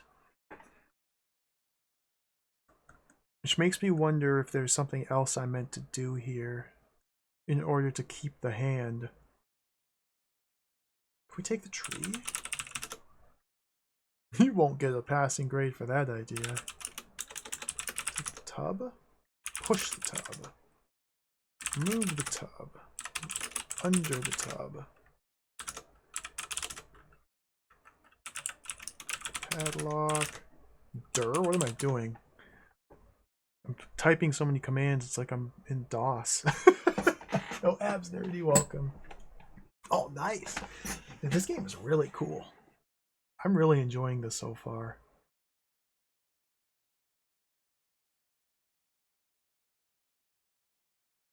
I think we're almost at the first wall here. Wall being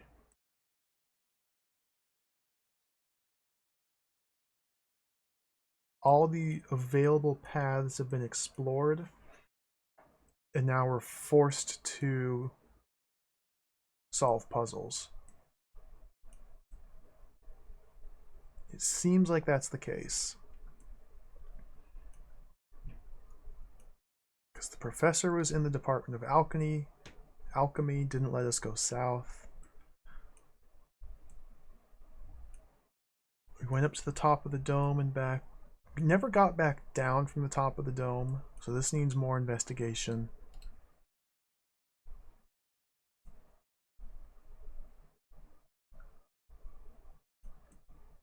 And then there's the multiple dark rooms and the rats down here.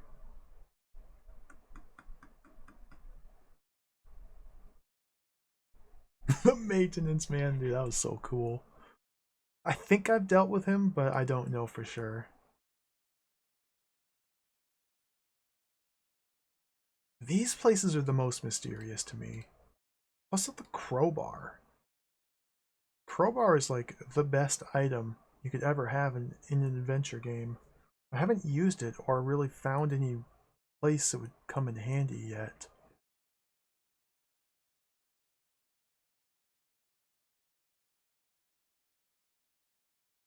Forklift as well would probably be really useful for something. Boots.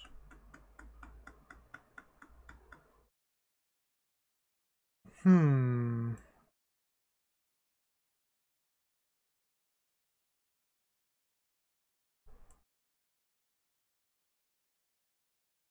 I'm trying to decide what to even like do.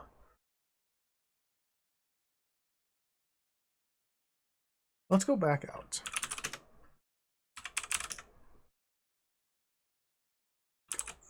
In. Oh, there's an air conditioning cooling tower. Let's look at that. X the tower. Look at air conditioning.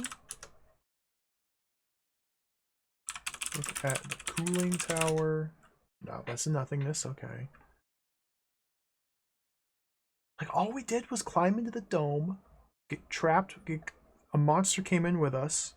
We hung out together for a while. I dug up a hand, the monster took the hand, and now we're out of the dome. That feels incomplete. Like I should have done something else. So let's just leave.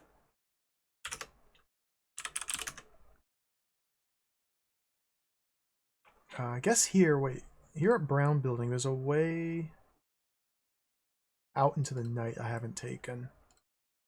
Let's go out to a small courtyard. This courtyard's a triumph of modern architecture. It's spare, cold, angular, overwhelming in size, and bears a striking resemblance to a wind tunnel whenever the breeze picks up. Right now, this is true of the whole campus, though. A huge mass lurks nearby, and then almost featureless skyscrapers to the north. So we are in Brown Building. I guess the courtyard's to the south. Okay, so we exited out of Brown Building to the south. And that's the skyscraper we can see to the north.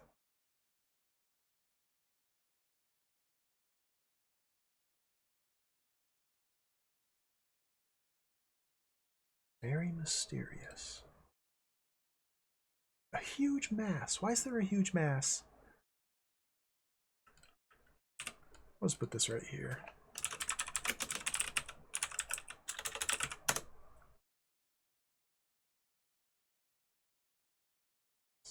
Out and in.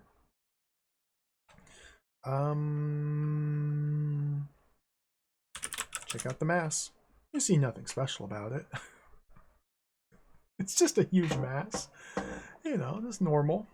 Go north. Goes back in.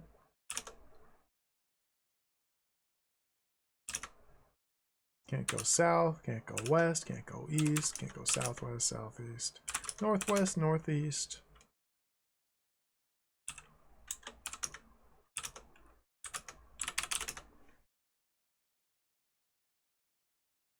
Look at skyscraper. I don't know that word. Look at huge mass. What's this huge mass lurking nearby that we can't even look at? I guess that's just the lurking horror. That's what that is.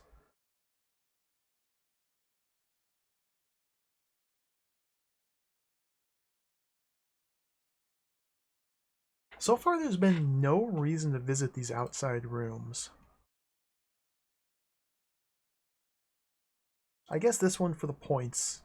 The points are their own reason for this room. But like Smith Street out here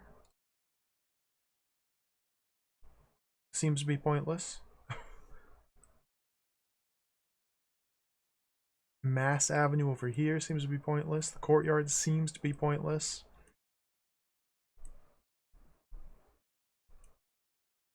The Great Court seems to be pointless.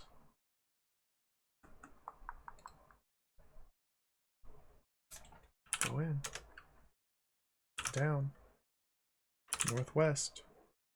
Go up. Go south. Go west.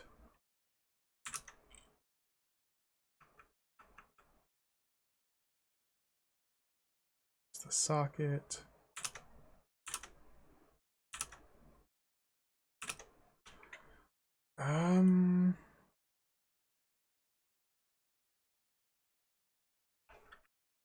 North. Whoops. Down. The urchin's here. Sub-basement.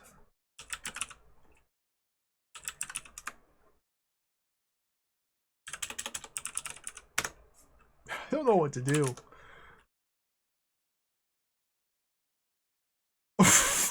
Wait, what?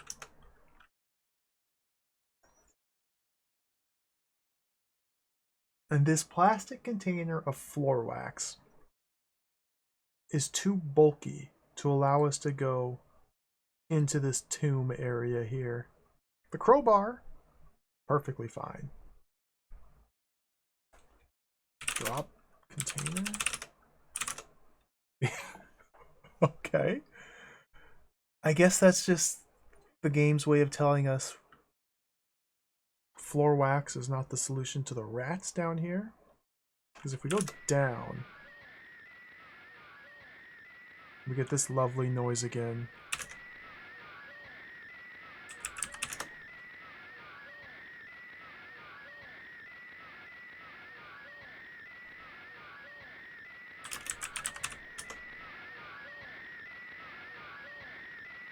Open the valve. Hit valve with crowbar. There we go.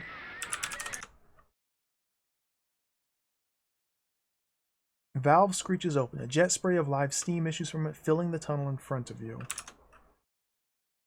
Oh, okay, let's just wait. Close valve.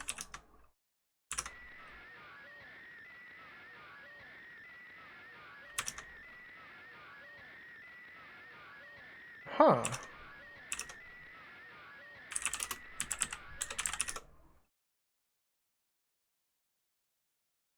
Okay.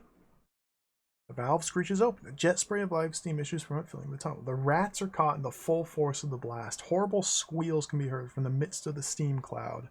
Scalded rats charge past you, all interested in anything but flight forgotten. One of their number remains, dead. So I had to... Oh, dude, that's pretty cool. So I had to come down here into the steam tunnel. Bash the valve with my crowbar to loosen it to allow me to open and close it. Close it.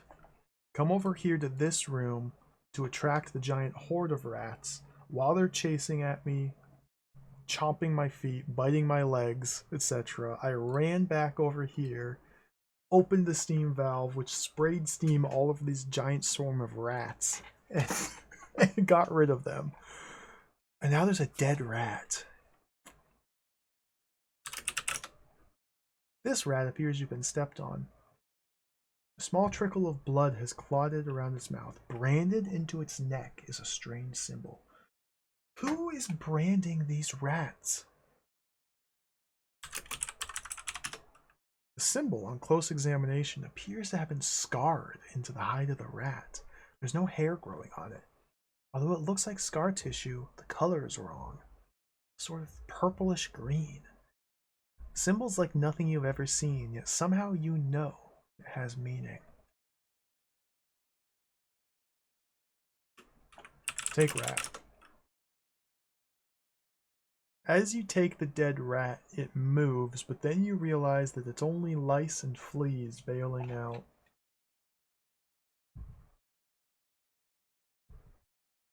Okay. Close the valve.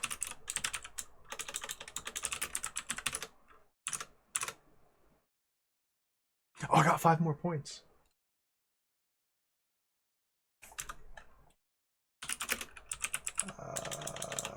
Rats in Steam. That's all I'm going to put in my notes here. Rats in Steam, 5 points. So now we have access to another dark room. Dude, owned. Okay. Oh, we can see the name of the room, actually. This room's called Tunnel Entrance, even though it's not in the room description because it's too dark to see.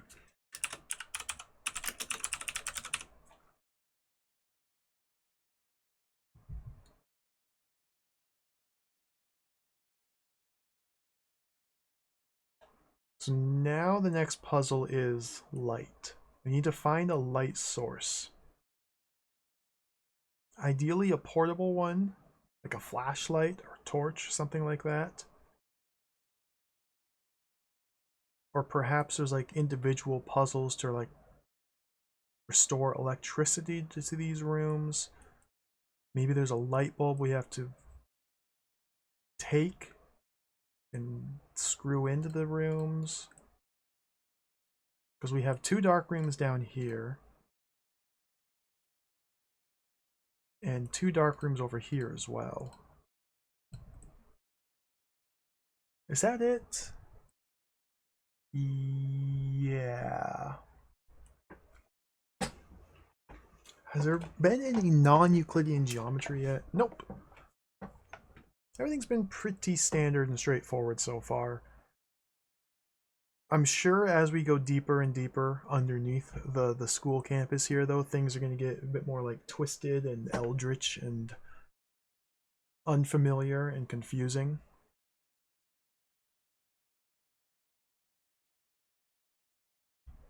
So far, everything's fine.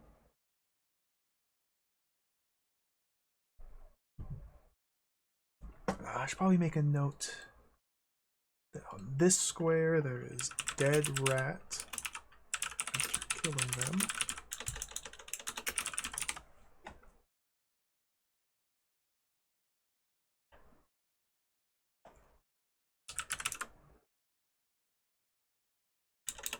Let's do another test save. Boom, dead.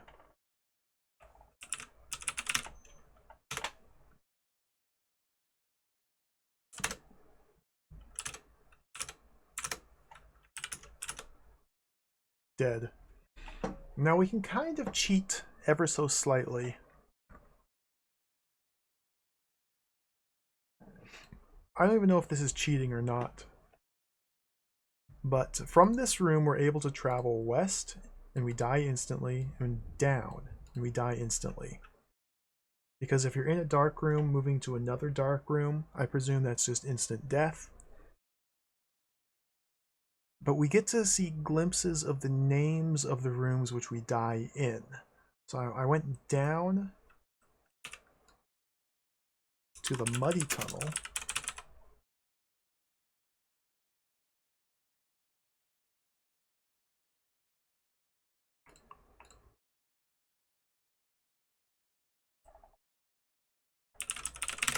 And if we restore back to the tunnel entrance, which is this one, and go west, I die.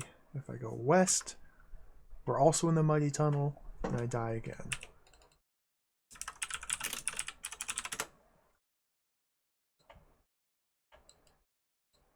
Come on, come on, come on.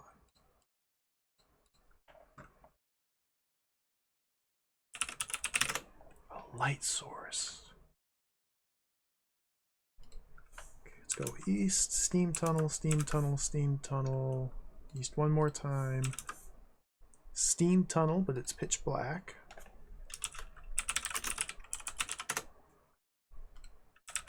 Save here. Dark testing. Go north. Go south. Go east. Steam tunnel again. Dead.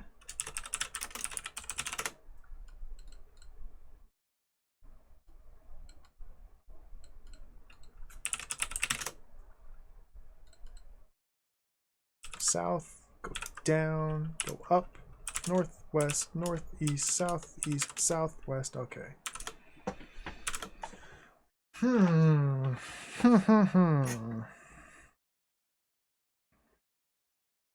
sentient program, welcome. Welcome. Playing a text adventure here today. Very relaxing, casual, text adventuring. I'm not really sure what to do. Huh.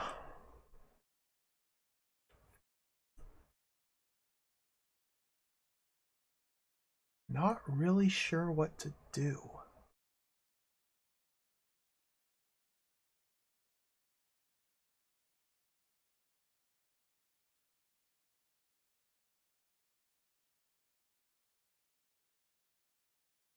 I think our current goal is to find a source of light.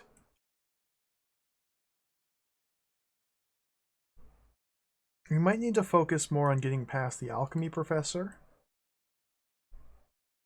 It could be I need to do the sequence on the dome as well in order to trigger something else to appear elsewhere. Like maybe getting the piece of paper and seeing the student's name on that, his suicide note. After seeing his name on the sign-up board, our character puts two and two together and it allows us to... Maybe we can show the piece of paper to the professor actually and confront him.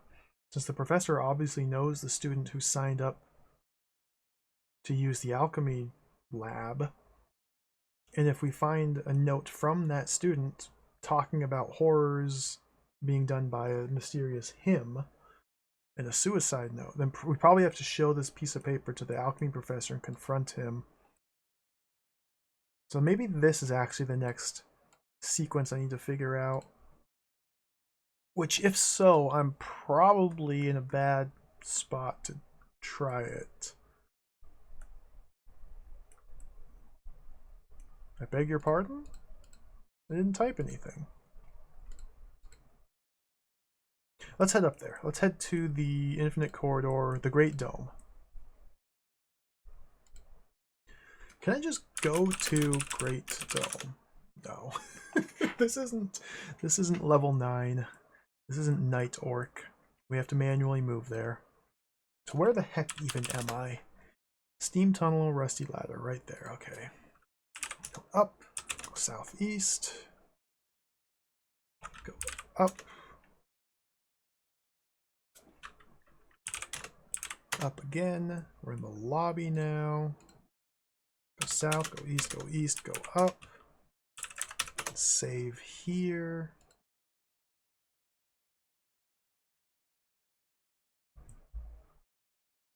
So I think all that we need to do is figure out the correct syntax for using this, for placing this ladder.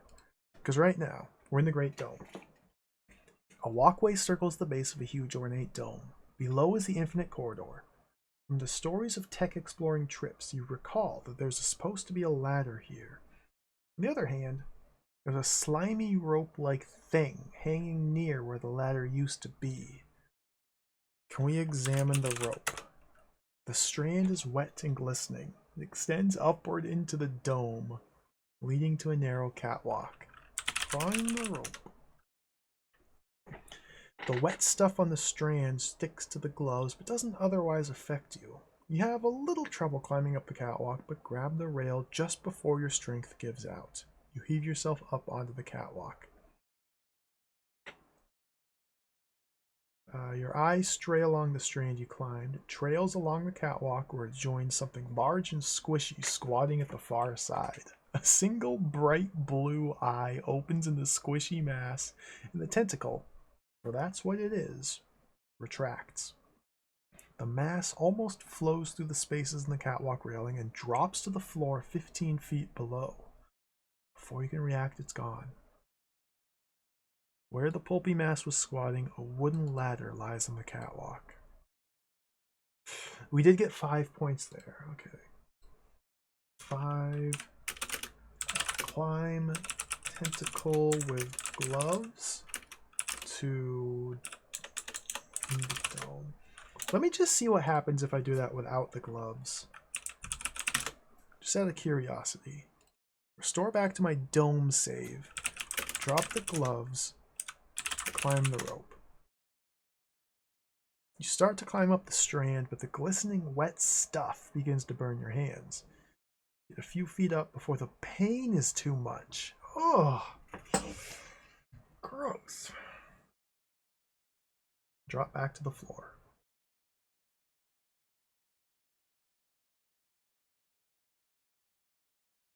Yeah, dealing with like actual people in text adventures is always extremely difficult for me. Granted, again, I haven't played very many, but it's just, how are you supposed to converse with somebody using a text parser? How are you ever going to know what exactly to say to someone to get the correct response? You could say anything in the world, but you're very limited to what responses are like specifically programmed into the game. So you kind of have to just guess and try and hope to figure it out.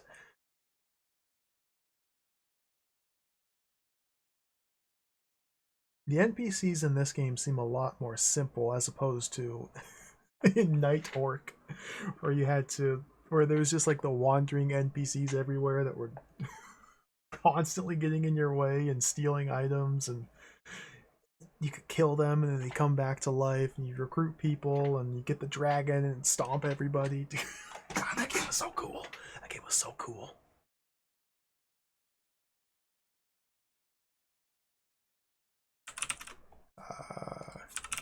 Get gloves.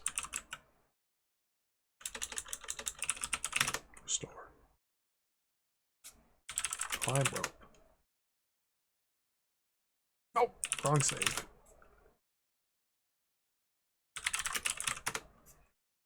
Okay, we're back up here. Wooden ladder lies on the catwalk. There's the same wet stuff on the ladder as on the tentacle. Okay, so we need to wear the gloves in order to climb this ladder. Can we set the ladder? Like, I'm trying to visualize this here. We climbed up a rope to a catwalk.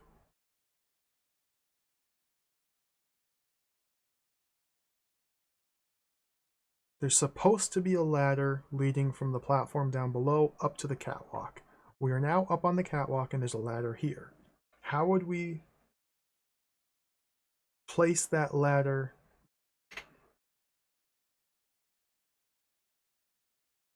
so that we can climb down it to get down. What happens if I type jump down? That'd be a good trick. The ladder's too heavy.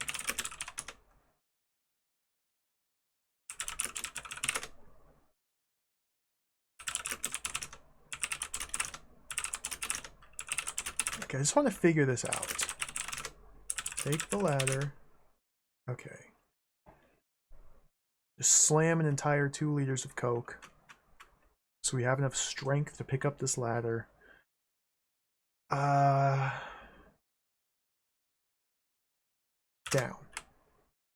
Climb down. Use ladder to climb down. Place ladder on rail.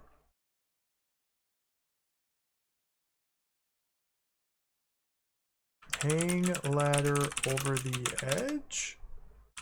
Look down. It's still there.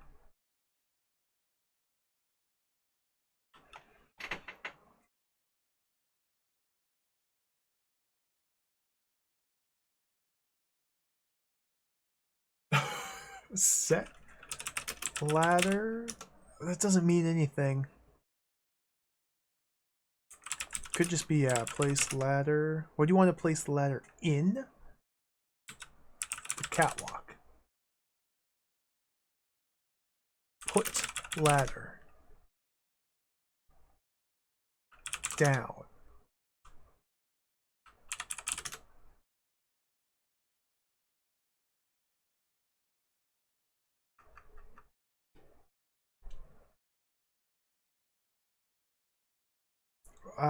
When we...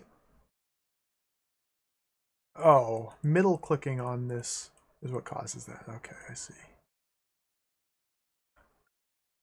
When the slime demon ran away, it says it dropped down 15 feet to the floor below. 15 feet is a very large ladder. A 15-foot wooden ladder is incredibly heavy, which makes sense. It's represented in the game. We don't know how large this ladder is. Although I guess this is down to the floor from the catwalk. I think... Waha, waha, waha, waha. Stand up on the catwalk. What the heck? I beg your pardon. What am I doing? Oh, Sean, Handicapable Sean, welcome. Thank you for the raid. Welcome, Raiders. How's it going, everybody? Let's get you a shout out. Thank you for the raid. Welcome. Welcome, Sean and Raiders. Welcome, everybody. Thank you for the raid. My name's Bill. I like to play cool, classic old games. Today we're playing a text adventure from 1987. Thank you very much for the raid. How'd your stream go? Welcome, everybody. This is an old text adventure called The Lurking Horror. We're playing as a university student trying to write our term paper, and spooky things are happening, basically. I'm currently trying to figure out how to use a ladder. This is a no pictures, very little sound. This is a very relaxing horror game. Thank you for the raid. Oh, Scooby-Doo mystery, nice, dude. Scooby-Doo games they're so much fun. Is that the Mega Sega Genesis one or the Super Nintendo one?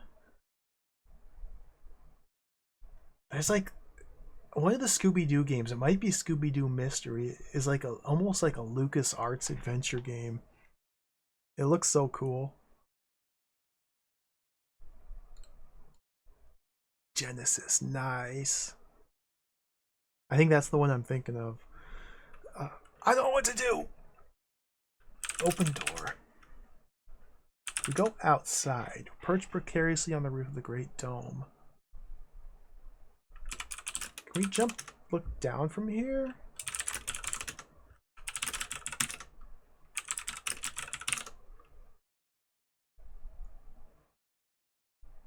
Where do you want to place the ladder in? I don't know. set of narrow indentations in the dome provides a dangerous route to the very tip top of the dome.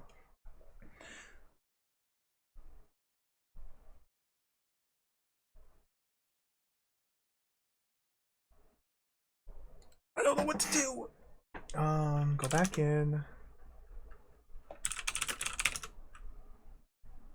Our current items are a 2-liter bottle of classic Coke, an assignment, a smooth stone, a master key, a crowbar, a padlock, and a dead rat. I don't think any of those will help me place a ladder. What's it? I mean, just drop ladder. Climb down. Take ladder. So we've climbed up onto a catwalk where somebody pulled the ladder up behind them. We're just trying to put this ladder back down. Lower the ladder? That's a good... Oh! Good call. Good call. You lower the ladder to the walkway below. Just the right length to climb down. Okay. That was a tricky puzzle. That was a difficult puzzle. Guess the verb. One of the hardest puzzles in any adventure game. It makes sense. That one's reasonable. That was a logical one.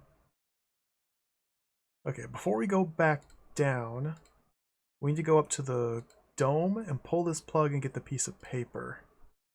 So we go out, open the door, we go out, we go up, and we're at the very top of the great dome. We need to take the plug. In the piece of paper that was plugged in is a piece of... In the hole that it was plugged into is a piece of paper. We need to take the paper. I guess we just keep carrying this plug. It's weird how this is just completely unexplained. Maybe this is some sort of lightning rod.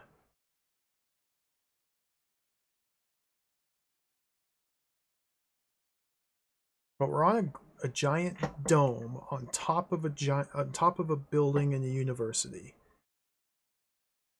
On top of this giant dome is the top is flat, round, and about 5 feet in diameter. In the exact center of the flat area is a bronze plug, which you can take. Let's go back down, in, close the door. We can read the paper. I can no longer face what I've been doing. I can't sleep. I start at the slightest noise. Even dulling my senses with alcohol or drugs is no longer enough. I refuse to participate in what he is doing anymore. Either he's insane or I'm insane, or, and this is what I fear most, the universe itself is insane. I've only one final warning. I'm the only suicide, but I will not be the final death. Name signed to it is that the alchemy department graduate student. Yep, okay. So we need both of these different clues to put the pieces together. And that was another 5 points. Read paper from the dome plug top.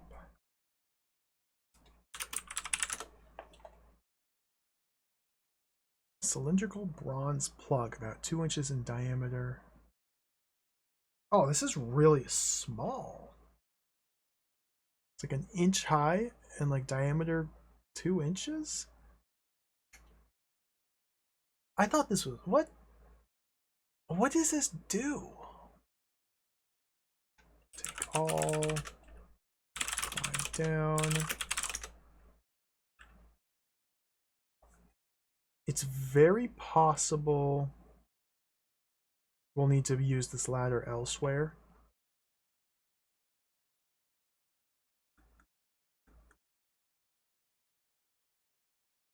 I don't really have anywhere I can think of where I would use it just yet. I'll keep this in mind. The ladder is here. We might need to go snag it from below now, carry it somewhere else, and use it to get somewhere else. Let's try and confront the alchemy professor, since one of his graduate students has committed suicide. So we need to go down, go east, south, go south, save, alchemy, knock on door. There's the professor. Back for another visit, are you? He ushers you into the room without waiting for an answer, closing the door behind you. Alright.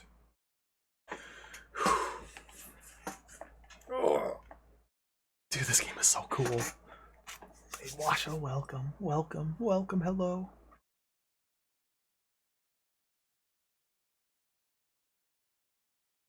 Show paper to man, I guess. Show, whoops. Just immediately confront him. Show paper to professor. He reads it carefully. What drivel? This just confirms my suspicions. He'd clearly gone over the edge. Drug use, drinking insanity. It's only too bad that I didn't realize what was happening. I might have helped him. Well, that didn't really have the effect I thought it would. Huh.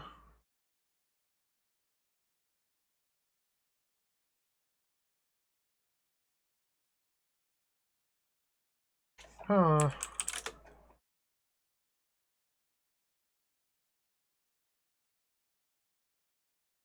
Office is clinically clean, shiny, and modern. Looks like something out of a science fiction movie. A closed door to the north leads back into the corridor. An archway opens to the south. We need to get rid of this professor. So we can go through the archway to the lab.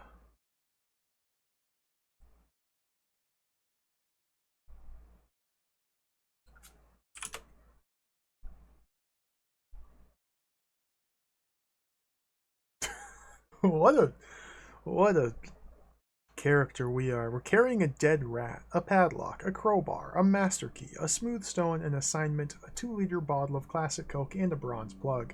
Wearing a pair of rubber boots and a pair of electrician's gloves. Just quite the image there. Give dead rat to professor. He doesn't seem interested.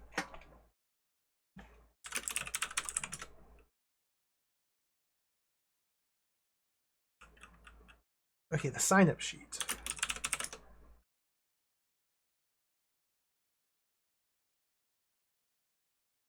Appears to be a sign-up sheet for the lab. Strangely, although few daytime segments are used, almost all the nighttime ones are. Most seem to have been taken by 2 different people, the professor and another, presumably one of his graduate students.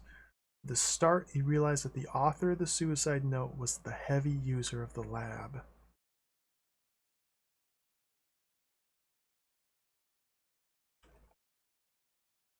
We can't go south. We can go south. Okay. I thought he blocked us before. Ah, you'd like to see the lab? The professor asks in a rather unctuous tone. Come right in. He ushers you through the archway into the lab, following quickly behind and turning on the lights. We're in the lab. The professor's here. The lab is an ultra-modern, fully equipped chemistry lab. Unfortunately, or perhaps fortunately, you aren't a chemistry major, so the equipment might as well be magical. There's a lab bench and an alchemy department. Computer here! Sitting on the lab bench is a vat. The vat contains a tarry liquid. The professor guides you to the center of the lab, where a strange pentagonal symbol is chalked on the floor. He cuts one of the chalk lines with a small knife you'd not previously noticed, pushes you into the center of the chalked symbol, and redraws the line, muttering softly and rhythmically as he does so. There, that's done. Don't move from there. It'll only make things worse for you. He makes some odd gestures at the archway and then goes over to the lab bench.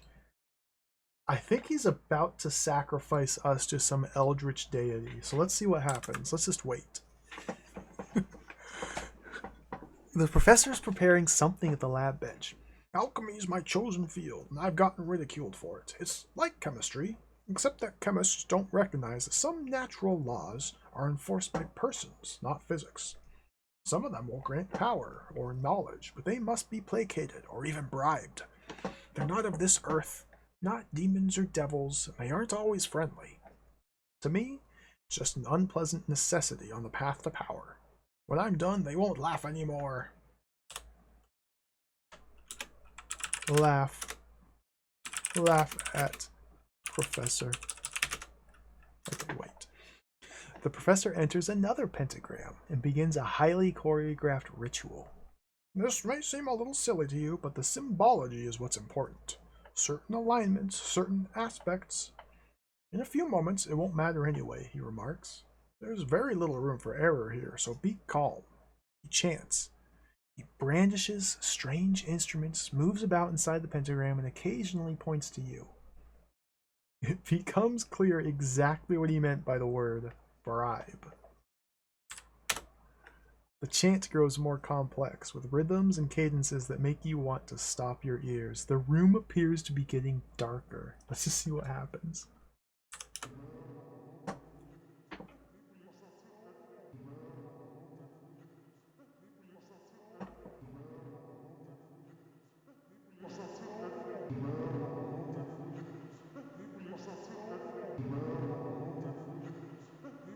A thick black mist begins to form in the room. Parts are darker and parts lighter, and the dark parts form a disturbing shape. The professor chants and calls more loudly now, and you realize the calls are being answered. This is sick! The room is now freezing cold, though the windows are shuttered and tightly curtained. Low, bone-rattling vibrations shake the room in cadence with the chant. The black mist is growing thicker. The professor chants more rapidly, producing strange guttural sounds, scarcely human. The black mist swirls wildly around the room. The deep bass voice gibbers out of thin air. The professor's brow drips with sweat.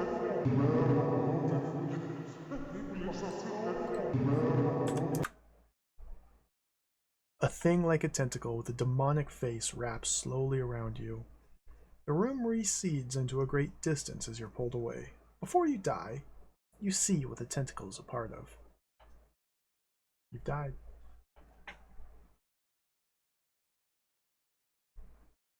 I really like how they don't describe it to the player. It's so cool. The character we're playing as gets to see the Eldritch Abomination horror, but they don't describe it. That's so cool, dude. This game is sick. Alright, so how many turns was that?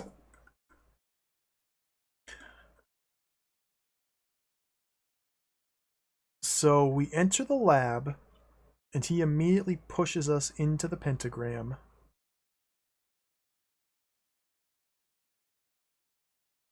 First, he cuts one of the chalk lines with a knife, pushes us into the center of the pentagram, or pentagonal symbol, and then redraws it. I didn't try to leave or break it or do anything.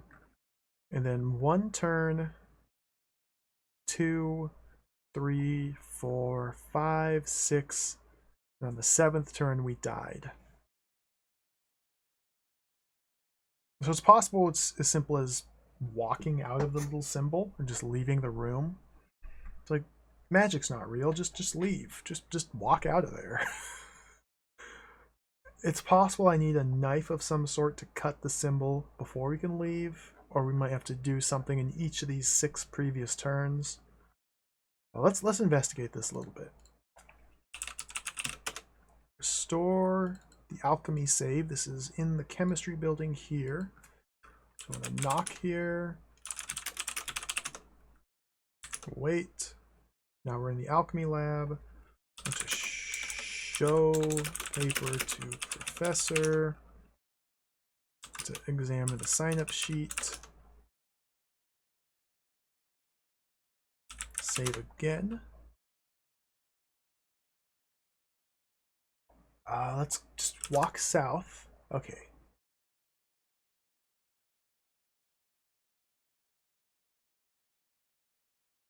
So in the lab, there's a bench, a computer. On the bench is a vat. In the vat is some sort of tarry liquid. Let's see if we can look at the symbol. The branded symbol or the carved symbol? The branded symbol's on the rat. The carved symbol's on the stone. I want to look at the pentagonal symbol on the floor. Can't see any floor symbol here, even though I'm standing in a floor symbol. North. You find it very hard to move. Your feet reach the chalk line, then seem to meet resistance, though there's nothing there but the chalk. Okay, we do have to cut it.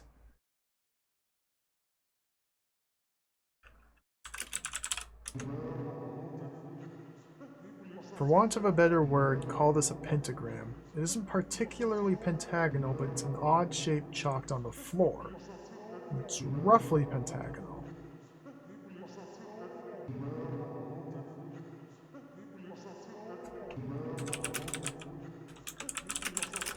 Crowbar? Doesn't have any effect on it.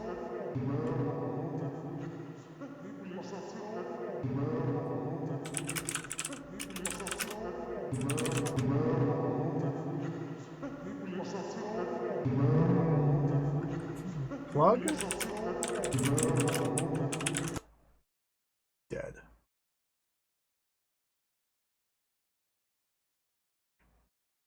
I feel like we're supposed to...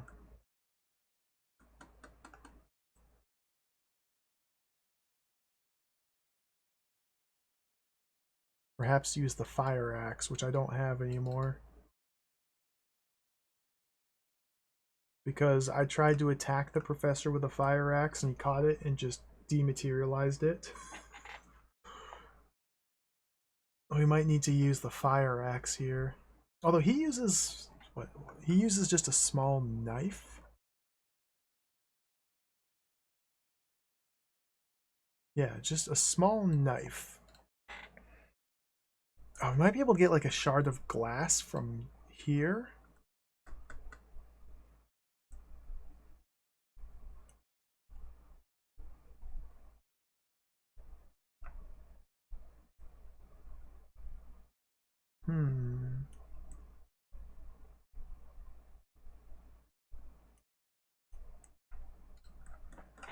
Where am I? Let's restore.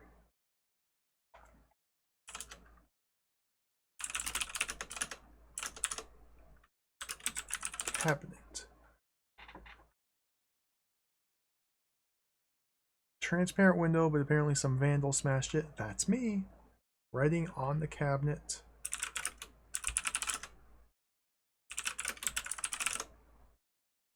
Take glass. Take shard. We haven't done anything with this urchin either. There's an urchin just randomly wandering. I haven't done anything with this urchin.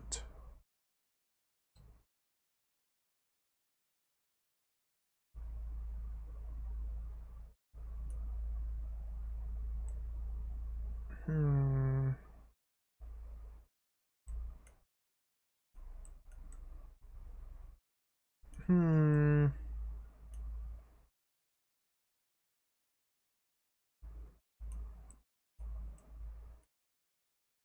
If I wanted to try using the fire axe, I don't even know if what save that would be.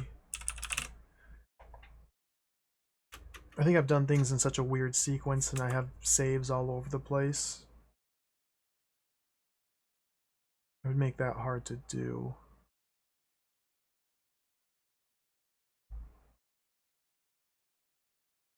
Where's this? 15 points. Infinite corridor. Wearing the gloves with the floor wax. This is before dealing with the maintenance man.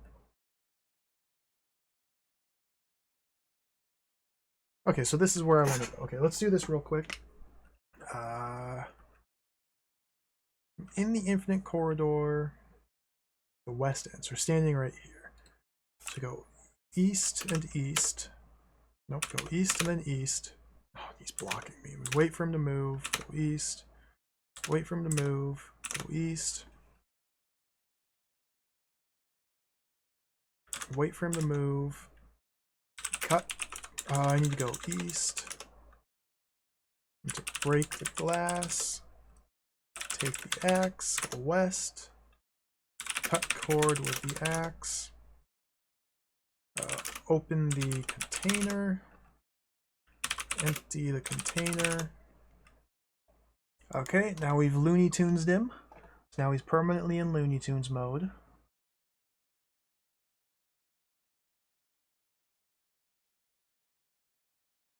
We need to go get the note, maybe? Looney Tunes.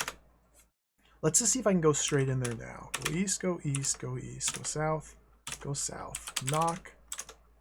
Knock door. Knock on door. Professor, go south. He doesn't let you in until you have...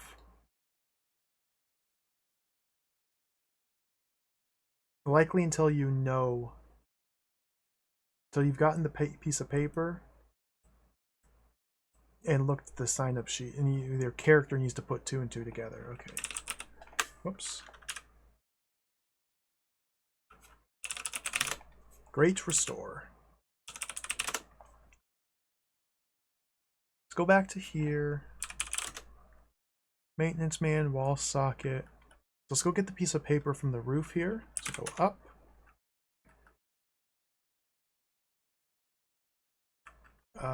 Climb rope. Drop all. Take ladder. Lower ladder. Take all. Now I can't carry the axe. Man. Drop the container. I don't need them all yet. Drop all. Take the Coke. Open Coke. Drink it. Drink it. Drink it. Drink it. Drop Coke. Empty-handed. Go. Open the door. Go out. Go up. Take the plug. Take the paper. Go down. Go in. Close the door. Take all. Go down. Read the paper. Go down. Go east, east, south. We've remembered the name. Okay, go down. Now we can save again.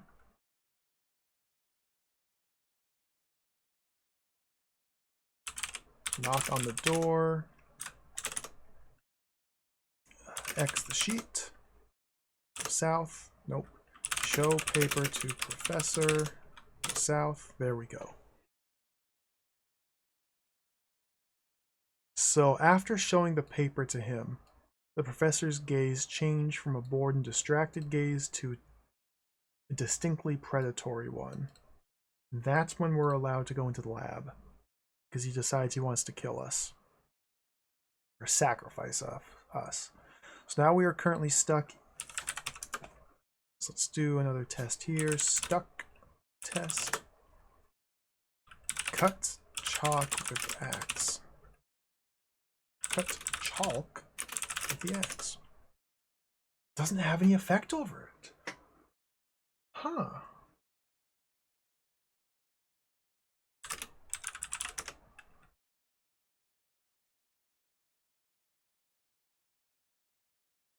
Huh. Professor, let me out. Professor, help me. Throw axe at professor. My hand won't pass over the chalk line.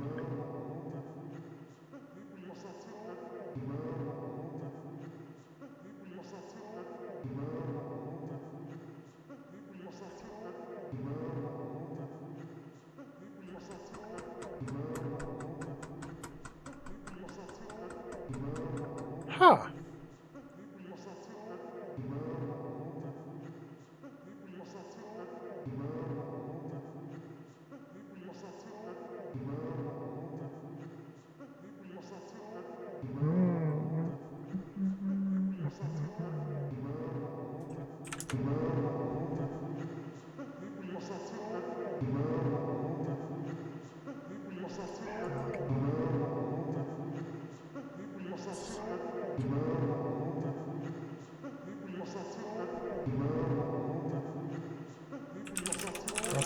stone. I think next turn we die.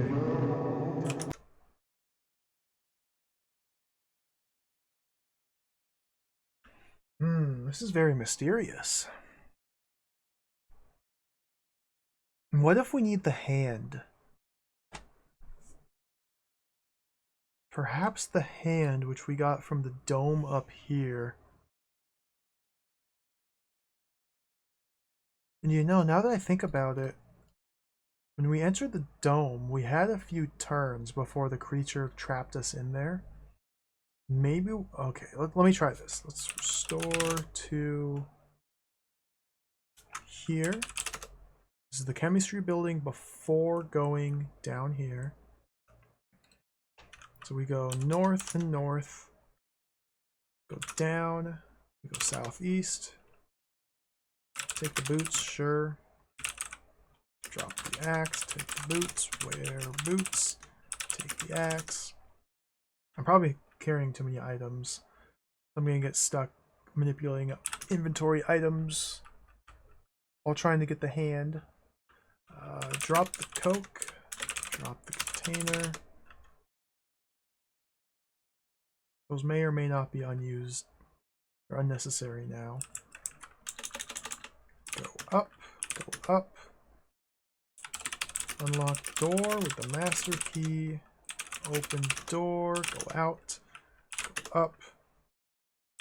Dig in the dirt. Take hand. And now go down. Now go in. Blocks your escape. Oh, dang it.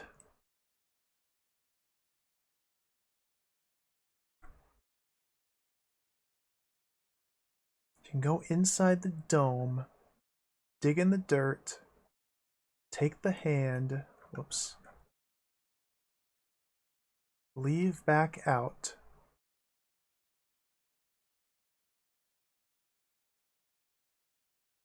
and then our escape is blocked.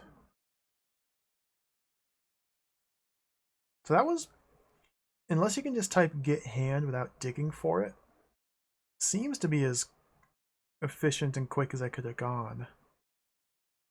It's once you step inside the dome, something smashes against the glass of the dome. Turn and see a dark shape clinging to the outside of the structure.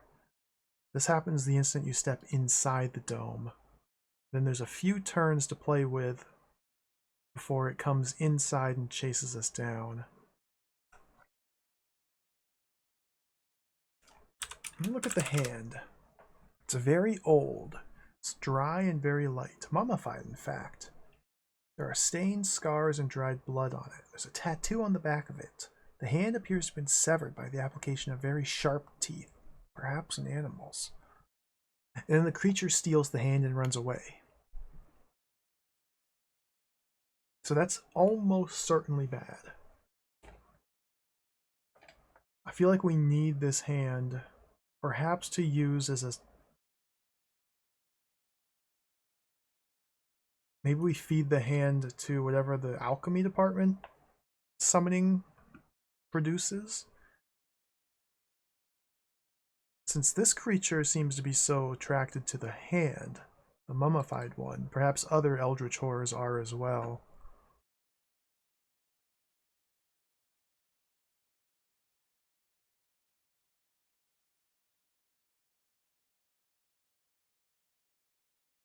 Oh, what if we're supposed to give him the rat?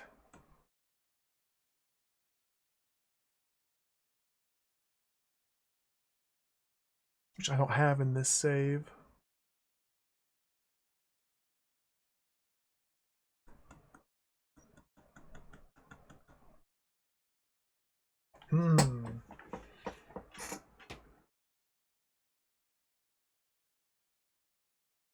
I'm at the point where my saves are so scattered that I don't really have like a good save with access to all the different items. I have to continually revert to previous saves and redo stuff.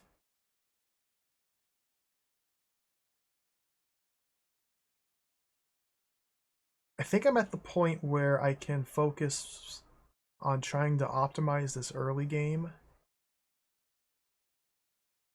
and get back to where I currently am now with less turns used and more access to resources.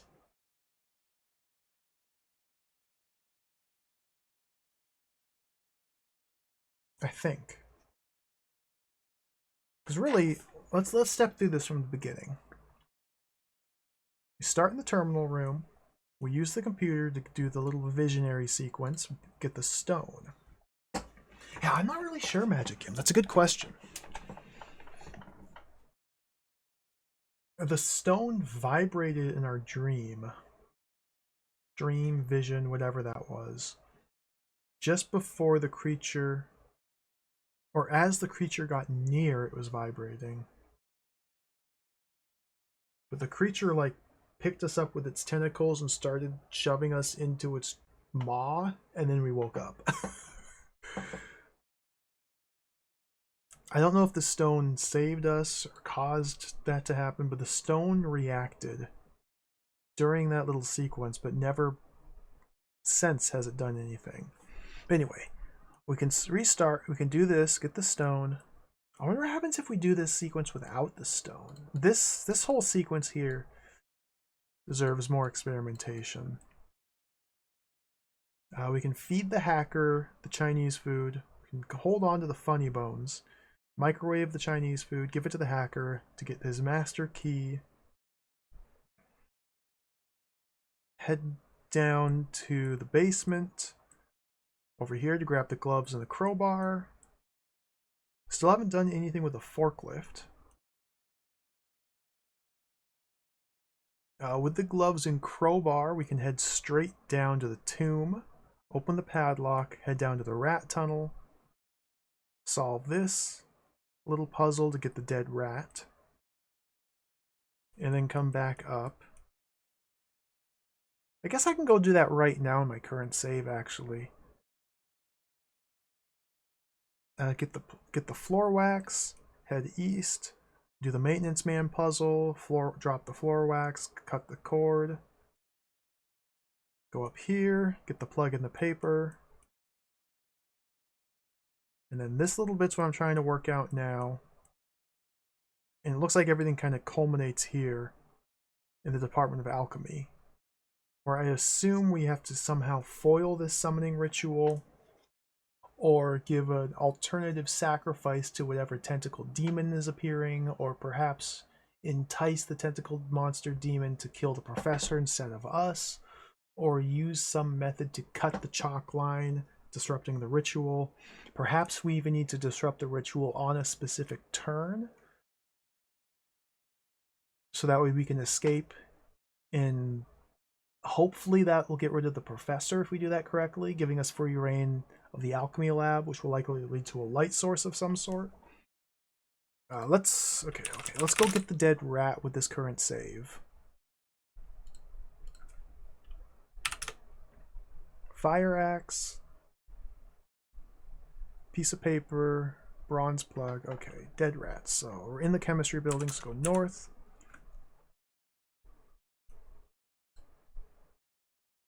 Go west, go west, go west, go west. Go north, go down, go northwest.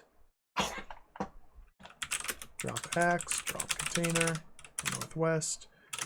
Go down, go east. Hit valve with crowbar. Again, close valve. Go west, go east, open valve. Okay. I didn't wear the boots that time, but it didn't seem to make a difference.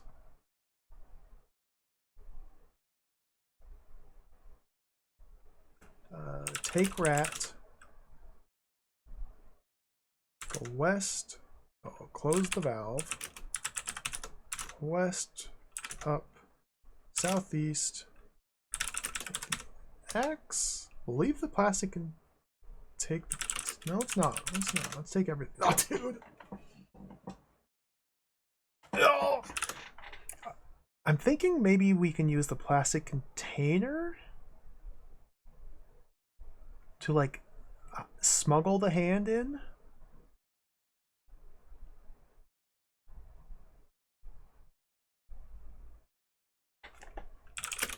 Let's drop the padlock. Take the container.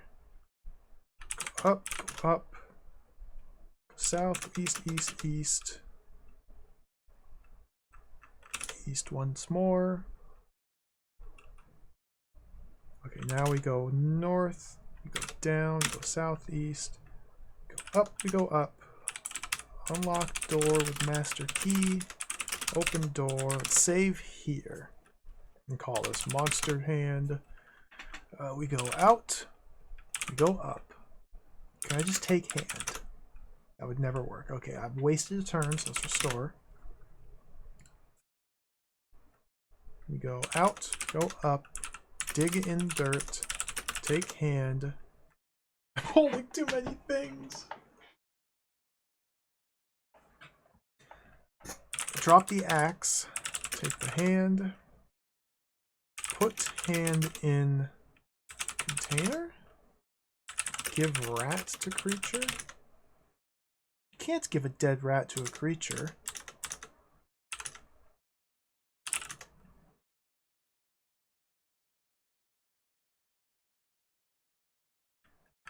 So if we put the hand in the container, the creature doesn't just take it from us. If we remove hand from container, then the creature just takes it from us. If it's in our inventory, it gets stolen. But we can stow it in something else. Okay, okay. But we still need some way to get rid of the creature here.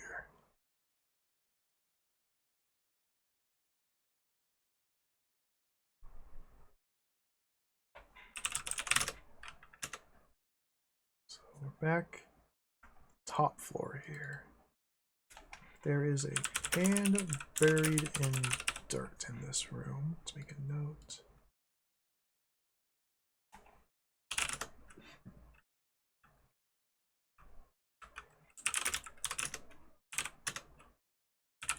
Dig in dirt, take hand, go down.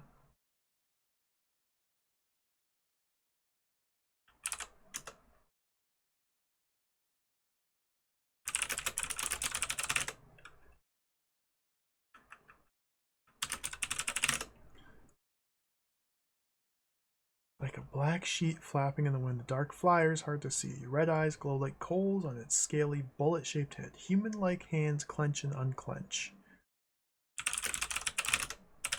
Take the axe. Attack creature with axe.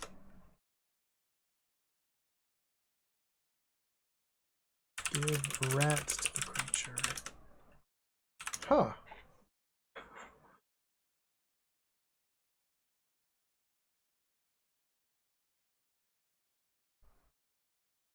We can't go up from here?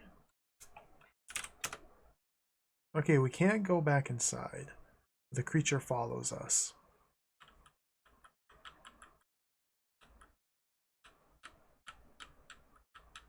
Like, almost certainly there's something else we can do other than dig up the hand and give it to the creature. Because that doesn't produce any net change other than 5 points. Surely this whole sequence here on the rooftops will lead to an item of some sort, which we can keep. And the only item I found is this hand, which the creature instantly steals.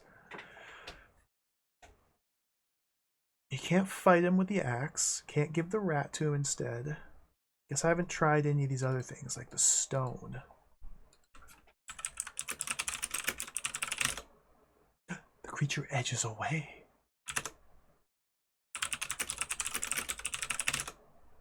The stone hits the dark beast, appears to go completely through it as the creature was made of air.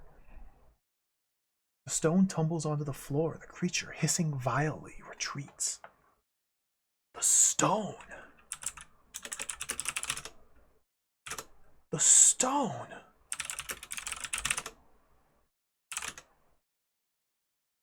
dark shape is here.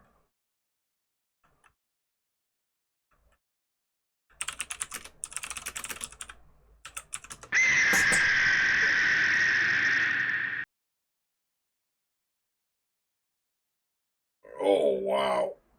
The stone hits the dark beast and appears to go completely through it as though the creature was made of air. The smooth stone disappears over the south edge of the building, and the creature follows it, screaming frustration into the storm.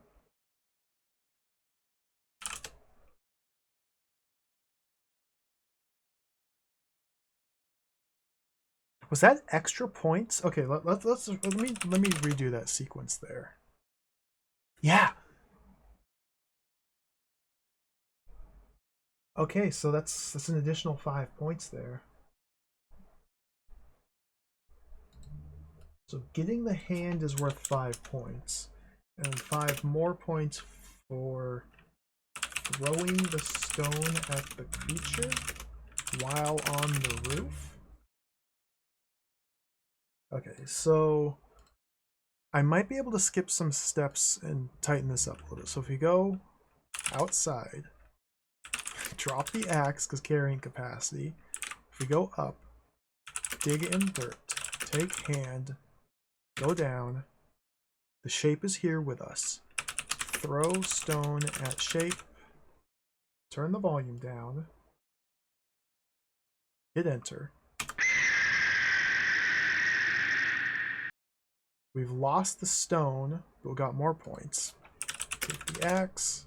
Go in. Alright. Oh, this isn't the maximum score. The manual tells us it's 100 points maximum. Its current score is 45. 336, that's the number of moves we've made. Yeah, it's kind of unclear.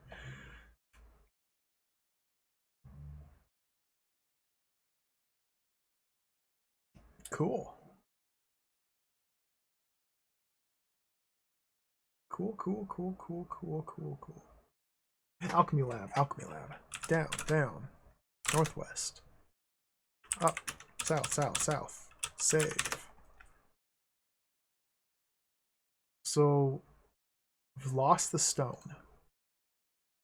We threw it off the roof of the skyscraper. We might find it out in the courtyard, actually. Oh, let me go look.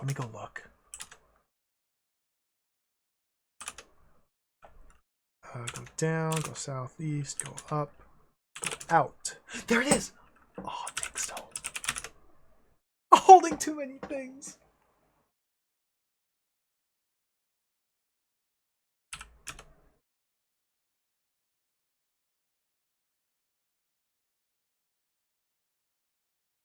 Did I already drink the Coke? Drop off. There we go.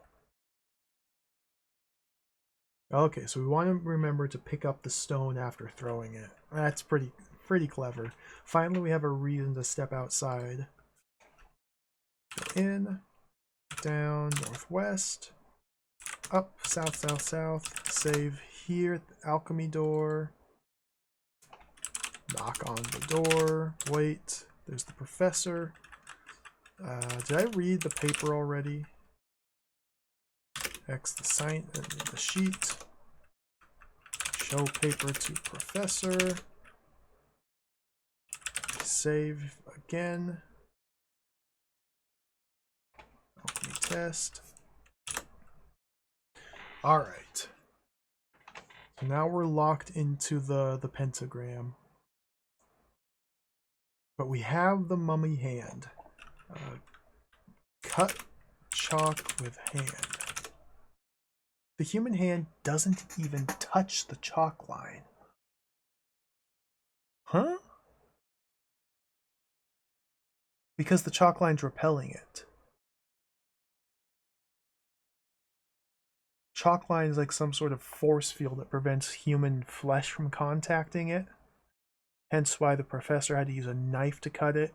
I guess the fact that he used a knife isn't necessarily significant. It's more so that he used something that's not flesh. Let's just wait and see what happens here. Okay, dead, as expected. I wasn't sure if maybe simply having the hand in my possession now would make a big difference or not.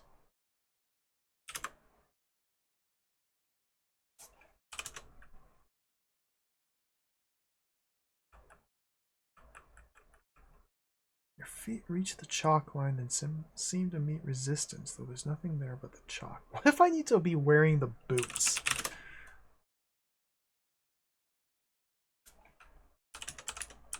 I forgot about the boots.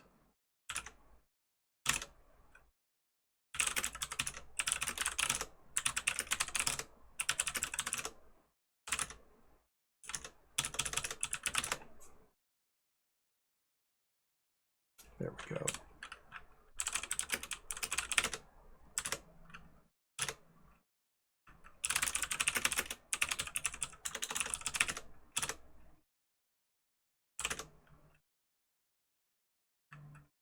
Kick chalk line.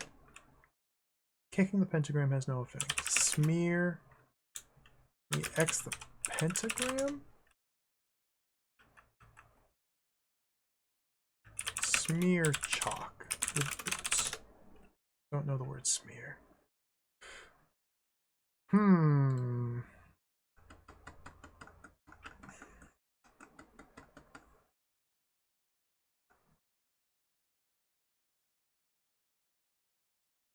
Maybe I'm focusing on the wrong thing here. Perhaps it's not the chalk line which we need to get rid of. Okay, throw the stone at the professor. No, you can't throw stuff because your hand can't pass over the chalk line.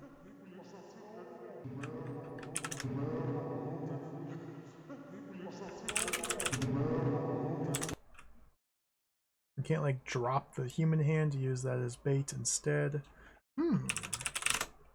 Very mysterious here. Very mysterious.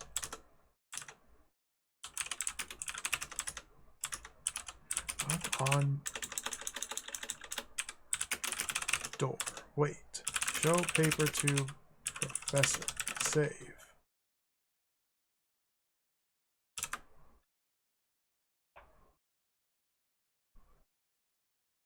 Sitting on the lab bench is a vat. The vat contains a tarry liquid. Examine the vat. A large, couple of liters at least, glass or Pyrex vat has a label stuck to it. The vat contains a tarry liquid. Read the label. The text is a long chemical-sounding name typed on a label affixed to the container. Below is written in pencil, Elixir of Life. The elixir is thick and tarry.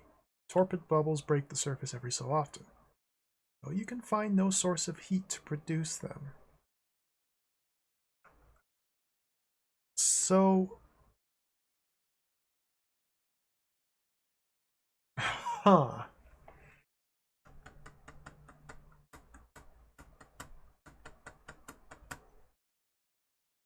If I try and break the chalk line with like the stone,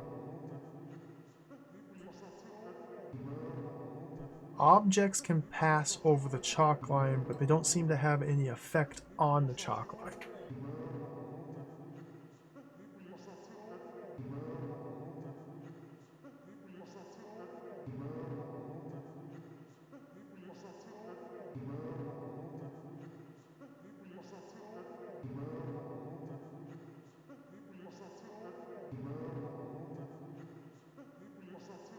Can you just type hold stone? Or do you have it?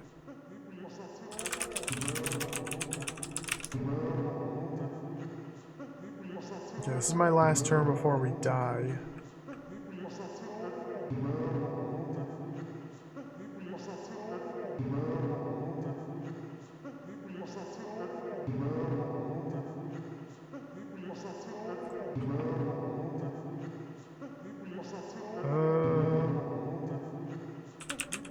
I want to like or throw the stone at the tentacle. Oh, throne. It just says the word throne. Wait, so we can? What does that mean?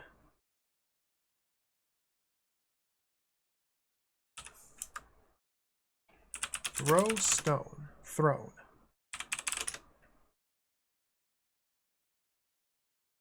The pentagram contains a smooth stone.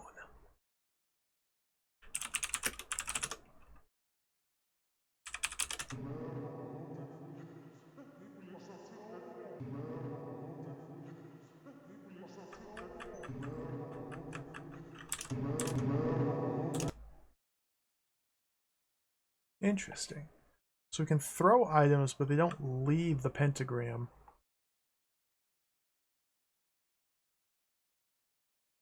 I don't know what to do. This seems to be the only thing we can do. The only place that has things of interest. There's this... I mean, there's still multiple items I haven't used, like this plug.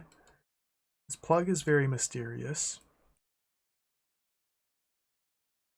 The boots haven't been used yet. The funny bones, I just ate those, didn't use those for anything. I've used the stone to get rid of one monstrosity. So this might be like the key to keeping us alive through a lot of these challenges.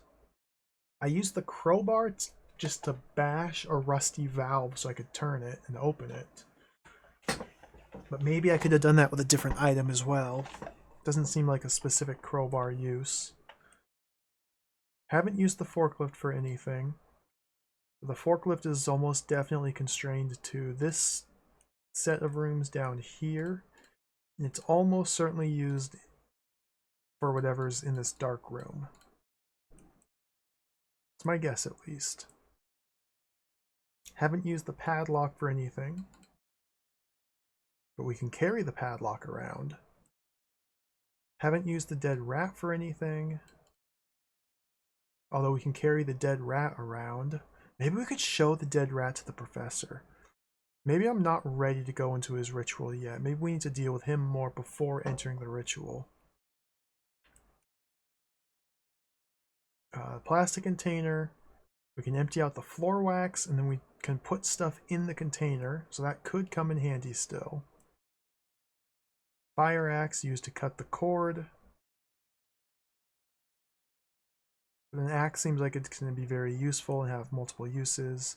There's still like the floor waxing machine I haven't really done much with, or anything with.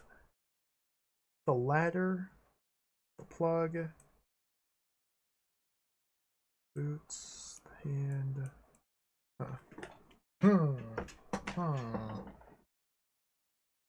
What system is this? None. I'm playing version...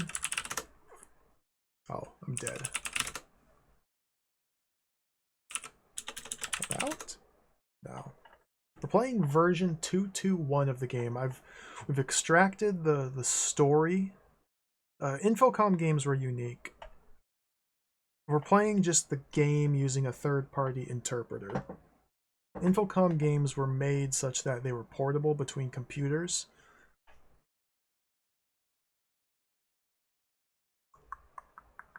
So you can play Infocom adventure games without having to set up DOSBox or an Amiga emulator or use original hardware.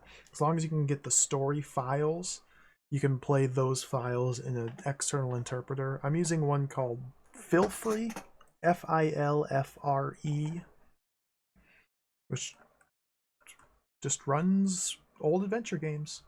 It's pretty slick.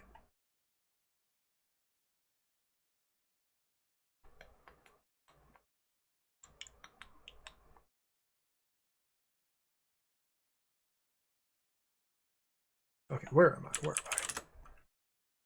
Let's show rat to professor. He doesn't seem interested. Show hand to the professor. Very interesting. I'll take that. He took my hand.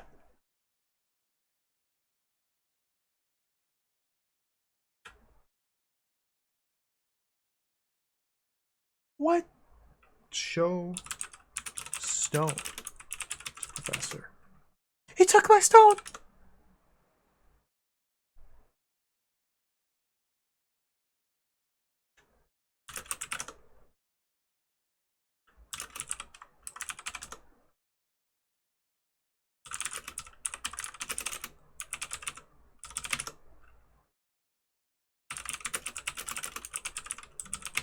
Take this rat.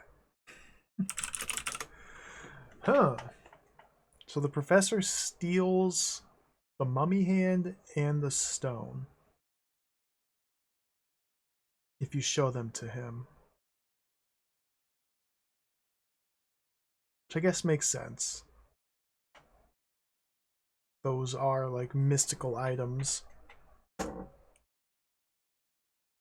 There might be more up here still where we got the hand.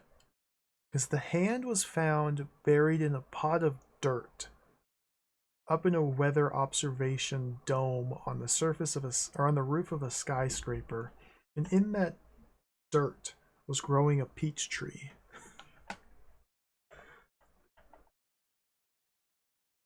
And we just disregarded the tree, dug in the dirt, and got the mummy hand. There might be more stuff to do up there. What time is it? Oof.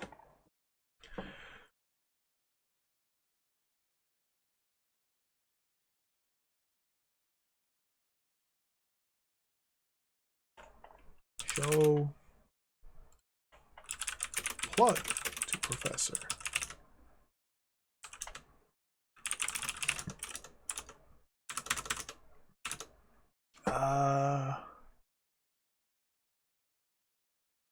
Wall socket, okay. You put plug in socket? Plug in plug? Use plug?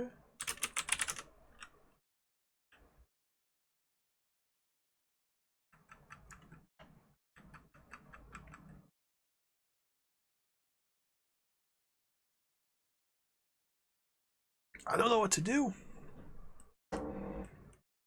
Stumped at the moment.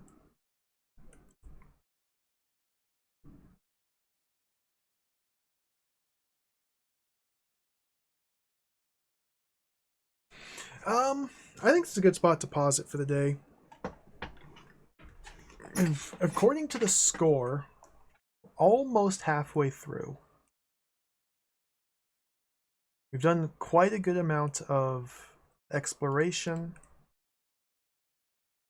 We have a couple loose ends still to explore. Oh, wait, before I go, let's try and break this glass. Let's head back here. So I am currently here. Let me try and break that glass real quick. Go west, go north, go down, go east, go up, go up, go up. North is a glass wall. Break glass. With an axe. Oh, dude, it doesn't even work.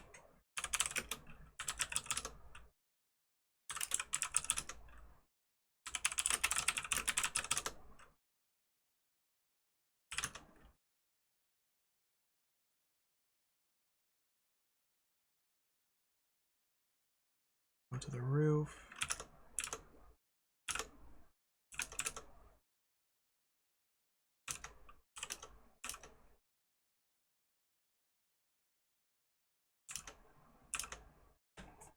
Okay, wait. This is dead storage here. So I can try to go east from the dead storage. Climb around on the junk for a while. You get the impression that there's an opening way on the east wall. There's so much stuff in the way that you can't get to it. North, south, northeast, northwest, southeast, southwest, down, up, in, out. Forklift has been used for nothing. I can climb in the forklift, turn on forklift, drive east, operate. The forklift was just found sitting in the basement, and I can hop on, I climb into it, turn it on, and drive it between these rooms. I haven't tried to drive it upstairs. I feel like that's just a disaster. I'm guessing the forklift's meant to be used in this storage room I'm in that's dark. I can't see what I'm supposed to be using it on. I'm presuming that I need to find a source of light before I do anything in this dark room or this dark room up here. But I also haven't really tried to do anything in these rooms. East. Lift junk. Stab junk with a forklift. Too dark to see. Turn on lights. Can't reach the light from within the forklift.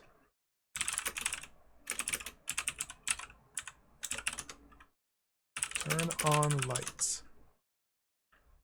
Exit forklift. It's too dark to see. Okay. Turn on lights. Need a light source, yeah.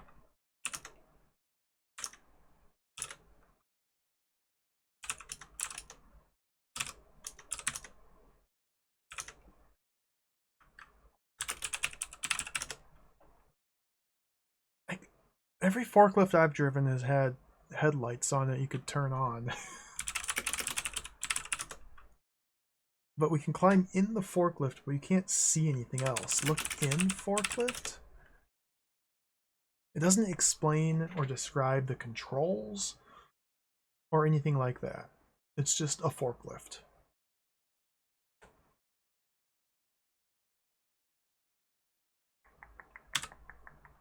Controls?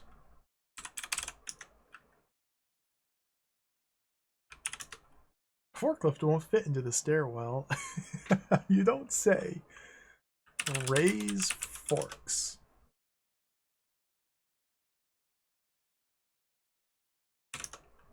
Go into the black room. Honk horn.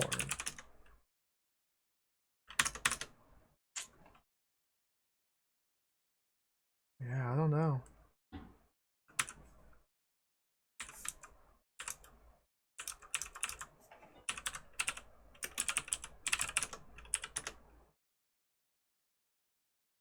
Okay, this place is called the temporary lab.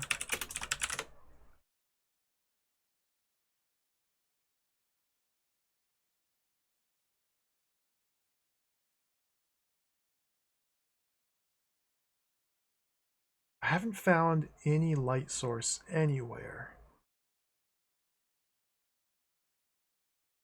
Or anything that could even be used as a light source. No fire, no flashlight.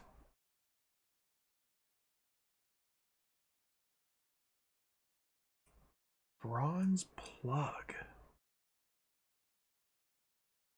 Very odd.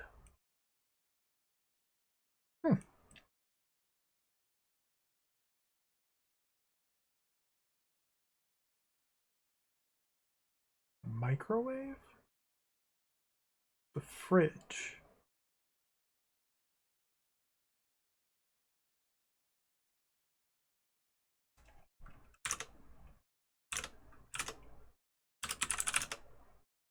Take light. Remove light bulb. No. I don't know what to do. I'm stuck. I gotta think about this.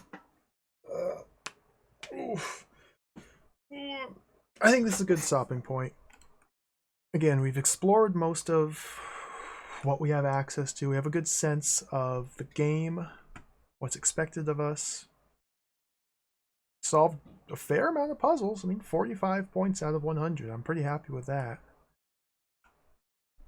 I think we'll pause it here for the day. Move all this up here a little bit more. Beautiful. Beautiful. Beautiful. I think we'll pause it there. I don't even need to save. I'm probably going to restart next time from the beginning and try and do it a bit more optimally. Stop the timer. That's a pretty good first session. The Lurking Horror. So, we'll leave it there for now. This game's awesome. I really like this game. I'm having a lot of fun with it. I can't wait. We're going to play more tomorrow.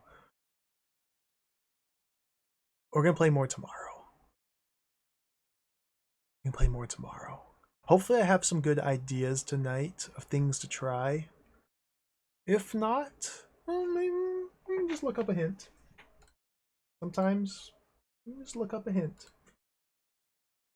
Thank you all for watching. Thank you for hanging out. That'll do it for today's stream.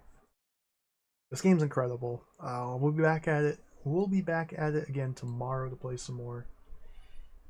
Thank you for the follows. Thank you for the raids. Multiple raids today. Thank you, Handicapable Sean, for the raid. Thank you, Mail, for the raid.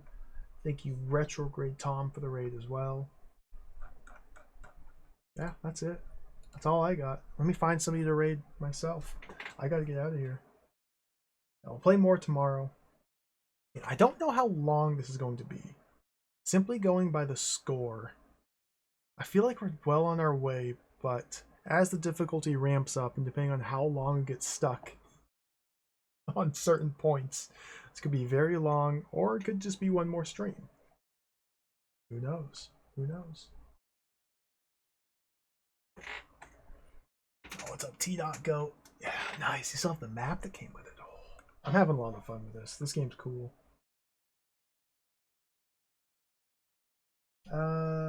Who's on? Let me get out of here. Got to go. Freaking everybody. Everybody's streaming. Yeah, maybe I'll find a scan of the hint book. that could be a good way to do it. It wouldn't be that hard to track down.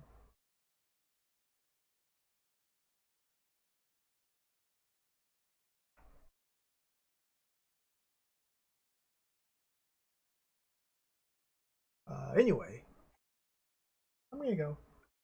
We're gonna let's do that.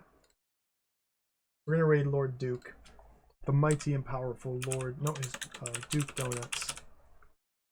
Looks like he's playing some powerful Castlevania games. The good ones for the PlayStation 2. Take care, everybody. Thank you for watching. We'll play this again tomorrow. Adios. Farewell. See you next time. Bye-bye.